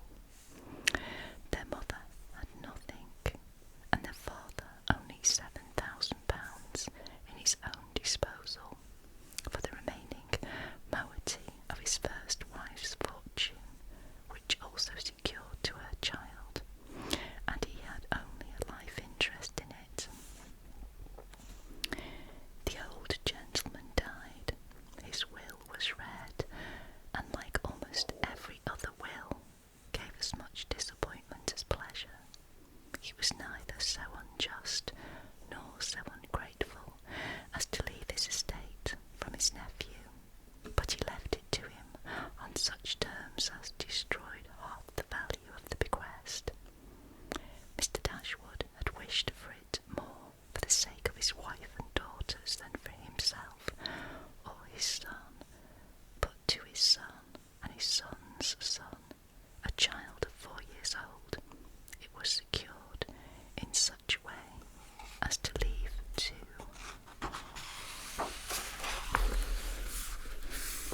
himself no power of providing for those who were most dear to him, and who most needed a provision by any charge on the estate, or by any sale of its valuable woods.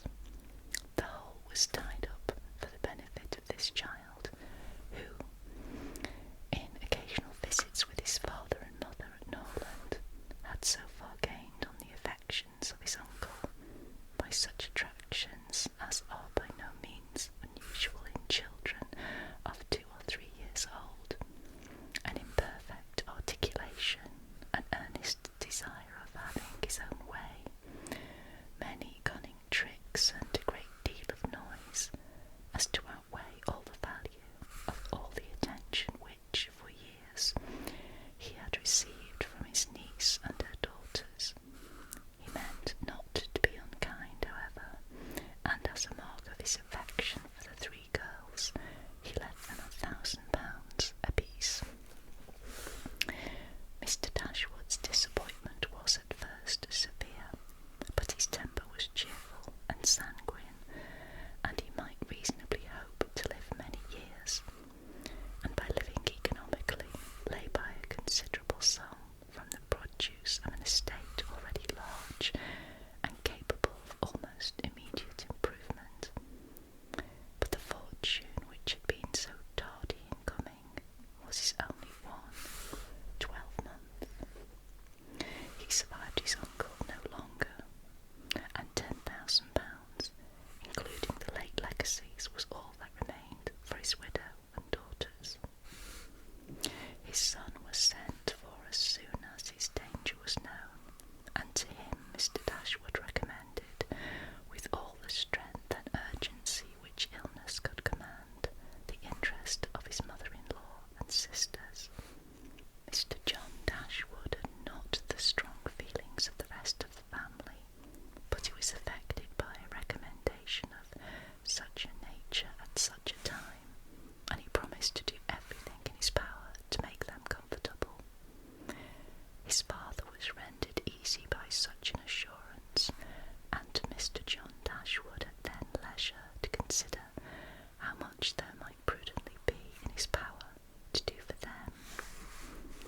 He was not an ill-disposed young man, unless to be rather cold-hearted and rather selfish is to be ill-disposed, but he was in general well respected, for he conducted himself with propriety in the discharge of his ordinary duties. Had he married a more amiable woman, he might have been made still more respectable than he was. He might even have been made amiable himself, for he was very young when he married and very fond of his wife. But Mrs. John Dashwood was a stronger caricature of himself, more narrow-minded and selfish. When he gave his promise to his father, he meditated within himself to increase the fortunes of his sisters by the present of £1,000 apiece. He then really thought himself equal to it. The prospect of 4,000 a year in addition to his present income, besides the remaining half of his own mother's fortune, warmed his heart and made him feel capable of generosity. Yes, he would give them £3,000. It would be liberal and handsome.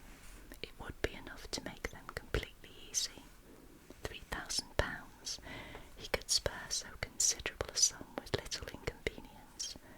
He thought of it all day long, and for many days successively, and he did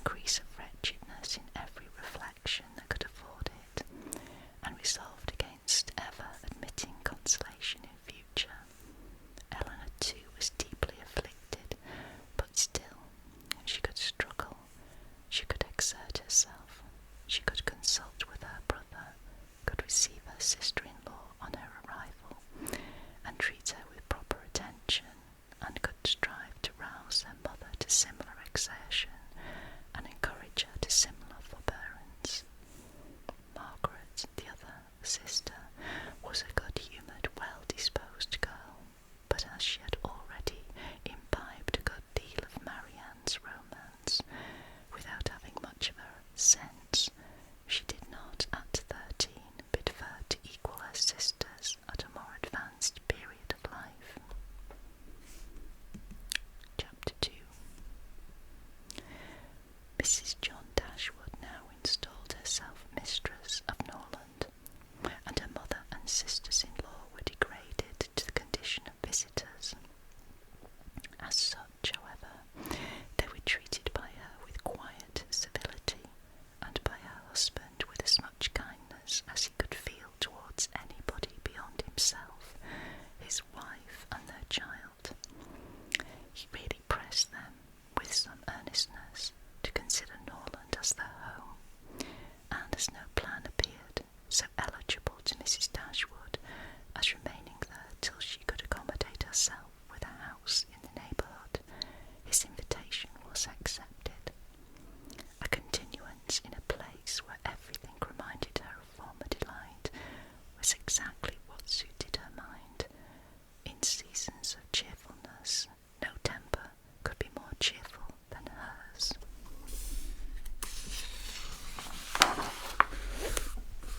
Or possess, in a greater degree, that sanguine expectation of happiness which is happiness itself. But in sorrow she must be equally carried away by her fancy, and as far beyond consolation as, in pleasure, she was beyond alloy.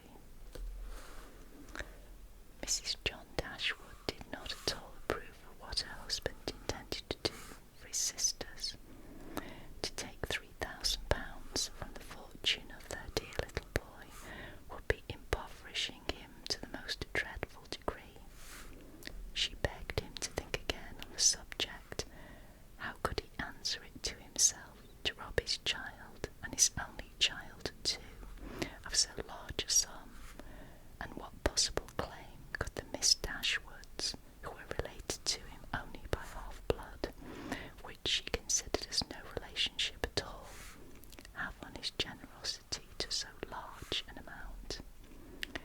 It was very well known that no affection was ever supposed to exist between the children of any man by different marriages, and why was he to ruin himself and their poor little Harry by giving away all his money to his half-sisters? It was my father's last request to me, replied her husband, that I should assist his widow and daughters. He did not know what he was talking of, I dare say, 10 to 1, but he was light-headed at the time. Had he been in his right senses, he could not have thought of such a thing as begging you to give away half your fortune from your own child. He did not stipulate for any particular sum, my dear Fanny.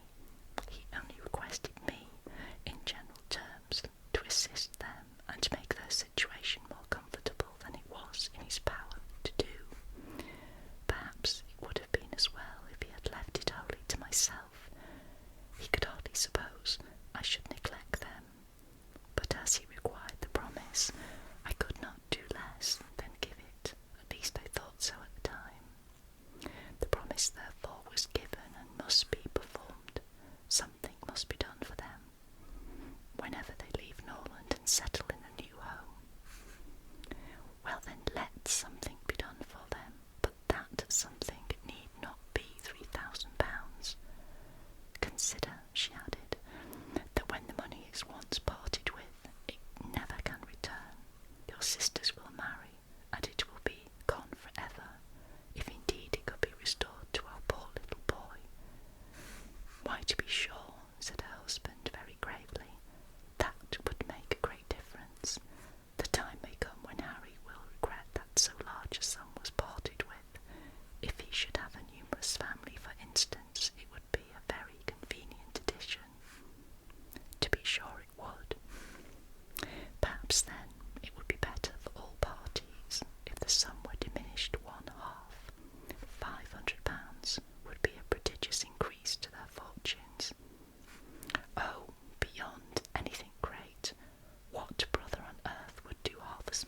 sisters, even if really his sisters, and as it is, only half-blood.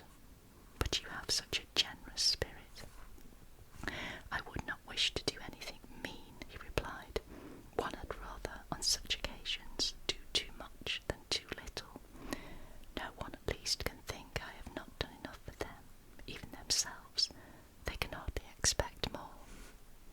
There is no knowing what they may expect, said the lady, but we are not to think of their expectations. The question is, what you can afford to do. Certainly, and I think I may afford to give them £500 apiece. As it is, without any addition of mine, they will each have about £300 on their mother's death, a very comfortable fortune for any young woman. To be sure it is, and indeed it strikes me that they can want no addition at all. They will have £10,000 divided amongst them. If they marry, they will be sure of doing well, and if they do not, they may well all live very comfortably together on the interest of £10,000. That is very true, and therefore I do not know whether, upon the whole, it would not be more advisable to do something for their mother while she lives, rather than for them, something of the annuity kind, I mean. My sisters would feel the good effects of it as well as herself. 100 a year would make them all perfectly comfortable. His wife hesitated a little, however, in giving her consent to this plan. To be sure, said she, it is better than parting with £1,500 at once, but then, if Mrs. Dashwood should live 15 years, we shall be completely taken in. 15 years, my dear Fanny, her life cannot be worth half of that purchase. Certainly not, but if you observe, people always live for ever when there is an annuity to be paid them, and she is very stout and healthy, and hardly 40. An annuity is a very serious business. It comes over and over every year. There is no getting rid of it. You are not aware of what you are doing. I have known a great deal of the trouble of annuities, for my mother was clogged with the payment of 3 to old superannuated servants by my father's will, and it is amazing how disagreeable she found it. Twice every year these annuities were to be paid, and then there was the trouble of getting it to them, and then one of them was said to have died, and afterwards it turned out to be no such thing. My mother was quite sick of it. Her income was not her own, she said, with such perpetual claims on it, and it was the more unkind in my father, because otherwise the money would have been entirely at my mother's disposal, without any restriction whatever. It has given me such an abhorrence of annuities that I was sure I would not pin myself down to the payment of one for all the world. It is certainly an unpleasant thing, replied Mr. Dashwood, to have those kinds of yearly drains on one's income. One's fortune, as your mother justly says, is not one's own. To be tied down to the regular payment of such a sum on every rent day is by no means desirable. It takes away one's independence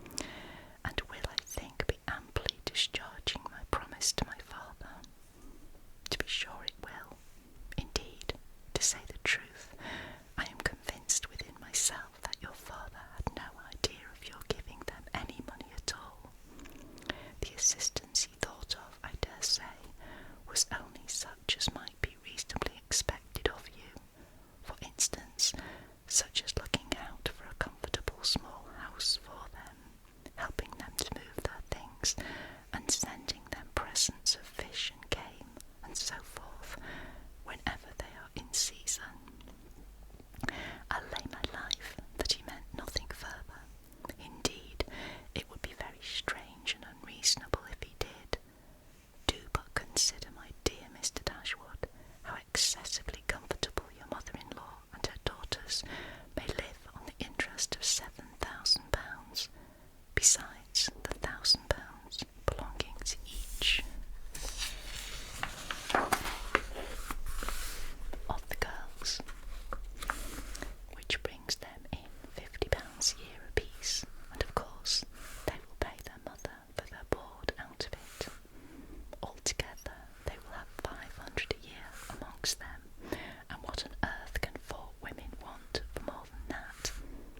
They will live so cheap, their housekeeping will be nothing at all. They will have no carriage, no horses, and hardly any servants. They will keep no company, can have no expenses of any kind. Only conceive how comfortable they will be. 500 a year. I am sure I cannot imagine how they will spend half of it, and as to your giving them more, it is quite absurd to think of it. They will be much more able to give you something. Upon my word, said Mr. Dashwood, I believe you are perfectly right. My father certainly could mean nothing more by his request to me than what you say. I clearly understand it now, and I will strictly fulfil my engagement by such acts of assistance and kindness to them as you have described. When my mother removes into another house, my services shall be readily given to accommodate her as far as I can. Some little present of furniture, too, may be acceptable then. Certainly, returned Mrs. John Dashwood. But, however, one thing must be considered. When your father and mother moved to Norland, though the furniture of Stanhill was sold, all the china, plate, and linen was saved and is now left to your mother. Her house will therefore be almost completely fitted up as soon as she takes it. That is a material consideration, undoubtedly, a valuable legacy indeed, and yet some of the plate would have been a very pleasant addition to our own stock here. Yes, and the set of breakfast china is twice as handsome as what belongs to this house. A great deal too handsome, in my opinion, for any place that they can afford to live in. But, however, so it is. Your father thought only of them, and I must say this, that you owe no particular gratitude to him, nor attention to his wishes, for we very well know that if he could, he would have left almost everything in the world to them. This argument was irresistible. It gave to his intentions whatever of decision was wanting before, and he finally resolved that it would be absolutely unnecessary, if not highly indecorous, to do more for the widow and children of his father than such kind of neighbourly acts as his own wife pointed out. I hope you enjoyed that first little reading of Sense and Sensibility from this lovely book.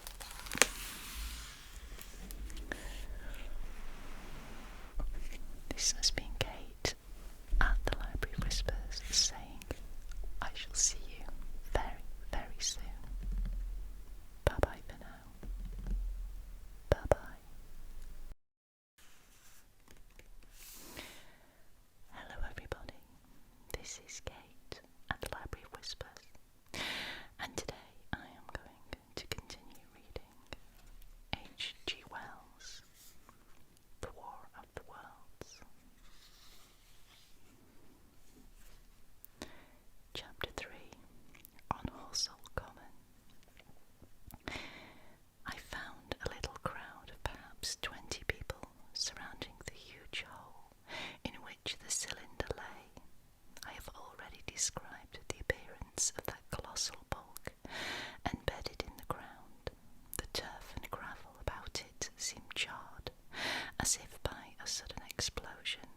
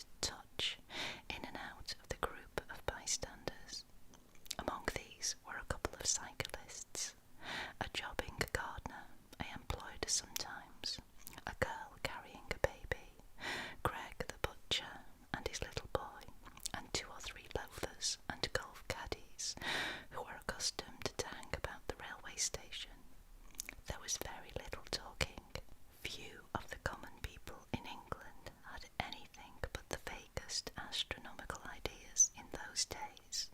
Most of them were stirring quietly at the big table-like end of the cylinder, which was still as Ogilvy and Henderson had left it. I fancy the popular expectation of a heap of charred corpses was disappointed at this inanimate bulk. Some went away while I was there, and other people came. I clambered into the pit, and fancied I heard a faint movement under my feet. The top had certainly ceased to rotate. It was only when I got thus close to it that the strangeness of this object was at all evident to me. At the first glance, it was really no more exciting than an overturned carriage or a tree blown across the road. Not so much so, indeed. It looked like a rusty gas float, half buried, more than anything else in the world. It required a certain amount of scientific education to perceive that the grey scale of the thing was no common oxide, that the yellowish-white metal that gleamed in the crack between the lid and the cylinder had an unfamiliar hue. Extraterrestrial had no meaning for most of the onlookers. At that time, it was quite clear in my own mind that the thing had come from the planet Mars, but I judged it improbable that it contained any living creature. I thought the unscrewing might be automatic. In spite of Ogilvy, I still believed that there were men in Mars. My mind ran fancifully on the possibilities of its containing manuscript, on the difficulties in translation that might arise, whether we should find coins and models in it, and so forth. Yet it was a little too large for assurance on this idea. I felt an impatience to see it opened. About 11, as nothing seemed happening, I walked back, full of such thoughts, to my home in Maybury, but I found it difficult to get to work upon my abstract investigations. In the afternoon, the appearance of the Common had altered very much. The early editions of the evening papers had startled London with enormous headlines: "A message received from Mars," "Remarkable story from Woking," and so forth. In addition, Ogilvy's wire to the Astronomical Exchange had roused every observatory in the 3 kingdoms. There were half a dozen flies or more from the Woking station standing in the road by the sand pits, a basket chaise from Cobham, and a rather lordly carriage. Besides that, there was quite a heap of bicycles. In addition, a large number of people must have walked, in spite of the heat of the day, from Woking and Chertsey, so that there was altogether quite a considerable crowd, 1 or 2 gaily dressed ladies among the others. It was glaringly hot, not a cloud in the sky, nor a breath of wind, and the only shadow was that of the few scattered pine trees. The burning heather had been extinguished, but the level ground towards Ottershaw was blackened as far as one could see, and still giving off vertical streamers of smoke. An enterprising sweet stuff dealer in the Cobham Road had sent up his son with a barrow load of green apples and ginger beer.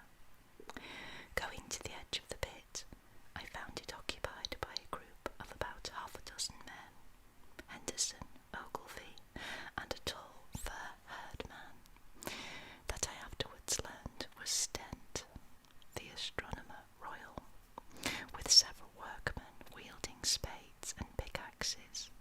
Stent was giving directions in a clear, high-pitched voice. He was standing on the cylinder, which was now evidently much cooler. His face was crimson and streaming with perspiration, and something seemed to have irritated him. A large portion of the cylinder had been uncovered, though its lower end was still embedded. As soon as Ogilvy saw me among the stirring crowd,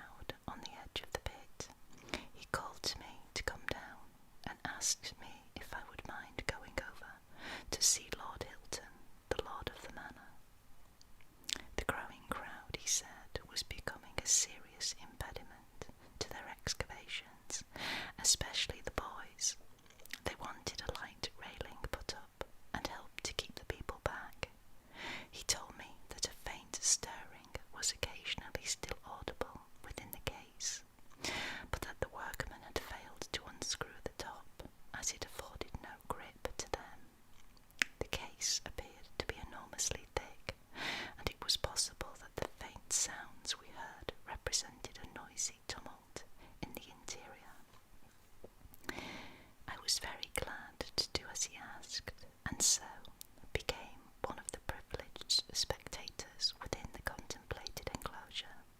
I failed to find Lord Hilton at his house, but I was told he was expected from London by the 6 o'clock train from Waterloo, and as it was then about 5:15, I went home, had some tea, and walked up to the station to waylay him. Chapter 4. The Cylinder Unscrews. When I returned to the common, the sun was setting. Scattered groups were hurrying from the direction of Woking, and 1 or 2 persons were returning. The crowd about the pit had increased, and stood out black against the lemon yellow of the sky. A couple of 100 people, perhaps. There were a number of voices raised, and some sort of struggle appeared to be going on about the pit. Strange imaginings passed through my mind. As it drew nearer, I heard Stent's voice. Keep back, keep back. A boy came running towards me. It's a move-in, he said to me as he passed. A screw-in and a screw-in out. I don't like it. I'm a-going home, I am. I went on to the crowd. There were really, I should think, 200 or 300 people elbowing and jostling one another, the 1 or 2 ladies there being by no means the least active. He's fallen in the pit, cried someone. Keep back, said several. The crowd swayed a little, and I elbowed my way through. Everyone seemed greatly excited. I heard a peculiar humming sound from the pit. I say, said Ogilvy, help keep those idiots back. We don't know what's in the confounded thing, you know. I saw a young man, a shop assistant in Woking, I believe he was, standing on the cylinder and trying to scramble out of the hole again. The crowd had pushed him in. The end of the cylinder was being screwed out from within. Nearly 2 feet of shining screw projected. Somebody blundered against me, and I narrowly missed being pitched onto the top of the screw. I turned, and as I did so, the screw must have come out, and the lid of the cylinder fell upon the gravel with a ringing concussion. I stuck my elbow into the person behind me, and turned my head towards the thing again. For a moment, that circular cavity seemed perfectly black. I had the sunset in my eyes. I think everyone expected to see a man emerge, possibly something a little unlike us terrestrial men, but in all essentials a man. I know I did. But looking, I presently saw something stirring within the shadow, greyish, billowy movements, one above another, and then 2 luminous disc-like eyes. Then something resembling a little grey snake, about the thickness of a walking stick, coiled up out of the writhing middle and wriggled in the air towards me, and then another. A sudden chill came over me. There was a loud shriek from a woman behind. I half turned, keeping my eyes fixed upon the cylinder still, from which other tentacles were now projecting, and began pushing my way back from the edge of the pit. I saw astonishment giving place to horror on the faces of the people about me. I heard inarticulate exclamations on all sides. There was a general movement backward. I saw the shopman struggling still on the edge of the pit. I found myself alone, and saw the people on the other side of the pit running off, Stent among them.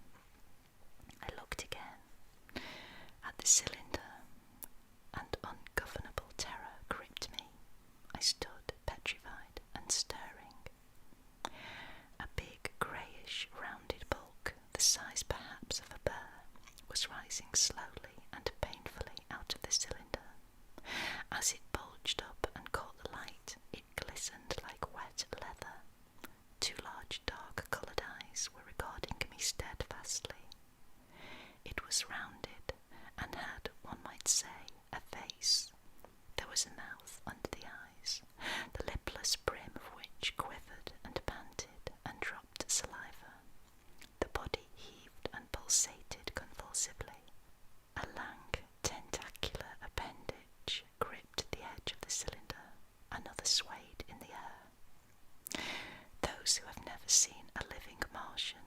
can scarcely imagine the strange horror of their appearance.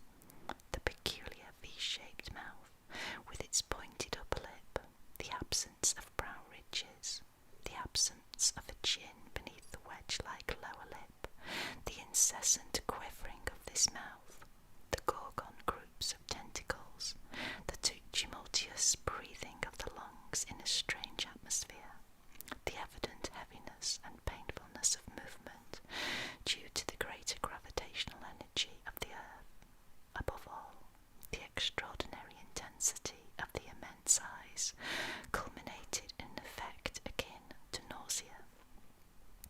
There was something fungoid in the oily brown skin, something in the clumsy deliberation of their tedious movements, unspeakably terrible. Even at this first encounter, this first glimpse, I was overcome with disgust and dread. Suddenly, the monster vanished. It had toppled over the brim of the cylinder and fallen into the pit, with a thud like the fall of a great mass of leather. I heard it give a peculiar thick cry, and forthwith another of these creatures appeared in the deep shadow of the aperture. At that, my rigour of terror passed away.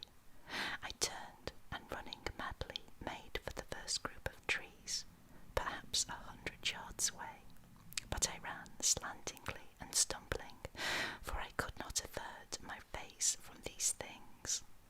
There, among some young pine trees and furze bushes, I stopped, panting, and awaited further developments.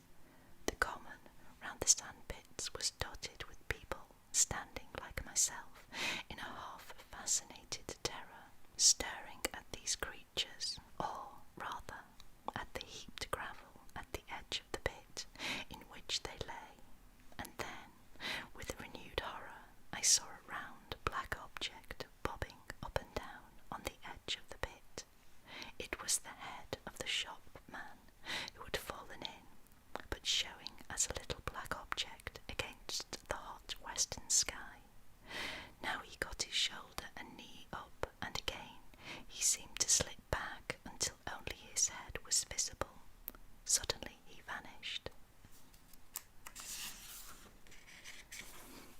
and I could have fancied a faint shriek had reached me. I had a momentary impulse to go back and help him, that my fears overruled. Everything was then quite invisible, hidden by the deep pit and the heap of sand that the fall of the cylinder had made. Anyone coming along the road from Cobham or Woking would have been amazed at the sight.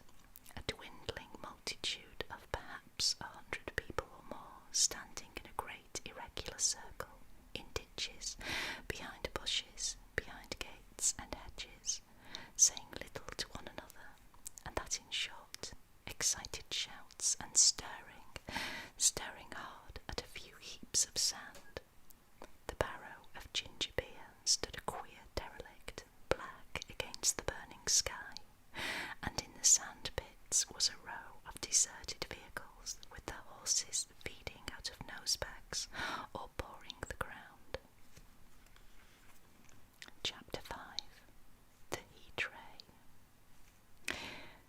After the glimpse I had had of the Martians emerging from the cylinder in which they had come to the earth from their planet, a kind of fascination paralysed my actions. I remained standing, knee-deep in the heather, staring at the mound that hid them. I was a battleground of fear and curiosity. I did not dare to go back towards the pit, but I felt a passionate longing to peer into it. I began walking, therefore, in a big curve, seeking some point of vantage, and continually looking at the sand heaps that hid these newcomers to our earth. Once a leash of thin black whips, like the arms of an octopus, flashed across the sunset and was immediately withdrawn, and afterwards a thin rod rose up, joint by joint, bearing at its apex a circular disc that spun with a wobbling motion. What could be going on there? Most of the spectators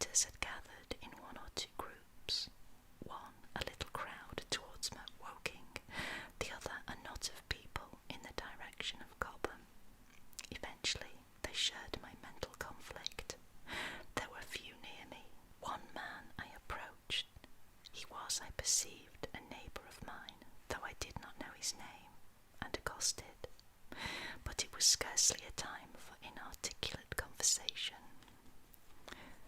"What ugly brutes," he said. "Good God, what ugly brutes!" He repeated this over and over again. "Did you see a man in the pit?" I said, but he made me no answer to that. We became silent, and stood watching for a time, side by side, deriving, I fancy, a certain comfort in one another's company. Then I shifted my position to a little knoll that gave me the advantage of a yard or more of elevation, and when I looked for him presently, he was walking towards Woking. The sunset faded to twilight before anything further happened. The crowd far away on the left, towards Woking, seemed to grow, and I heard now a faint murmur from it. The little knot of people towards Cobham dispersed. There was scarcely an intimation of movement from the pit. It was this, as much as anything, that gave people courage, and I suppose the new arrivals from Woking also helped to restore confidence. At any rate, as the dusk came on, a slow, intermittent movement upon the sandpits began, a moment that seemed to gather force, as the stillness of the evening about the cylinder remained unbroken.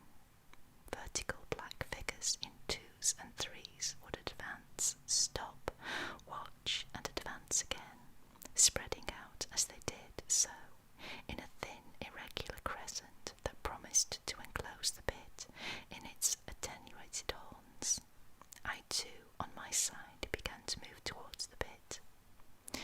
Then I saw some cabmen and others had walked boldly into the sand pits, and heard the clatter of hoofs and the grind of wheels. I saw a lad trundling off the barrel of apples, and then, within 30 yards of the pit, advancing from the direction of Horsell, I noted a little black knot of men, the foremost of whom was waving a white flag. This was the deputation. There had been a hasty consultation, and since the Martians were evidently, in spite of their repulsive forms, intelligent creatures, it had been resolved to show them, by approaching them with signals, that we too were intelligent.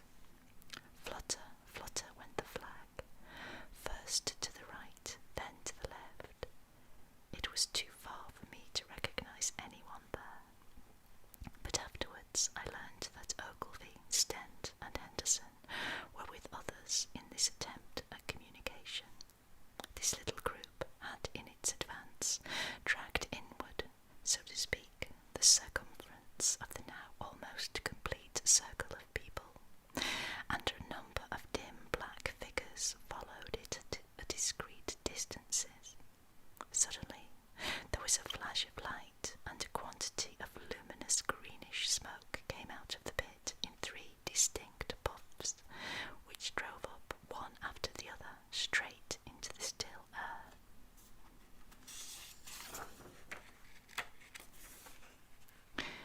This smoke, or flame perhaps would be the better word for it, was so bright that the deep blue sky overhead and the hazy stretches of brown common towards Chertsey, set with black pine trees, seemed to darken abruptly as these puffs arose, and to remain the darker after their dispersal. At the same time, a faint hissing sound became audible. Beyond the pit stood the little wedge of people, with the white flag at its apex, arrested by these phenomena, a little knot of small vertical black shapes upon the black ground. As the green smoke rose, their faces flashed out pallid green and faded again as it vanished. Then slowly the hissing passed into a humming, into a long, loud, droning noise. Slowly a humped shape rose out of the pit, and the ghost of a beam of light seemed to flicker out from it. Forthwith, flashes of actual flame, a bright glare leaping from one to another, sprang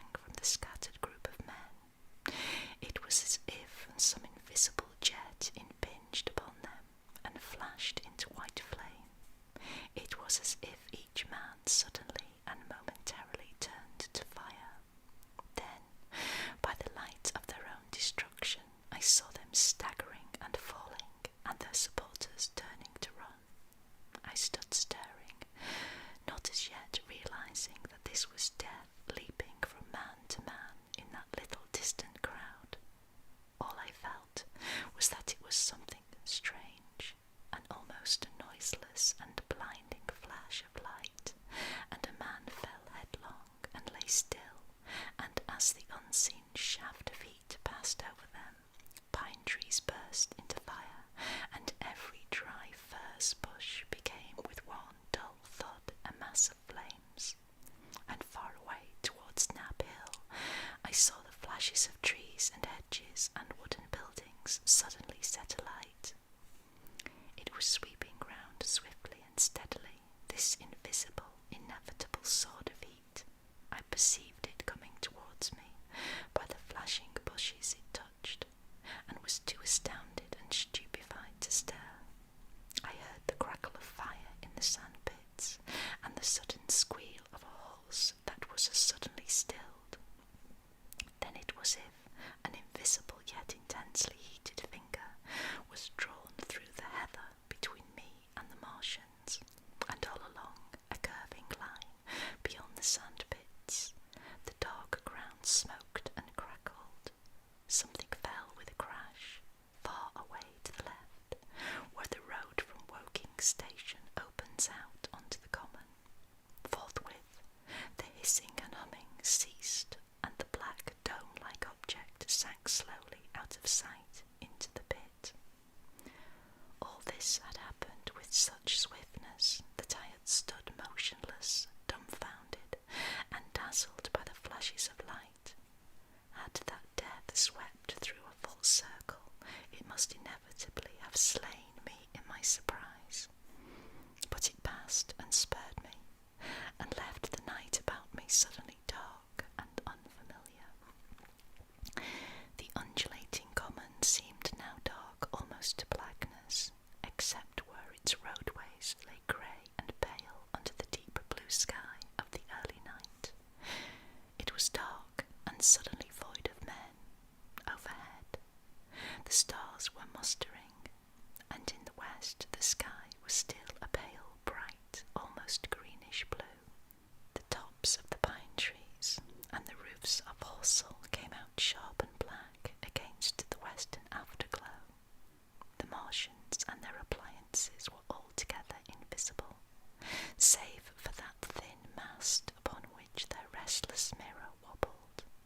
Patches of bush and isolated trees here and there smoked and glowed still, and the houses towards Woking station were sending up spires of flame into the stillness of the evening air. Nothing was changed, save for that and a terrible astonishment. The little group of black specks with the flag of white had been swept out of existence, and the stillness of the evening, so it seemed to me, had scarcely been broken. It came to me that I was upon this dark common, helpless, unprotected, and alone. Suddenly, like a thing falling upon me from without, came fear. With an effort I turned and began a stumbling run through the heather. The fear I felt was no rational fear, but a panic, terror, not only of the Martians, but of the dusk and stillness all about me. Such an extraordinary effect in unmanning me it had that I ran weeping silently as a child might do. Once I had turned, I did not dare to look back. I remember I felt an extraordinary persuasion that I was being played with, that presently, when I was upon the very verge of safety, this mysterious death, as swift as the passage of light, would leap after me from the pit about the cylinder and strike me down. So I shall finish there, and I shall read more chapters for you very soon.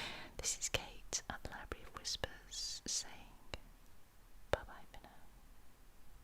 Bye-bye. Hello everybody, this is Kate at the Library of Whispers, and today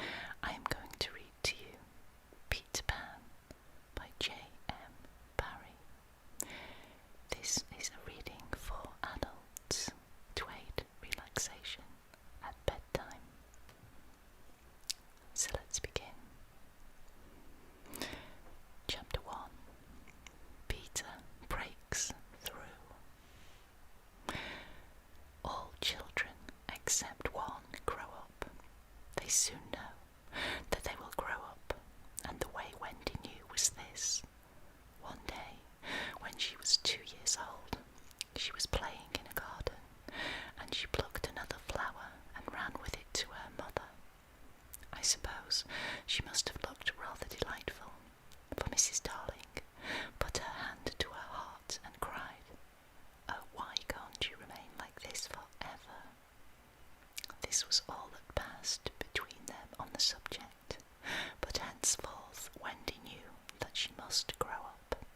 You always know after you're 2. 2 is the beginning of the end. Of course, they lived at 14, the house number on their street, and until Wendy came, her mother was the chief one. She was a lovely lady, with a romantic mind and such a sweet mocking mouth. Her romantic mind was like the tiny boxes, one within the other, that come from the puzzling East. However many you discover, there is always one more, and her sweet mocking mouth had one kiss on it that Wendy could never get, though there it was, perfectly conspicuous in the right-hand corner. The way Mr. Darling won her was this.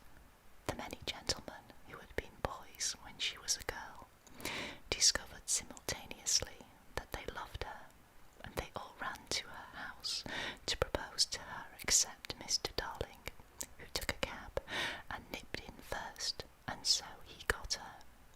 He got all of her, except the innermost box and the kiss. He never knew about the box, and in time he gave up trying for the kiss. Wendy thought Napoleon could have got it, but I can picture him trying, and then going off in a passion, slamming the door. Mr. Darling used to boast to Wendy that her mother not only loved him, but respected him.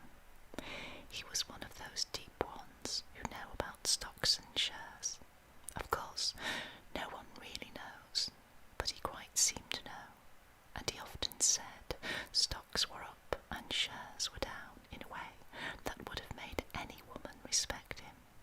Mrs. Darling was married in white, and at first she kept the books perfectly, almost gleefully, as if it were a game.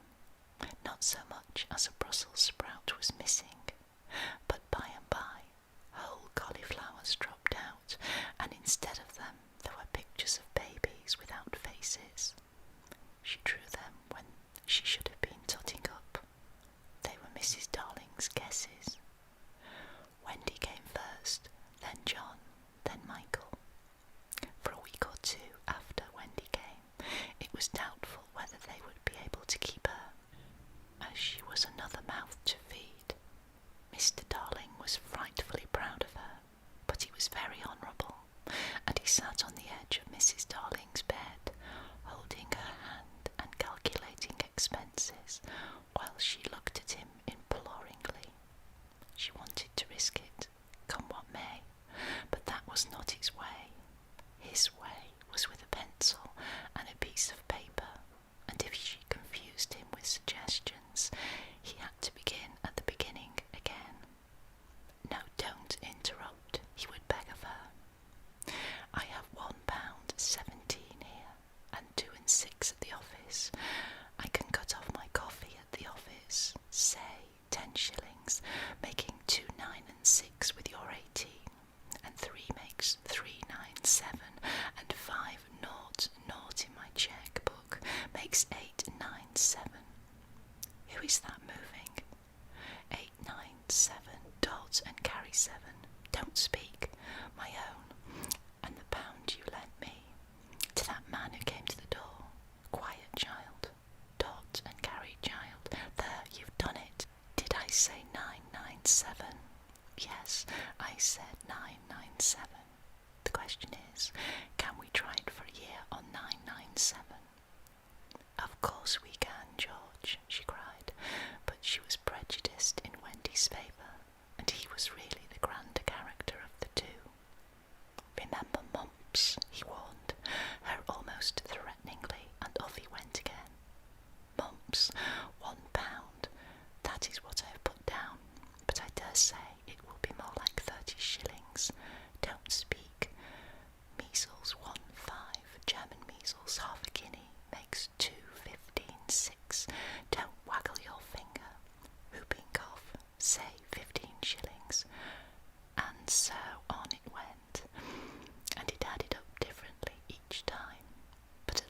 first, Wendy just got through, with mumps reduced to 12/6 and the 2 kinds of measles treated as 1. There was the same excitement over John, and Michael had even a narrower squeak, but both were kept, and soon. You might have seen the 3 of them going in a row to Miss Folsom's kindergarten school, accompanied by their nurse. Mrs. Darling loved to have everything just so, and Mr. Darling had a passion for being exactly like his neighbours, so of course they had a nurse. As they were poor, owing to the amount of milk the children drank, this nurse was a prim Newfoundland dog called Nana, who had belonged to no one in particular until the Darlings engaged her. She had always thought children important, however, and the Darlings had become acquainted with her in Kensington Gardens, where she spent most of her spare time peeping into perambulators, and was much hated by careless nursemaids, whom she followed to their homes and complained of to their mistresses. She proved to be quite a treasure of a nurse. How thorough she was at bath time, and up at any moment of the night if one of her charges made the slightest cry. Of course, her kennel was in the nursery. She had a genius for knowing when a cough is a thing to have no patience with, and when it needs stocking around your throat. She believed to her last day in old-fashioned remedies, like rhubarb leaf, and made sounds of contempt over all this new-fangled talk about germs and so on. It was a lesson in propriety to see her escorting the children to school, walking sedately by their side when they were well behaved, and putting them back into line if they strayed. On John's footer, in England, soccer was called football, footer for short. Days she never once forgot his sweater, and she usually carried an umbrella in her mouth in case of rain. There is a room in the basement of Miss Fulson's school where the nurses wait. They sat on forms while Nana lay on the floor, but that was the only difference. They affected to ignore her as of an inferior social status to themselves, and she despised their light talk. She resented visits to the nursery from Mrs. Darling's friends, but if they did come, she first whipped off Michael's pinafore and put him into the one with blue braiding, and smoothed out Wendy and made a dash at John's hair. No nursery could possibly have been conducted more correctly, and Mr. Darling knew it. Yet he sometimes wondered uneasily whether the neighbours talked. He had his position in the city to consider. Nana also troubled him in another way. He had sometimes a feeling that she did not admire him. "I know she admires you tremendously, George," Mrs. Darling would assure him, and then she would sign to the children to be specially nice to father. Lovely dances followed, in which the only other servant, Lisa, was sometimes allowed to join. Such a midget she looked in her long skirt and maid's cap, though she had sworn when engaged that she would never see 10 again. The gaiety of those romps, and the gayest of all was Mrs. Darling, who would pirouette so wildly that all you could see of her was the kiss, and then, if you had dashed at her, you might have got it. There never was a simpler, happier family until the coming of Peter Pan. Mrs. Darling first heard of Peter when she was tidying up her children's minds. It is the nightly custom of every godmother, after her children are asleep, to rummage in their minds and put things straight for the next morning, repacking into their proper places the many articles that have wandered during the day. If you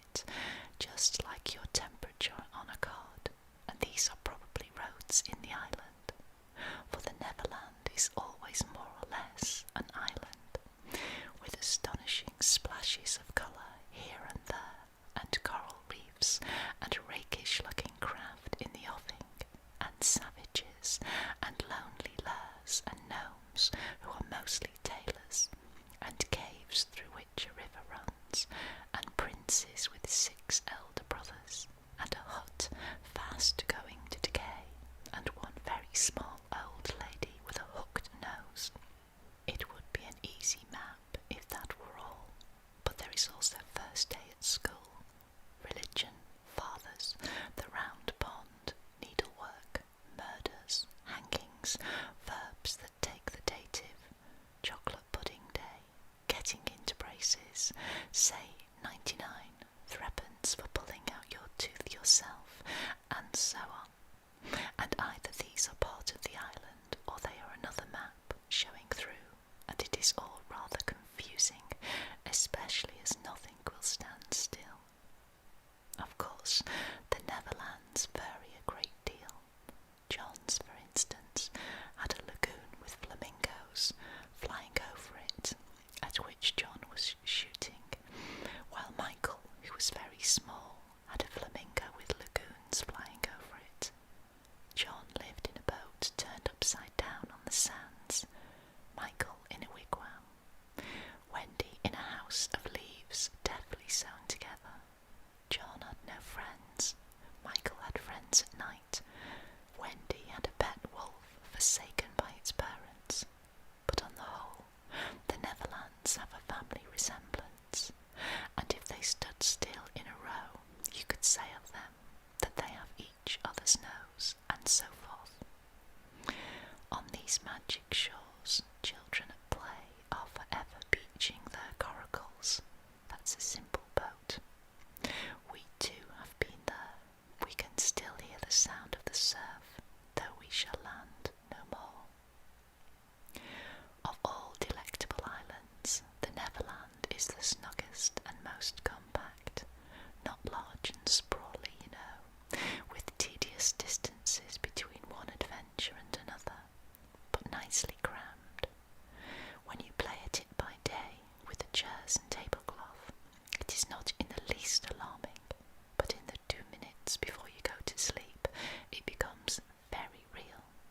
That is why there are night lights. Occasionally, in her travels, through her children's minds, Mrs. Darling found things she could not understand, and of these, quite the most perplexing was the word Peter. She knew of no Peter, and yet he was here and there in John and Michael's minds, while Wendy's began to be sprawled all over with him.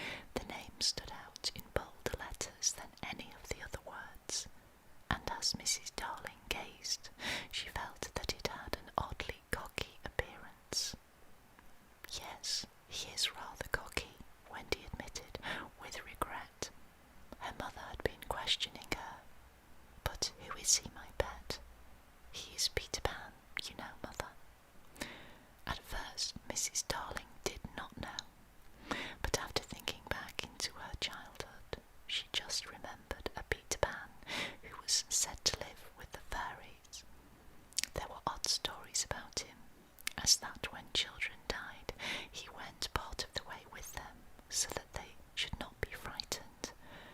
She had believed in him at the time, but now that she was married and full of sense, she quite doubted whether there was any such person. Besides, she said to Wendy, he would be grown up by this time. Oh no, he isn't grown up, Wendy assured her confidently, and he is just my size. She meant that he was her size in both mind and body. She didn't know how she knew, she just knew it. Mrs. Darling consulted Mr. Darling, but he smiled. Pooh-pooh. Mark my words, he said, it is some nonsense Nana has been putting into their heads. Just the sort of idea a dog would have. Leave it